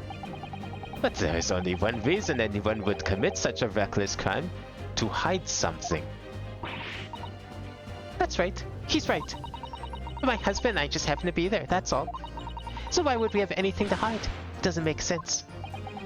You've offered no motive for this alleged tampering. And until you do, your accusations are nothing more but empty threats. Constable B has a very good reason for wanting to tamper with the scene of the crime. That's the key to this entire affair. Mr. Naruhodo, have you managed to solve this mystery? Counsel, you have made a very serious accusation against a London police officer. If you are mistaken, I'm sure I need not point out that your reputation as a lawyer will be irrevocably damaged. With that stark warning in mind, you will now explain to the court the motive for this alleged tampering. Yes, my lord.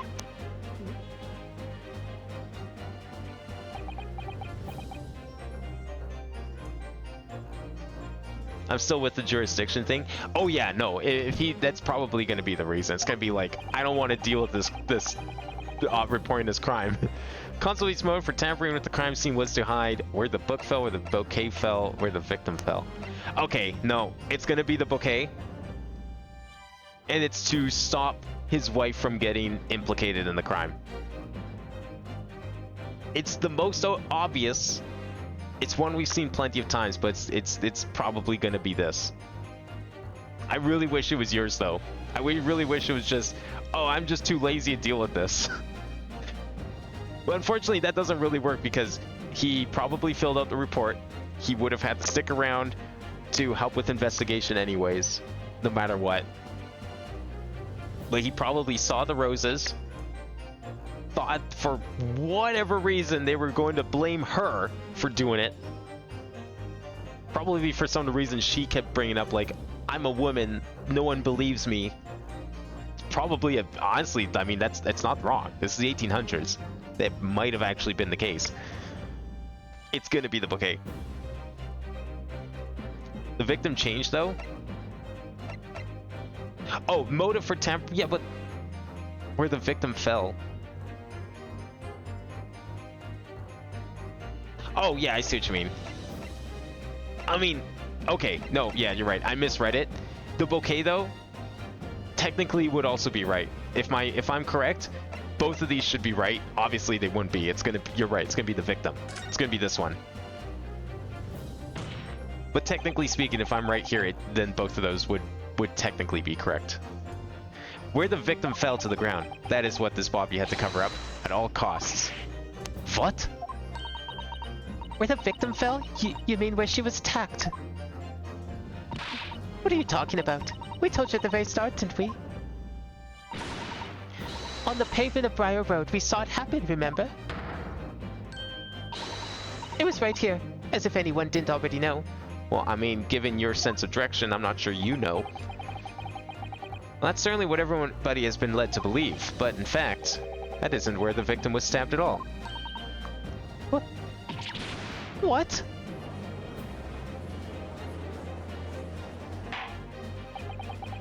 I'm beginning to wonder where this tumultuous trial will end, Counsel. If that's your assertion, then the court is dying to know, my Nipponese friend. Where are you proposing that the crime actually took place that evening? Take that! But that's on the opposite side of the road? I don't understand. On the evening in question, Mr. Garadib's book fell directly down from the open window above, and your bouquet, Mrs. Beat, never moved at all. What did move was the scene, the crime itself. Gracious! Objection! Perhaps you haven't been listening to the ample testimonies the court has heard. But these witnesses both saw the moment the attack took place. That's right. I saw it with my own eyes. It was 5 o'clock in the evening and already dark. There was a typical London fog on the ground. When you saw the incident unfold and ran to the victim's aid, that was actually on the west side of Briar Road. No, that's not true. It couldn't have been. Constable Beat then arranged for you to be absent for a while sending you for help. And during the 15 minutes you were away, he transplanted the crime scene. He moved all the things shown in this print. The victim herself, the 4 books. He moved everything, in fact, to the pavement on the east side of Briar Road. Extraordinary! But the constable overlooked one thing. What did he overlook? The bouquet, I presume? Exactly.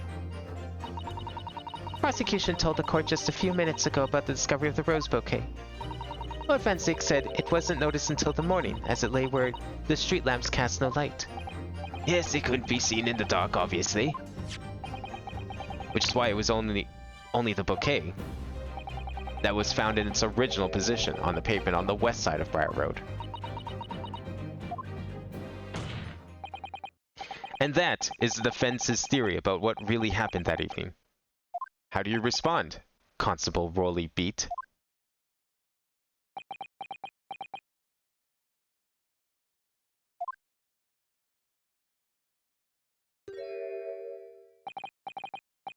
Well, I'm very sorry.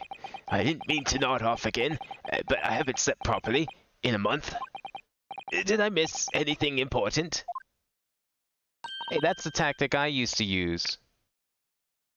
Oh, Rolly. It isn't true, is it? What that lawyer said is all lies, isn't it? I know it is because you're the most upstanding, righteous man I know. I certainly have the upstanding part down. I had a dream, a terrible dream. All the things that I did that night, everything came out. Everything exposed. Only it seems it wasn't a dream at all. Good golly!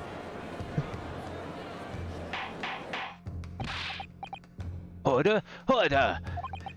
What on earth is the meaning of all this? Oh, Rolly, why? Why would you do something like this? Moving a corpse is a criminal offense, isn't it? Wishing the victim dead should be one too. Constable, explain yourself. Why would you do this? As a respected member of Scotland Yard, your duty is to protect the good people of London Town. Yeah, they did this to avoid jurisdiction or avoid implications of wife. Yeah. I'm thinking it's going to be the wife thing. Because, like, I mean, he would know that he would still have to be involved, but like, with the investigation of the crime, so I'm not sure why he'd want to move it out of his jurisdiction, necessarily. I can't say, sir. What? I really am ever so sorry about all this. Damaging the Yard's reputation. For everything.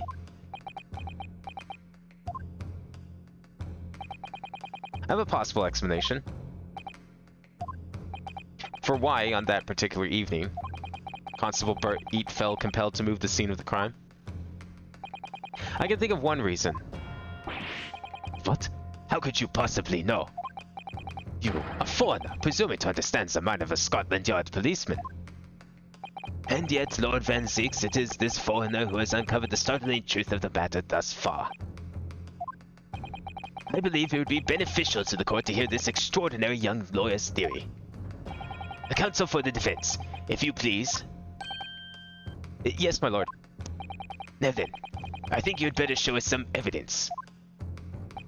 Oh, maybe you're right. Maybe it is about beats. At once, my lord. England, Japan. It makes no difference where you come from. Human emotions are the same. Now I think I have a fairly good idea of the feelings behind this man's actions. What gives away the motive for Constable Beat's unthinkable actions?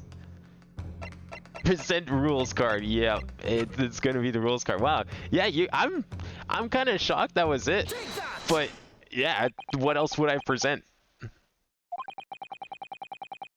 I realized I'm a foreigner in this land, and I have only just arrived from Japan, which is why all this information about London's so-called bobbies is completely new to me. I've learned that, though honorable, patrolling the beats is the most demanding work in the world, for example. But, like, it doesn't...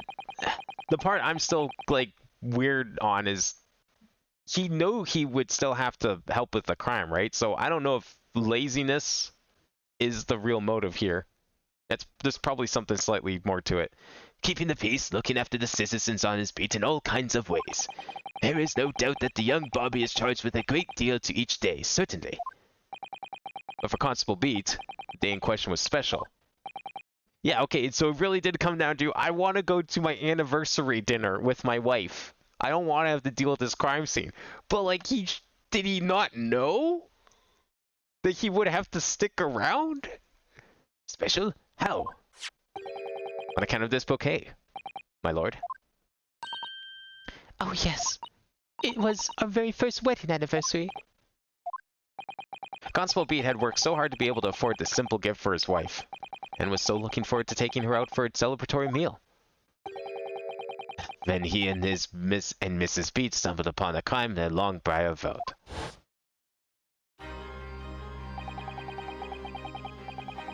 When he saw that shadowy figure through the fog collapse on the pavement ahead of him, what must have gone through the man's mind? But sir, just on that one particular day I was looking forward to celebrating my wedding anniversary. Mrs. Beat puts up with a lot being married to a Bobby like me. I wanted to show my dear wife how much I cared.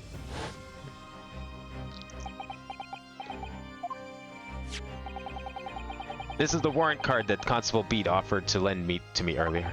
Inside, among the rules for patrolling policemen, it says, when a crime is discovered on his beat, a policeman must assist with initial investigations and help detectives. Aha! Constable Beat, is that or is that not the reason why you moved the whole scene of the crime that day? Yes. Everything you said, it's all right. So that's it. It was all to do with the bounty of your beat. Oh, Exactly. Summarize. The incident actually occurred on Constable Beat's beat. Good gracious! Constable, do you realize the gravity of what you have done? It was the first time since I became a copper that I'd ever cursed God. Stay close to me, Pat. The criminal could still be lurking somewhere. As we ran over to the scene, I had every intention of doing my duty as a police officer. We've got to report this to the station as quickly as possible. But then that dawned on me. I realized where we were, where the victim was lying, and what that meant for me. When a crime is discovered on his beat, a policeman must assist with the initial investigations and help detectives.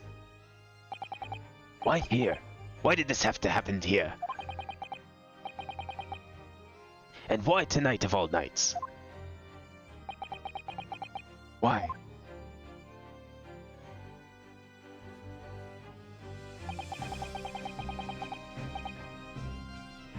Maybe he got to leave sooner because it was in his area. I mean, maybe, but like it said in here. Let me just read it actually, because I feel like they missed a part here.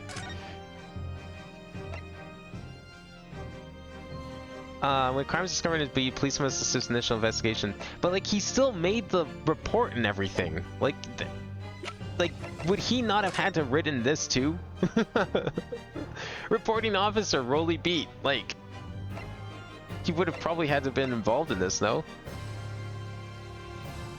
Maybe not. I don't know. Maybe he wasn't. Maybe I'm wrong about that. And in that case, yeah, I guess he reports it. It's like, oh, it's in your jurisdiction. Good luck. And then he just goes galloping off towards dinner. It's copper's job to guard the scene of the crime, so I told Pat she'd have to go to the nearest police box and fetch whoever was on duty there. It was then, when I opened my mouth to speak, it just came out. I couldn't believe the words that were coming out of my own mouth.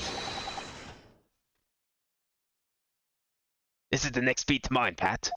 So you'll have to go to the police box that covers it. Turn right along Meacham Street and then...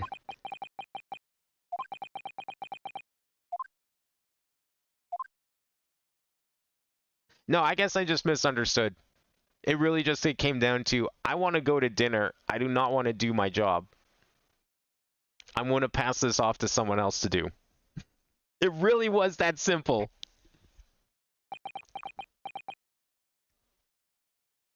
He made the body was moved, and now we can throw the maid under the bus. Now we can throw her under the bus for throwing a knife. But even if we don't, I think we all know that she's guilty. I think the court's understands that too. I'm sorry. I'm so sorry. Oh, Constable. I just wanted that one night to take my Patricia out for dinner. Oh, Rolly. Just that one night.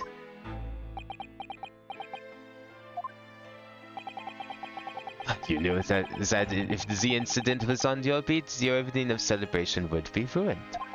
And so you decided to move the entire crime scene outside your jurisdiction. Just across the street to the east pavement of Briar Road, which falls under the neighboring beat's care. You see, I thought... Well, I was sure that the victim was dead, you see. I beg your pardon? Oh, of course he did. Otherwise, my Rolly would never have left the poor woman on the freezing cold pavement. Ah, I see your meaning now. God got back to me for my sins, didn't he? That's why I missed the ruse I brought for Pat. Oh no, Rolly, that was my fault. I should have never dropped in such a dark place. I'm so sorry, Rolly.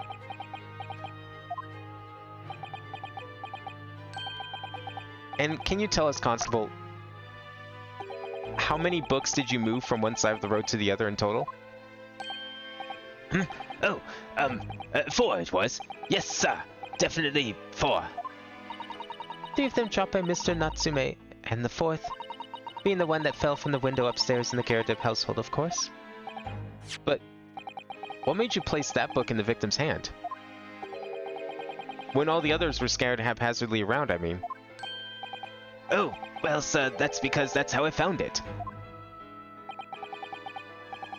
How you found it? What do you mean? When we first went over to the scene, the victim was already holding the book. So when I moved everything, I made sure it was still in her hand. You're sure it was this book, The Lion's Pride, that the victim was holding? Oh yes, sir. No doubt about it, sir. Interesting. Oh, we're not done yet. I mean, it's probably just as simple as, like, book comes flying out of window, woman leans down, picks up book out of curiosity, knife comes flying out window, stabs woman in back. I think that's still the prevailing theory here. I thought it was an open and shut case at the time, you see. There were only 2 people at the scene, and Pat and me both saw it happen. However which way you look at it, it had to be the fellow who ran off to had done it, I thought. I couldn't see the harm, really. I didn't think moving it all over the road would make a jot of difference. I suppose this is it for me now. I've had it.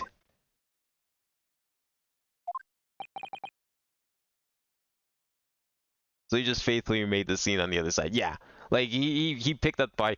I'm kind of surprised it was this simple. Like, the game definitely had me going for a bit. It's like, there's no way it's gonna be this simple as like, oh, he picked it up or something, because he's so scrawny. I don't know.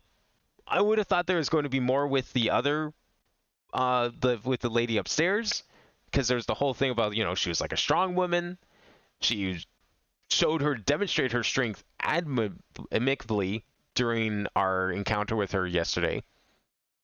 I thought maybe she would have, like, tossed a knife. I was like, oh shit, I hit someone, I'm gonna run down and move the body. That would have been, that I could have seen coming. This is actually almost more surprising because of just how, like, mundane it was. It's like, I see the body, I'm willing to move it because I don't want to deal with it.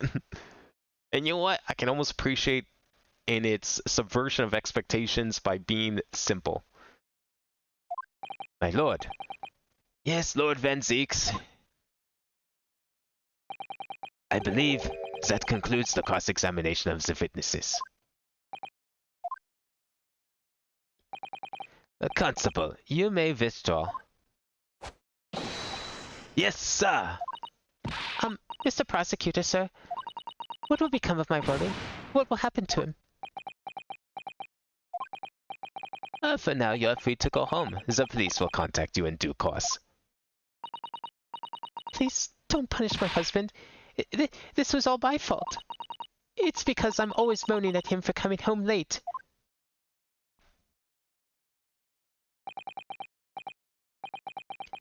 Leave it now, Pat. Let's go home. I'm tired.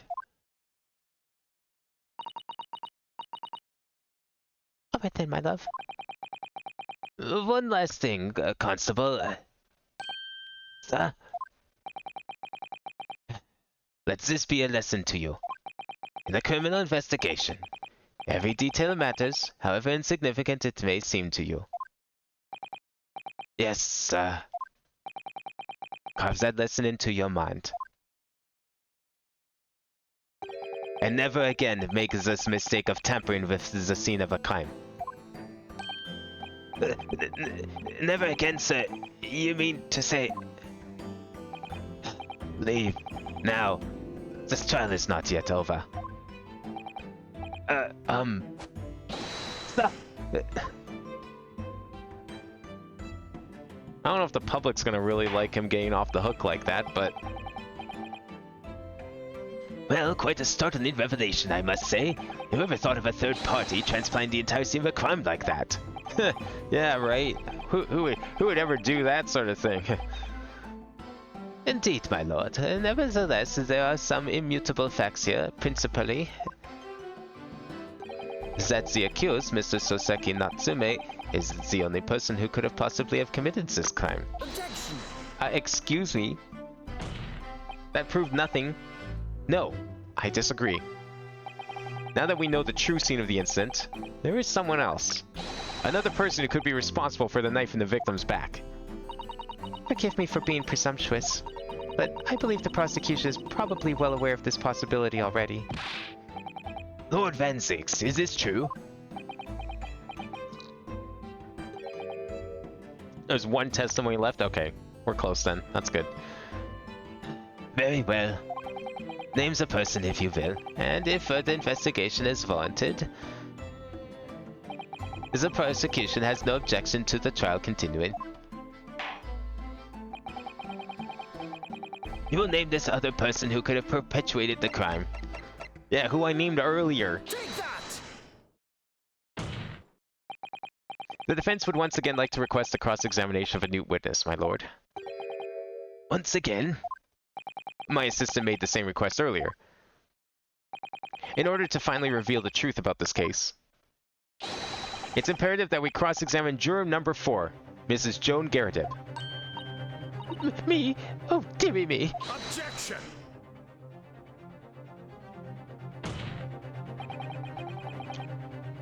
as that request has already been denied. Objection! But the situation is very different now. Mrs. Garrideb, answer me this. What do you want now, you little toad? At the time of the incident, you were engaged in a violent argument with your husband, Mr. John Garib. In the course of the argument, a minor house fire was ignited, and to clear the smoke from the room, your husband opened a window that looks out over Briar Road. Well, what of it? You threw this book at your husband when he was cornered with his back against the window. Upon striking the pane of the open-top hinged casement window, the book plummeted directly down, finding its way to what we now know to be the true scene of the incident. Yes, as I said, what of it? During the argument, you were beside yourself with rage. As such, you threw not just books, but anything you could lay your hands on. So, let me ask you one more time, Mrs. Garrideb. This knife, the one removed from the victim's back, have you really never laid eyes on it before?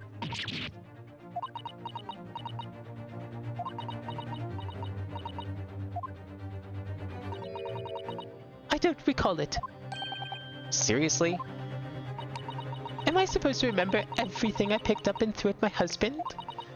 And anyway, the man over there in all that regalia said members of the jury need to testify, didn't he? Conveniently, yes. Objection! No, I have no recollection of saying that at all, juror number 4. Oh, Make no mistake, you jurors are not special in any way. You're not immune to the judicial process. If you know something about this knife, madame, let the truth come out. but that's just common garden knife. It could have come from anywhere. We have several like that back at home. If one went missing, how would you expect me to know? What's that? Are you joking? What are you saying, please, Mrs. Garrideb?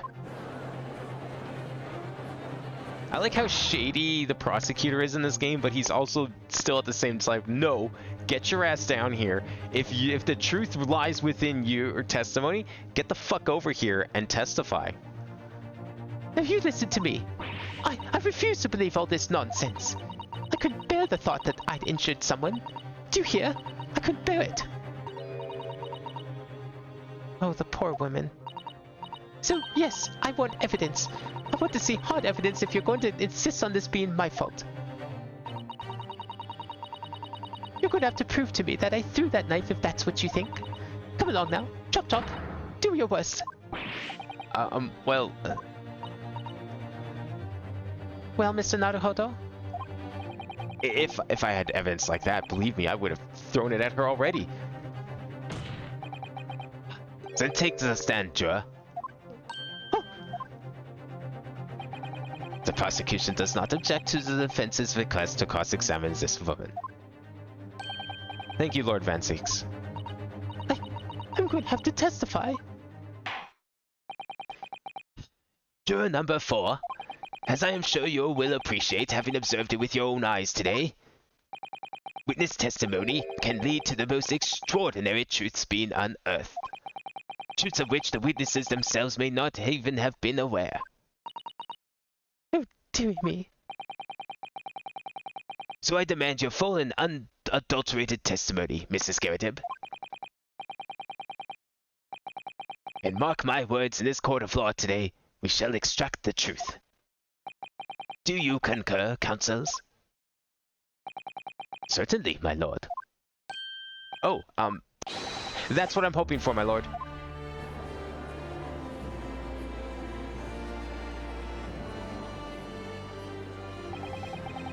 This is such a strange feeling.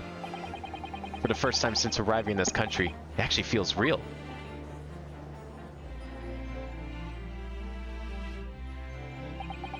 I'm here, in the Old Bailey, and I'm a lawyer.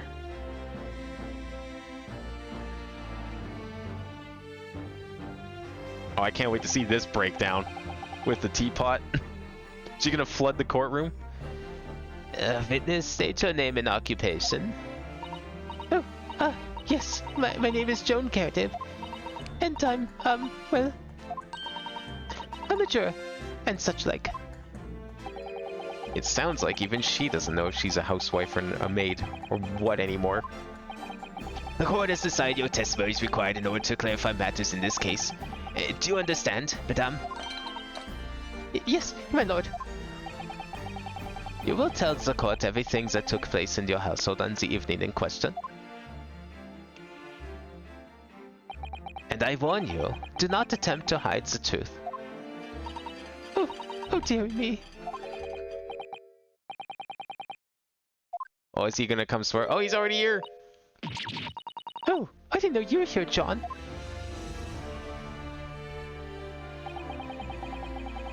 Wasn't only you in that room that day, old thing, was it? Well, I think I ought to testify as well, don't you? But what you need, dear? Oh, don't you worry about that. Hardly notice it. Well, I'm not the sort of chap to leave a comrade to face disciplinary action alone. Oh, John. I presume you are Mr. John Garrett? Yes, sir. Former 2nd Lieutenant of the 3rd Regiment of the 4th Northumberland Fusiliers, sir. Seen my fair share of action and now living a quiet life, as it were. That's a quiet life. Were you not engaged in an incendiary battle with your spouse on the day in question? Ah, well, yes. Quite. I believe this may represent the first in the proud history of the British court. Calling a juror to the witness stand is unprecedented. However, the court will hear your testimony now, juror number 4, and that of your husband. You will recount clearly and concisely the events in your home at the time of the incident in question. If anything, this is just an accent. I mean, that's what you would want to think, right? It was just an accident. I mean, I can't see how this could be on purpose, but stranger things have happened.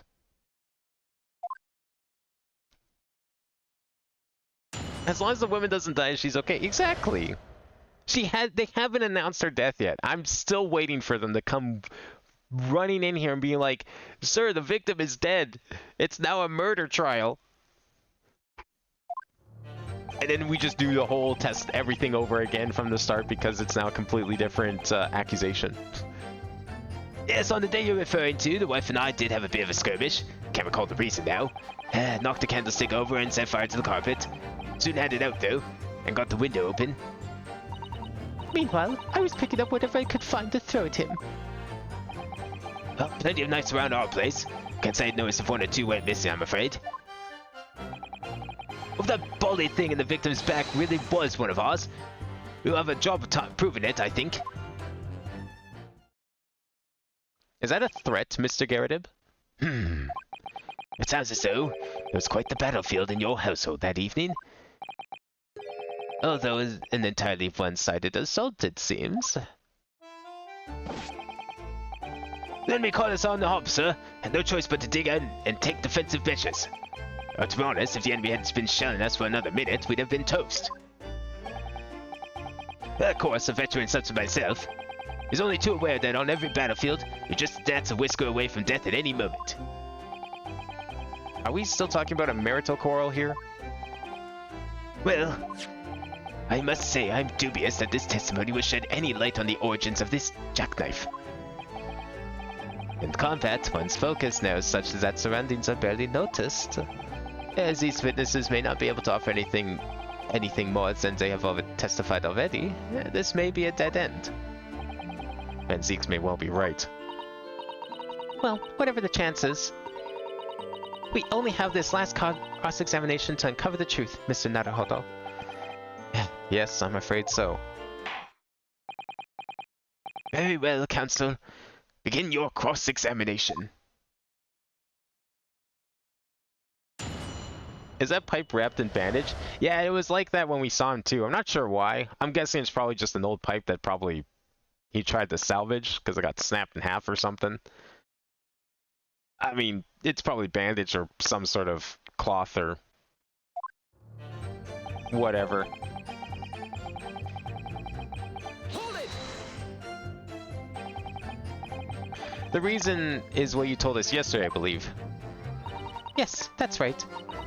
If I remember correctly, it all started because of a note that was tucked into the pages of a book belonging to Mr. Garrett. A rather passionate note, in fact. But Mrs. Garrett found the note, discovering her husband's little secret. And she gave him a mighty number of slaps across the face for it, too. Ah, what a sordid state of affairs. Hell on earth. Oh, I say, when a chap says he can't recall such things, it's common decency not to drag it all up. And besides, half of it was wide of the mark anyway. Unlikely story. I was kind of half expecting her to just pour it on his leg or something, like yesterday. These waters run very deep. And what transpired next after those multiple blows to the face? Snapped in half by a knife, possibly? Ooh, maybe. Hold it! And the fire also spread to some items of furniture, didn't it? Well, of a case, my armchair, anything of mine, really. It just so happens there was some bathwater around that evening, so I sloshed that about to put it out. Most precarious situation you put yourself in. Ours is a 3-story townhouse on the west side of the street, but the water main isn't connected yet. We'll have to draw water from a public water pump during the day if you need any, you see. The lodgers are always moaning that they can't get any water at night. Although that little mustache Japanese man buys water in bottles, I believe. The defendant, Mr. Natsume, you mean? Yes, he receives a stipend for his studies, you know, from his home country. Can you imagine being able to brew a pot of tea at all hours? He's obviously very well off. Have you actually seen the state of the man? I mean, that's probably just because of his trip. That's not necessarily how he normally is back home. I believe he uses all of his income to buy books. Well, anyway, point is I was able to douse the fire with water, fortunately enough.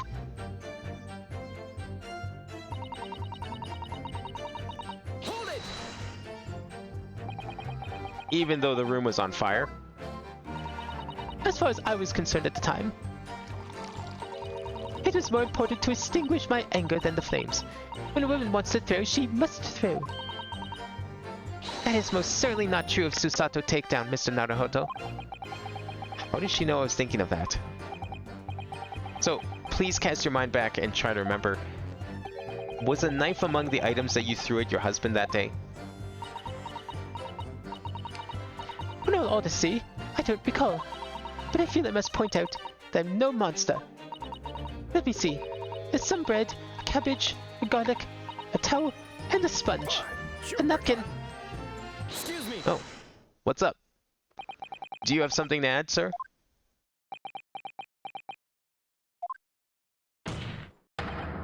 Mr. Garridip. No, shoot! Oh, sorry. I beg your pardon.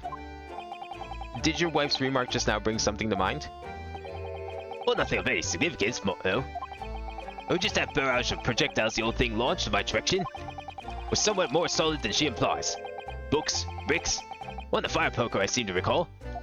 That's a sharp weapon, the fuck? Ouch. Well, the woman's name is Uncanny, but she landed a direct hit with every ah! Good grief, woman! We're not at home now. This is a court of law.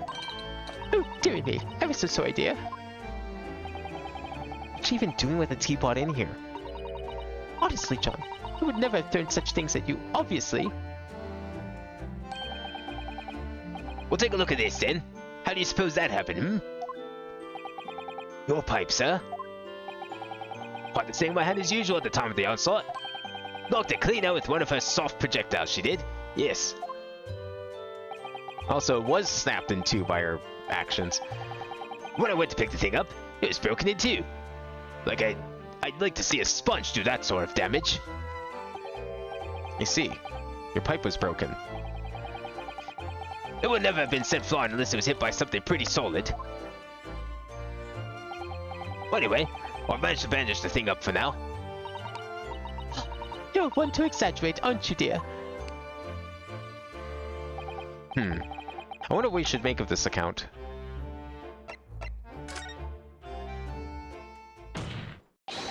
The defendant believes the Mr. Gerardov's remarks just now to be of great significance. Objection. This war veteran's words only tell us one thing. Between a fiery wife and pipes, as well as hearts, may be broken. Sentimental wisdom perhaps, but hardly worthy of adding to the formal testimony. Indeed, common sense, one might say. Might one? In that case, would you at least permit us to examine the pipe, sir? Well, I don't see why not. Oh, dearie me, there you go again, trying to ingratiate yourself with a young lady. Very well, the court will accept the gentleman's pipe as evidence. Alright, let's take a look. I hope I didn't speak out of turn, Mr. Naruhodo. I was just feeling rather disappointed for you that your request was turned down. Oh no, it's fine. Thanks to Susato-san, we have some new evidence to work with. We should examine it carefully. Well, and thank you for that. Rebuttal, Mr. Gerardov. Now, if we could return to the crux of the matter. What can you tell the court about the knife used to attack the victim? Alright, let's check this out.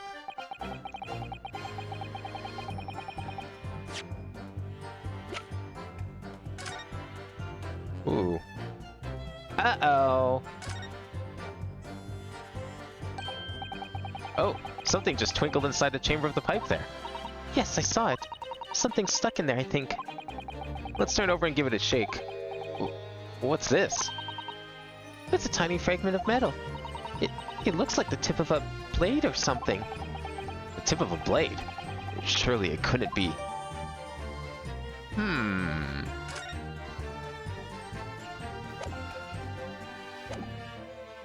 Wait, can we examine that too? No, we can. I love that you can just examine everything. This is what I was hoping that Apollo Justice would have done, but it only had like a couple 3D objects. This is a tiny piece of metal we found in the chamber of Mr. Gerardov's pipe. It looks like the tip of a blade or something. The tip of a blade? Is something wrong, Mr. Naruhodo? I don't really know. There's just something niggling me, but I can't quite put my finger on what it is. Perhaps in that case, it would be wise to examine some of the other pieces of evidence again. Do we have to, like... Just gonna confirm here, we don't have to, like, combine them, do we?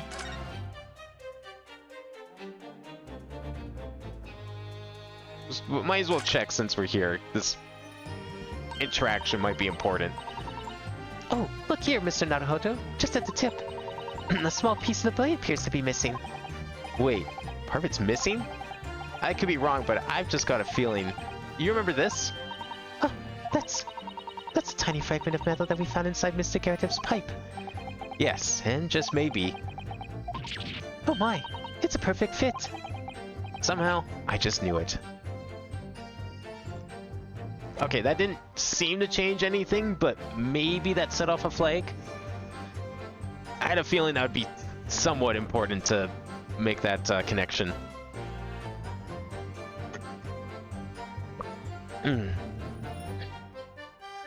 Just in case. Alright, back to the testimony. Hold it! Sorry, would you care to elaborate? Well, nothing to say, really. Rather partial to a spot of carving, you see. Pipes and whatnot, fishing tackle, you know, sort of thing. It's a passion we both share. I like to carve little wooden trinkets too. And then there's my leatherwork. Sorry to say we're always losing knives about the place, and we've dozens of the things. They sell them at the market sometimes, 20 for the price of 19. Needless to say, I snap them up. One prefers to use 2 knives at the meal times too instead of a knife and a fork. Okay. Bloody Joe, Here we go again with the scaldings. Why are they being so evasive? I imagine it's because they don't want to believe it. They can't bear the thought that it might have been one of their knives that injured the victim. Which is entirely understandable, of course. But still. Go on with your testimony, witnesses. Sir.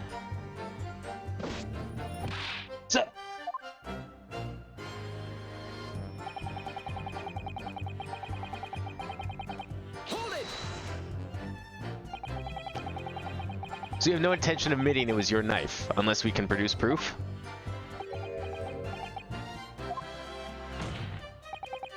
Even though there's no other credible possibility if Mr. Natsume is innocent. Objection! You forget, my Nipponese friend, that it has yet to be established that the accused is not responsible for the attack. As if I could forget. Only there was some way to know who had handled the knife. But I suppose wizardry like that is just a dream. If only there was, like, some sort of residue that people left everywhere. Yeah, you know, like fingerprints. Perhaps you're thinking of fingerprinting, Mr. Naruhodo. What? You mean it's not a dream? That sort of wizardry really exists? Whenever people touch anything, they leave behind a unique pattern from their skin. Or so they say. But I can't see anything. There are many countries in the world where these so-called fingerprints can be used as evidence. Lord Strongheart is currently discussing the matter at the Ministry of Justice. Yes, I believe we are rapidly approaching an era of scientific methods of investigation. But for now, we shall have to find an alternative method of proving our assertion. That this knife is found in the victim's back was originally in Mr. and Mrs. Garretip's house. Well, they could transplant this whole incident to several years in the future. That's the extent of their testimony, is it? What do you think, Mr. Naruhodo? Well, I think we've heard all this before, to be honest. I can't say I'm particularly confident that we'll be able to prove anything new from this testimony. But in this cross-examination, it's absolutely essential that we establish how this knife came to be at the scene of the incident. Yes, I know.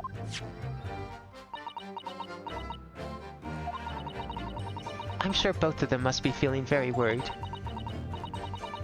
Worried that it was in fact the knife belonging to one of them that caused the victim's injury. If we could find even a tiny shred of evidence to support that theory, it would clinch this trial for us. It would explain everything. Yes, it would. So for Soseki-san's sake, we must find that last crucial piece of evidence. Fingerprints in Game 2? How far in the future does Game 2 take place? I don't know anything about Game 2, but considering it's like a follow-up to this one, I would have imagined it takes place pretty much right after this one. Kind of like how Edgeworth 2 takes place almost right after the end of the first game. Alright, we know where we're presenting. It's going to be the shard on the last statement here. Objection! Can't imagine more than 5 years of any time gap. I mean, yeah, no time gap I could see, but why 5 years, you think? Why do you think there would be a time gap like that? Mr. Garretip, could I ask you to take a good look at this, please? You can ask, but I can't see a bloody thing. You can't? Used to call me Dead-Eyed Deb back in the regiment, of course. But that was some time ago now. Even when I'm trying to enjoy a large print book by the fire these days. I struggle to tell a B from a D, and a P from a Q, to be honest. That's not because your eyes are bad. That's called dyslexia. But they probably haven't invented that term yet. Oh, he does. Dear me, it's rather wearing being asked about every other letter and every other word. You must be very dizzy. Dizzy? I know. I can't pronounce it that way. Both ways suck. What is that? A tiny scrap of metal? Yes, almost certainly from the tip of a blade. And what may appear to at first be just a tiny scrap is in fact a crucial piece of evidence. Interesting. And where did the defense come by this evidence? It was lodged in the chamber of Mr. Gyarados' pipe. What pipe, you say? By Jove, I wonder how it got there. And what precisely does this fragment of metal signify, Counsel? Are you suggesting that it is in some way related to the matter of the stabbing on Briar Road?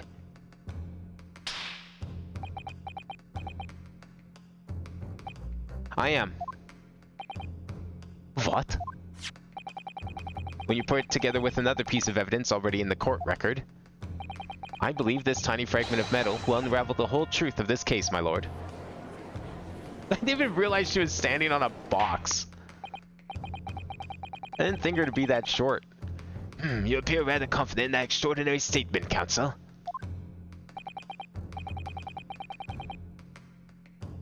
Very well then, present the pertinent evidence to the court.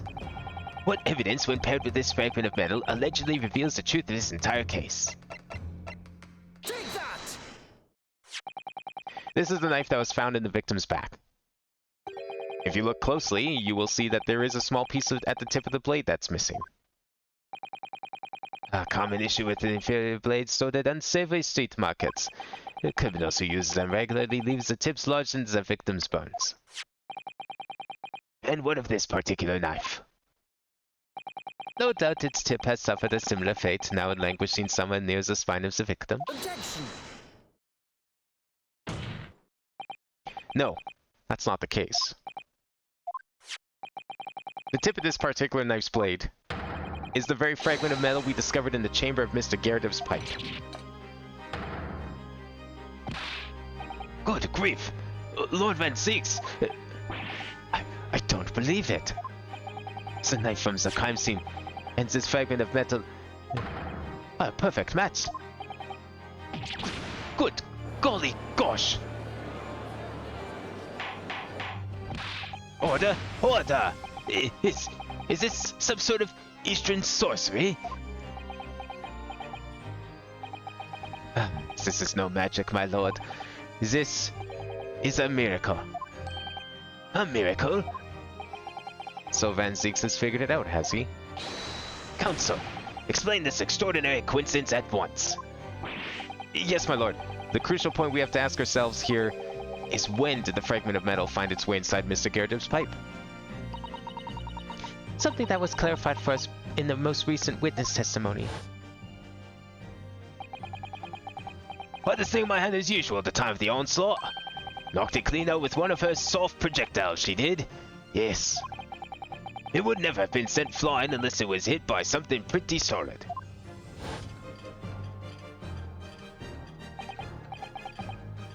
Oh, dearie me. During the argument between these two that occurred just as the victim was on the pavement below, Mrs. Gyarados flung this knife at her husband. However, the knife missed Mr. Gyarados, instead striking the pipe in his hand at the time. Which causes the tip to break off, of course. Good lord! Yes, and that is when the tiny tip of the blade found its way inside Mr. Gyarados' pipe. What chances of that are 1,000,000 to 1? And yet there's no other credible explanation for how the tip of the blade ended up in your pipe. Then, after losing its tip, the knife ricocheted off the pipe and flew out of the open window. In short, this knife, which fell from the window of the Gyarados' house, is the very same knife that struck the victim in the middle of the back on the street below. Oh, gosh, oh dear, oh. No! Damn, look at the back of his coat. I didn't notice it the last time, but holy shit, his house coat is like fucking mangled back there. A full body theory, I'll give you that. A complex bouquet of seemingly trivial points, plausibly arranged to create an almost passable vintage. Allow me to toast my learned friend's characteristically Nipponese approach to bottling his argument. Sorry? Ah, but after all, it is just a theory, as the bottle I fear is corked. Because you see, it's spoiled by an insurmountable inconsistency. An insurmountable... What? Oh, Van Zix, explain yourself. What is this inconsistency you claim to have identified? An inconsistency of the simplest nature, my lord. The victim was found with the knife planted in the middle of her back. Yes, in her... Ah, That's right, you silly little man.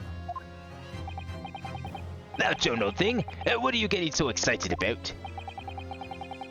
Let us consider the basic facts of the case once more. The victim was walking along the pavement before being stabbed in the back and falling to the ground. If the knife that had struck her fallen from above, there's no possible way it could have planted itself in the victim's back.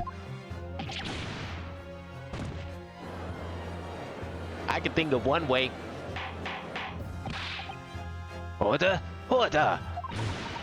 Quite right, you see. That's exactly right. If the knife had fallen on her from above, it would have struck her on the top of her head. Well,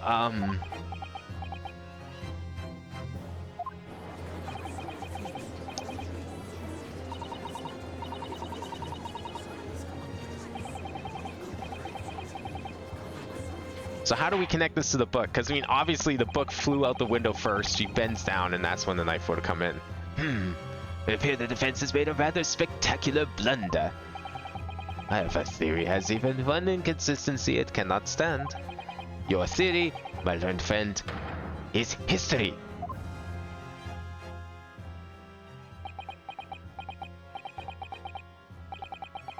We were so close. I could see the truth. I was so sure we were on the right track. But now the way has been blocked completely by just one simple inconsistency. Or in other words, we simply need to eliminate that one inconsistency, and the theory will stand. Mr. Sato, You mustn't worry, Mr. Naruhodo. You were just caught off guard, that's all. And your mind went blank. But if the path you are on is indeed correct, then a way will present itself. The key to this is in the court record, I'm sure. All the information you need is there. do we just present the book? It seems you have nothing to say, my Nipponese friend. Well, your silence speaks volumes. A tacit acceptance that your theory is fatally flawed. Objection!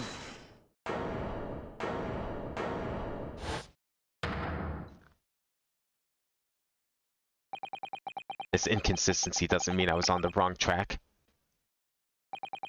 It means that I need to sharpen my mind and dig deeper for the truth. It's a test. Yes! If the knife fell on the victim from above, there's no way that it could have hit her in the middle of her back. Under normal circumstances, that is. What are you implying? Counsel? There is a piece of evidence in the court record that can explain this inconsistency. That can explain how the knife fell from above could have pierced the victim's back. We already have the answer. Goodness! Other matters. Truly, this must be the last time. Counsel, present this evidence of which you speak. This is the last inconsistency, the final piece in the puzzle. If I can successfully make sense of this, the truth will be laid bare at last. The evidence that explains how the falling knife became lodged in the victim's back is... Take that! this, the fourth book found at the scene. This is the final piece of evidence the defense will present. But book? Is that not Mr. Geratiev's book? Yes, and to understand its significance, we have to consider how it came to be at the scene in the first place. This photograph print clearly shows the book in question, and the victim holding it in her hand. But as we all now know, it was the police constables that put the book between her fingers like that. Quite so. As part of his wholesale transplanting of the crime scene to the opposite side of the road. That's true.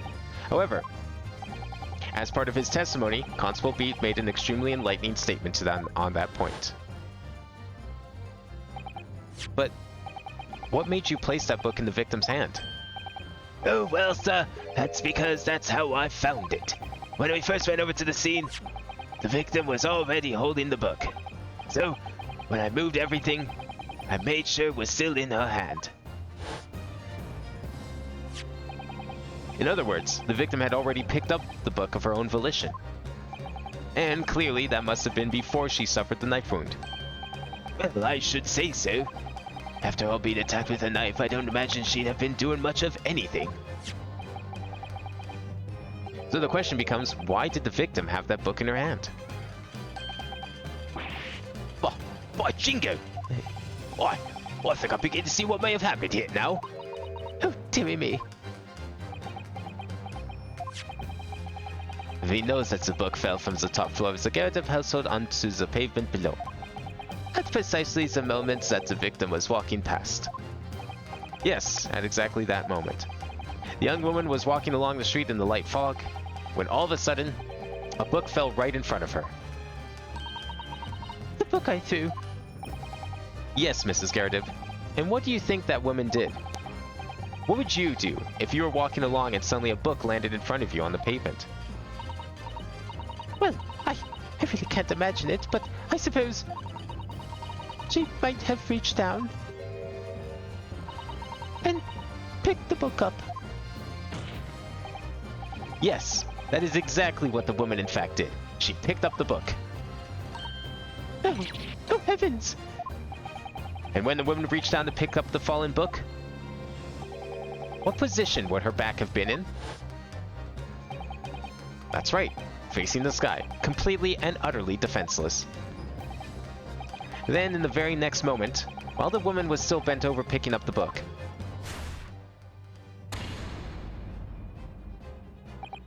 the next object fell from the room above, the jackknife, straight into the middle of her back.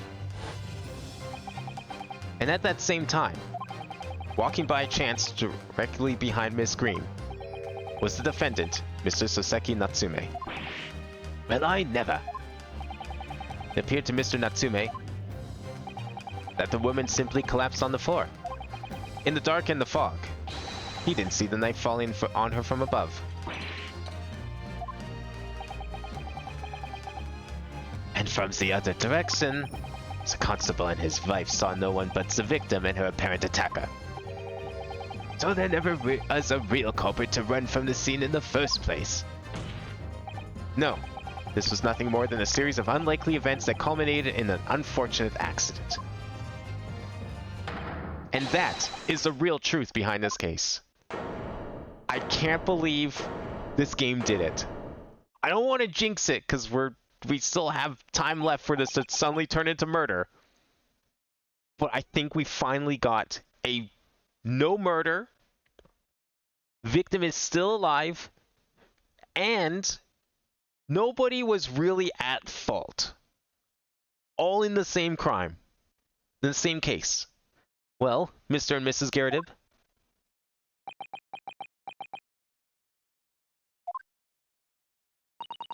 The very first time you showed me that knife, I had my suspicions. I wondered if perhaps it might have been something like that. there, old bean. Or Mrs. Garrett. Of course, I never meant for anything of the sort to happen, but it was all my fault, wasn't it?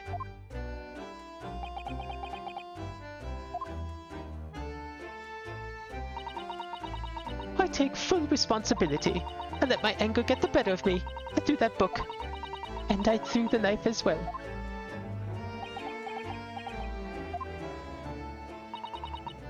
John, dear. It's alright, I know. I'm ever so sorry. It truly. I'm sorry.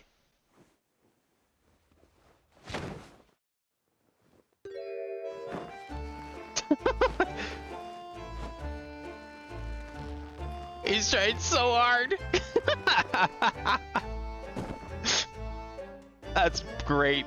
I love that.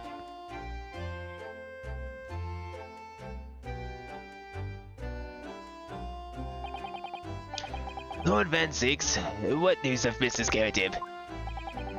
She's been taken to the infirmary. It would appear that today's events have left her in an especially flustered state. However, I believe she will recover in due course. There is no cause for concern. Yes, unbeknownst to themselves, they caused what could have easily been a terrible tragedy. They shall have to prepare themselves for the consequences of their actions. There is some good news, however, my lord. I have just had word from the hospital where the victim is being treated. Her condition is improving steadily, and the doctor believes she will regain consciousness soon. So you're telling me the victim didn't die, and they are in fact alive? Incredible. I didn't think this series had the guts. It's strange. We've been talking about the victim all this time, but we've never once met her. Wonderful. The woman is out of danger, it seems. Yes, that is good news. Can't believe this. Actually a live victim in a Phoenix Wright game. So, Mr. Soseki Natsume.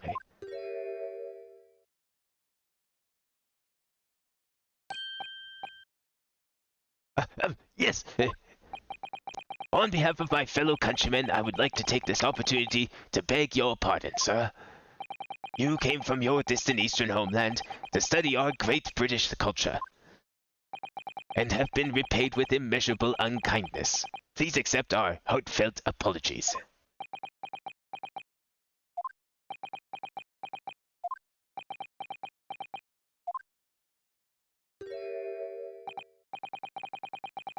No, it is me who should be begging your pardon. Oh no, Mr. Natsume. That evening, when the young woman just collapsed on the pavement before my eyes, I jumped to the wrong conclusion again in my confusion. What conclusion, sir? I was sure that the woman was dead. Yes, Constable Beat did say the same thing, didn't he? He thought she had been killed too. I suppose she must have looked completely lifeless. Well, if the hospital says she's alive, then she has to be alive, right?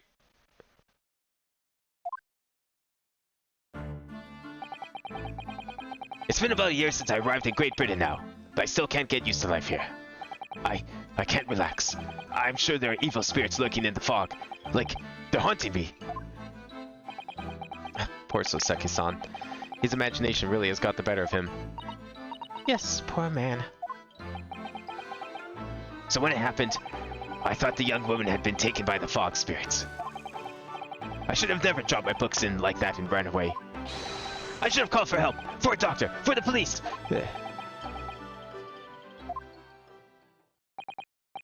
Instead, I've managed to create a rift in the relationship of trust between our two empires. And for that, I am truly sorry.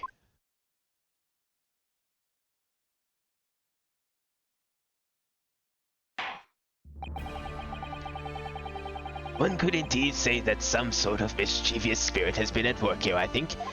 One that created a chain of unfortunate mishaps. We were befooled by this spirit and led to false conclusions. But thanks to Lord Van Zix and our young lawyer here from the east, that chain has now been broken and the spirit exorcised. I heartily commend you both. Oh, Now then, ladies and gentlemen of the jury. Yes, my lord. In concluding this trial, I must ask for one last time for your decisions regarding the defendant's culpability. Are you ready to present your findings to the court? As a foreman of the jury, I can assure you we've reached a fair and just conclusion. I do declare the truth can be extremely cruel at times. Well, I didn't suspect the woman next to me, that's for sure. sitting in for the old bean while she's out of action, you know. But I know what her decision would be. Does this mean I'll finally be able to get out of here and start work? Well, it's about time. I say I'll have a cork of a story to tell the grandchildren when I get home, won't I? Very well, ladies and gentlemen of the jury, I hereby demand your final decisions. Mr. Foreman. Not guilty. Not guilty. Not guilty. Not guilty. Not guilty. Not guilty.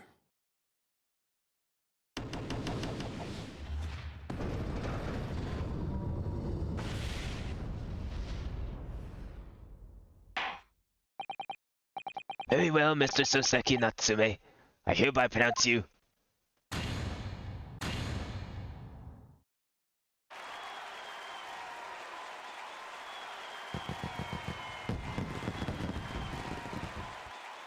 Really shouldn't be launching fireworks indoors. See, this is what I mean. It's like, it's the 1800s. No one thinks wrong of anything until something bad happens. All it takes is one person to get burned, and that's it. And finally, Mr. Natsume. Oh, yes, Lord Sir. You are now a free man once more. It is my hope that you will continue to further your education in British culture. And may you never again be brought before me. Oh yes, sir.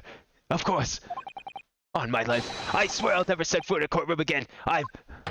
just voted 2 tears. Thank you, counsels. Court is adjourned. Sorry, someone got burned off. Okay, but that wasn't fireworks. See, that's the argument, though. Someone did get burned, but that wasn't fireworks. So fireworks, according to everyone, is perfectly fine to be launching indoors. Because no one has suffered any consequences from fireworks. They don't want anyone stopping their fun. They want to launch fireworks indoors. And they're going to be allowed to do that. Injuries be damned. Oh, Locum! Wait, you mean me? Of course! Is there another Locum here? Is there even one? Compared to the original Locum student, Mr. Naruhodo Esquire, your name has become rather short, hasn't it? What's wrong with using my actual name?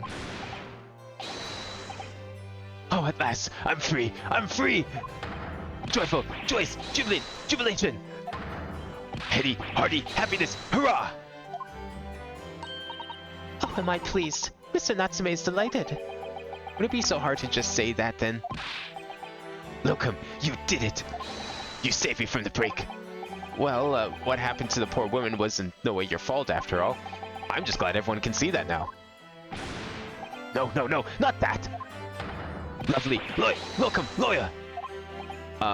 Yes? I mean, as I said before, I've just never gotten used to a life here in Great Britain. Every time I look over my shoulder, I see foreigners. I see towering brick buildings. And from high up windows, I see them looking down at me laughing. Look at the little hunchback. Oh dear. I'm sure it's all in your head, Mr. Natsume. But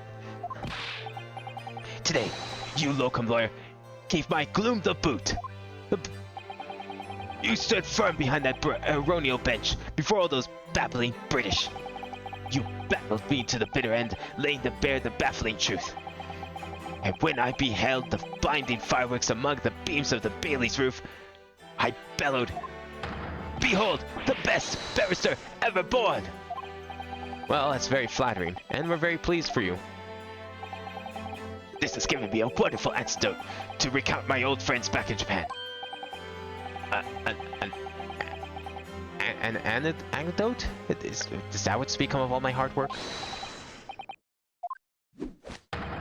Oh yeah, you were not here. When's he gonna show up in court? He has to make an appearance eventually. I apologize for keeping you waiting. I rose late this morning. Oh, Mr. Sholmes, what a pleasure to see you. I see I'm not here a moment too soon. Disaster has been averted, I am glad to say. Oh. The trial shall begin presently, Mr. Naruhodo, and I wish you the very best of luck. It's just finished. What? No! Then my haste was in vain? It's you! Herlock Sholmes! Who? Have we met, sir? This is Mr. Natsume, the man you had arrested, Mr. Sholmes. Ah, I see. I failed to recognize you at first. Our previous encounters have taken place in the glue, either of your bleak lodgings or that prison cell. I simply couldn't place that curious face in the light. Charming.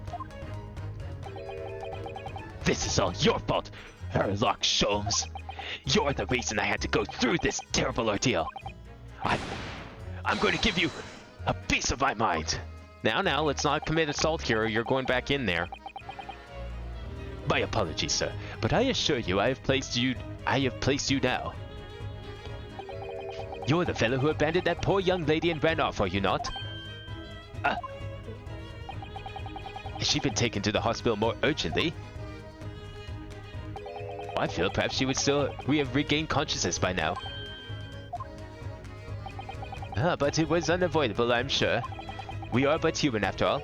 Anyone would have been shaken by such an experience.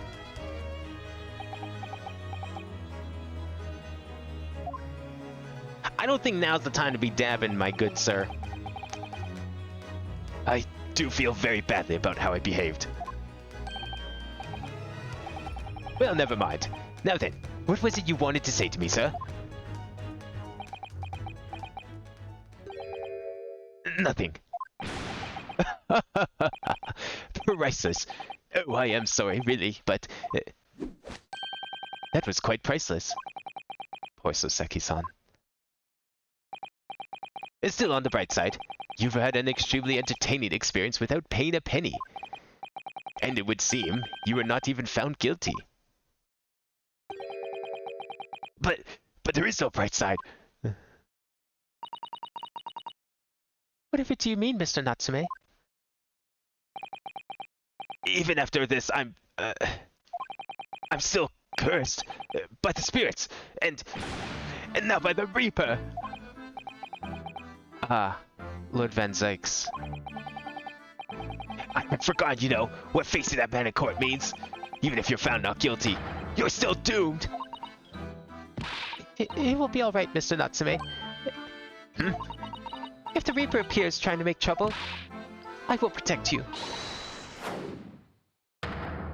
You could have demonstrated on him, or him, With a perfectly executed Susato takedown. much as I like being turned on my head. A bit of a warning might be nice next time, Miss Susato.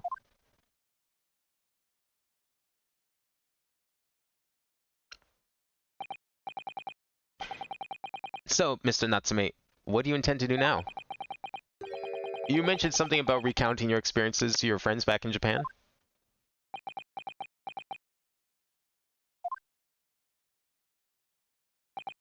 Yes, I intend to return to my homeland soon.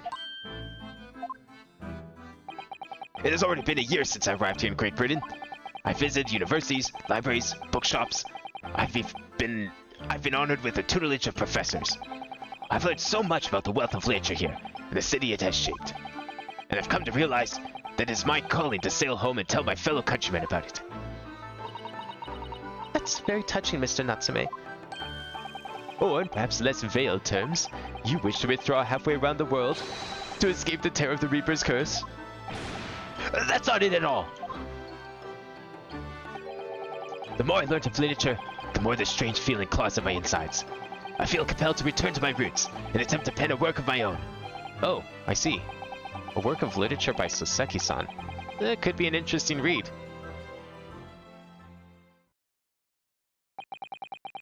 And what about Miss Susato and yourself, Mr. Naruhodo? Sorry, what about us? Will you return to Japan alongside your mustached compatriot? Why would we? A week has not yet passed since we arrived in London. And only now does it feel as though we have finally found our feet. And you are accommodated in a hotel at present, are you not? That's right, but we need to find lodgings before it bankrupts us.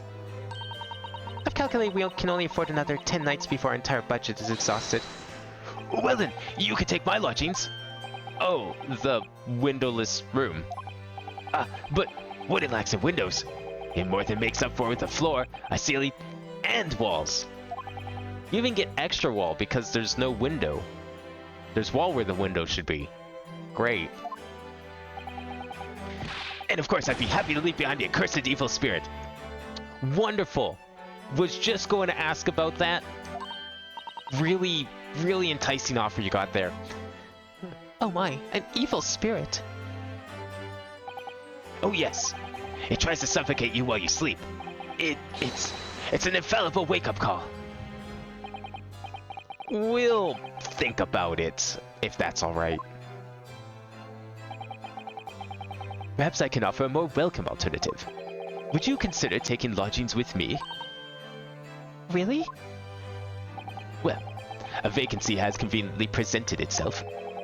Though it is up in the attic, I might add. Are you sure it isn't just a storage loft? I spoke with the landlady this very morning on the matter of price, and Iris is cleaning the room as we speak.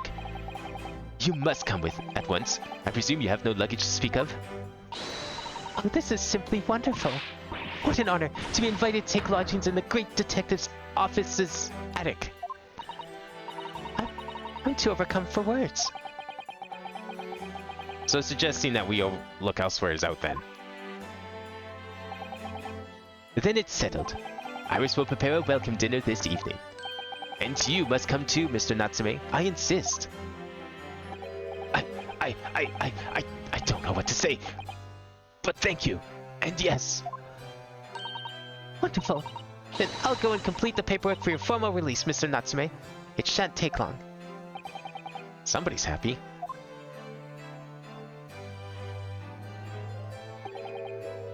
Locum, I knew that you wouldn't let me down. I'm truly delighted to have met you here in London. Likewise, Mr. Natsume. It's been a pleasure meeting you too. It's a shame that we're going to have to say goodbye so soon. Well, I've come to realize I belong in Japan.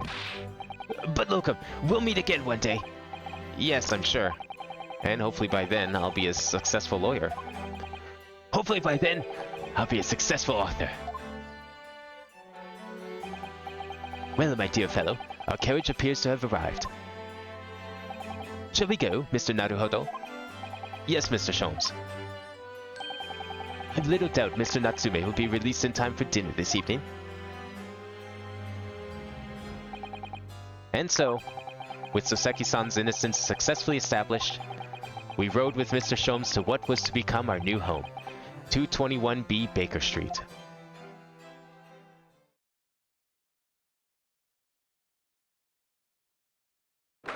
Well, it's not a terrible looking place. You got a stove, you got some windows, lots of storage, lights even. You get some nice natural air freshener by the stairs there. Looks great. So this This to be our new office, yes. our office? I rather like the sound of that. Me too. It's simply wonderful, isn't it? I hope you can see this, Kazuma. It's only a small step. But I'd like to think we're getting a little closer to your dream now. So, my dear fellows, do you like the place? Whoa! Ah, Mr. Sholmes, yes. Thank you so much. It's a delightful room, Mr. Sholmes. I simply adore it.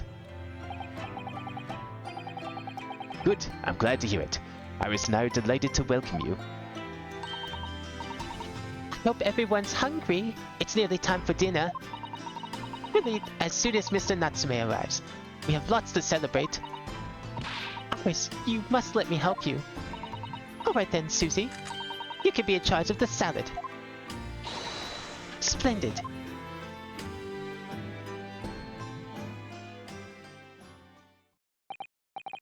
So, Mr. Naruhodo, how does it feel to have your own office in the capital? It's very exciting, actually. I can't help wondering what adventures await us. And those were precisely my sentiments when I first established my office in these premises. Until I discovered the dark truth about the city of London. That is... sorry? London is a glorious place full of wonder, opportunity, prosperity, and mirth.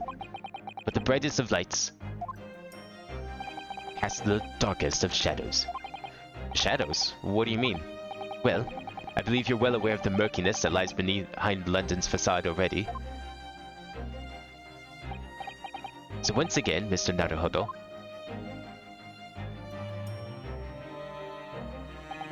welcome to London.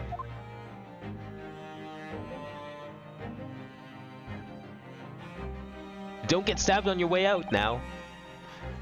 Of course, at the time, I had no idea of the significance of those words Mr. Sholmes so casually spoke.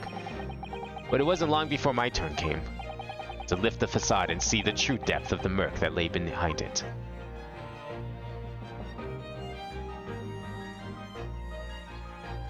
So how are we gonna end off this first game? Is it gonna be an ending of its own? Are we really gonna... Is it actually a cliffhanger? I don't actually know how this game ends in that regard.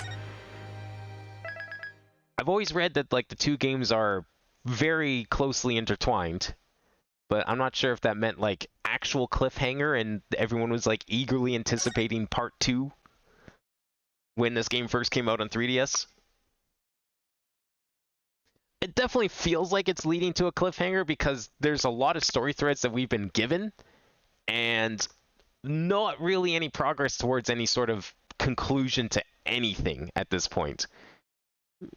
I feel like we should have at least like some direction as to where we're going by now if this was like a standalone game in that sense. So I'm definitely thinking Case 5 is going to end on some sort of cliffhanger. We're going to go straight into 2-1, most likely.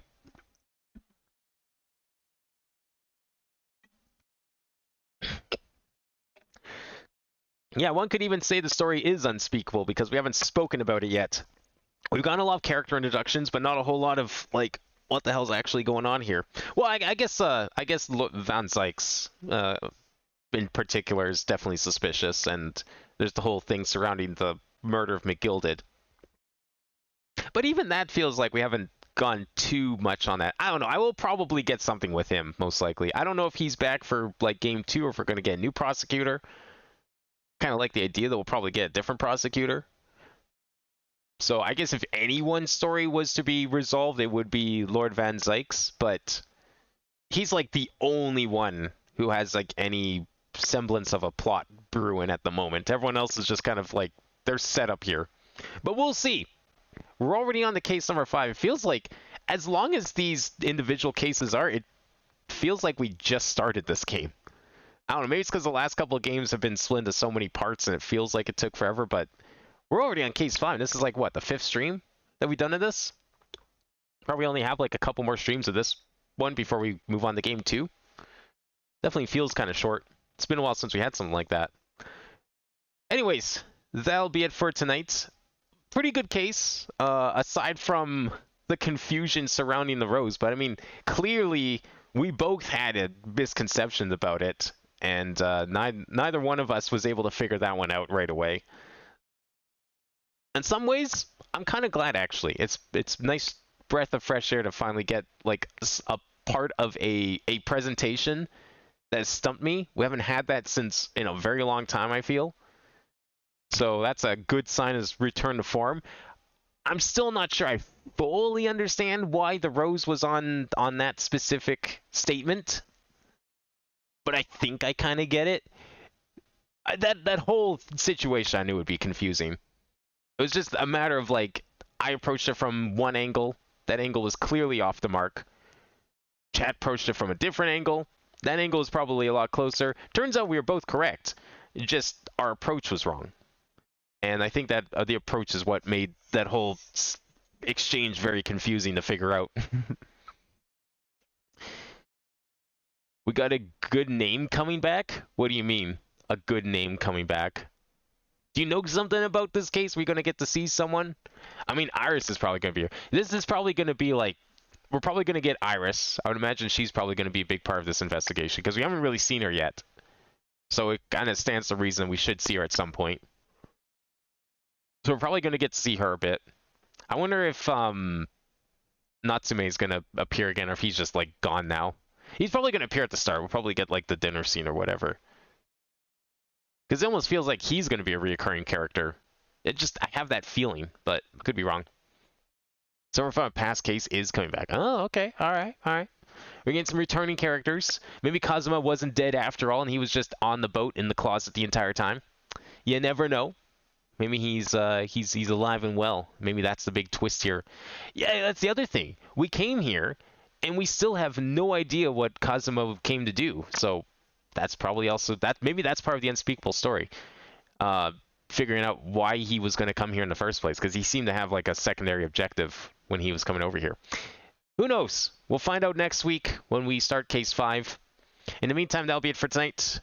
I'll be back on Thursday with some Mario, and we'll play some Minecraft on Friday. So thank you for watching. I hope everyone enjoyed, and I will see you next time.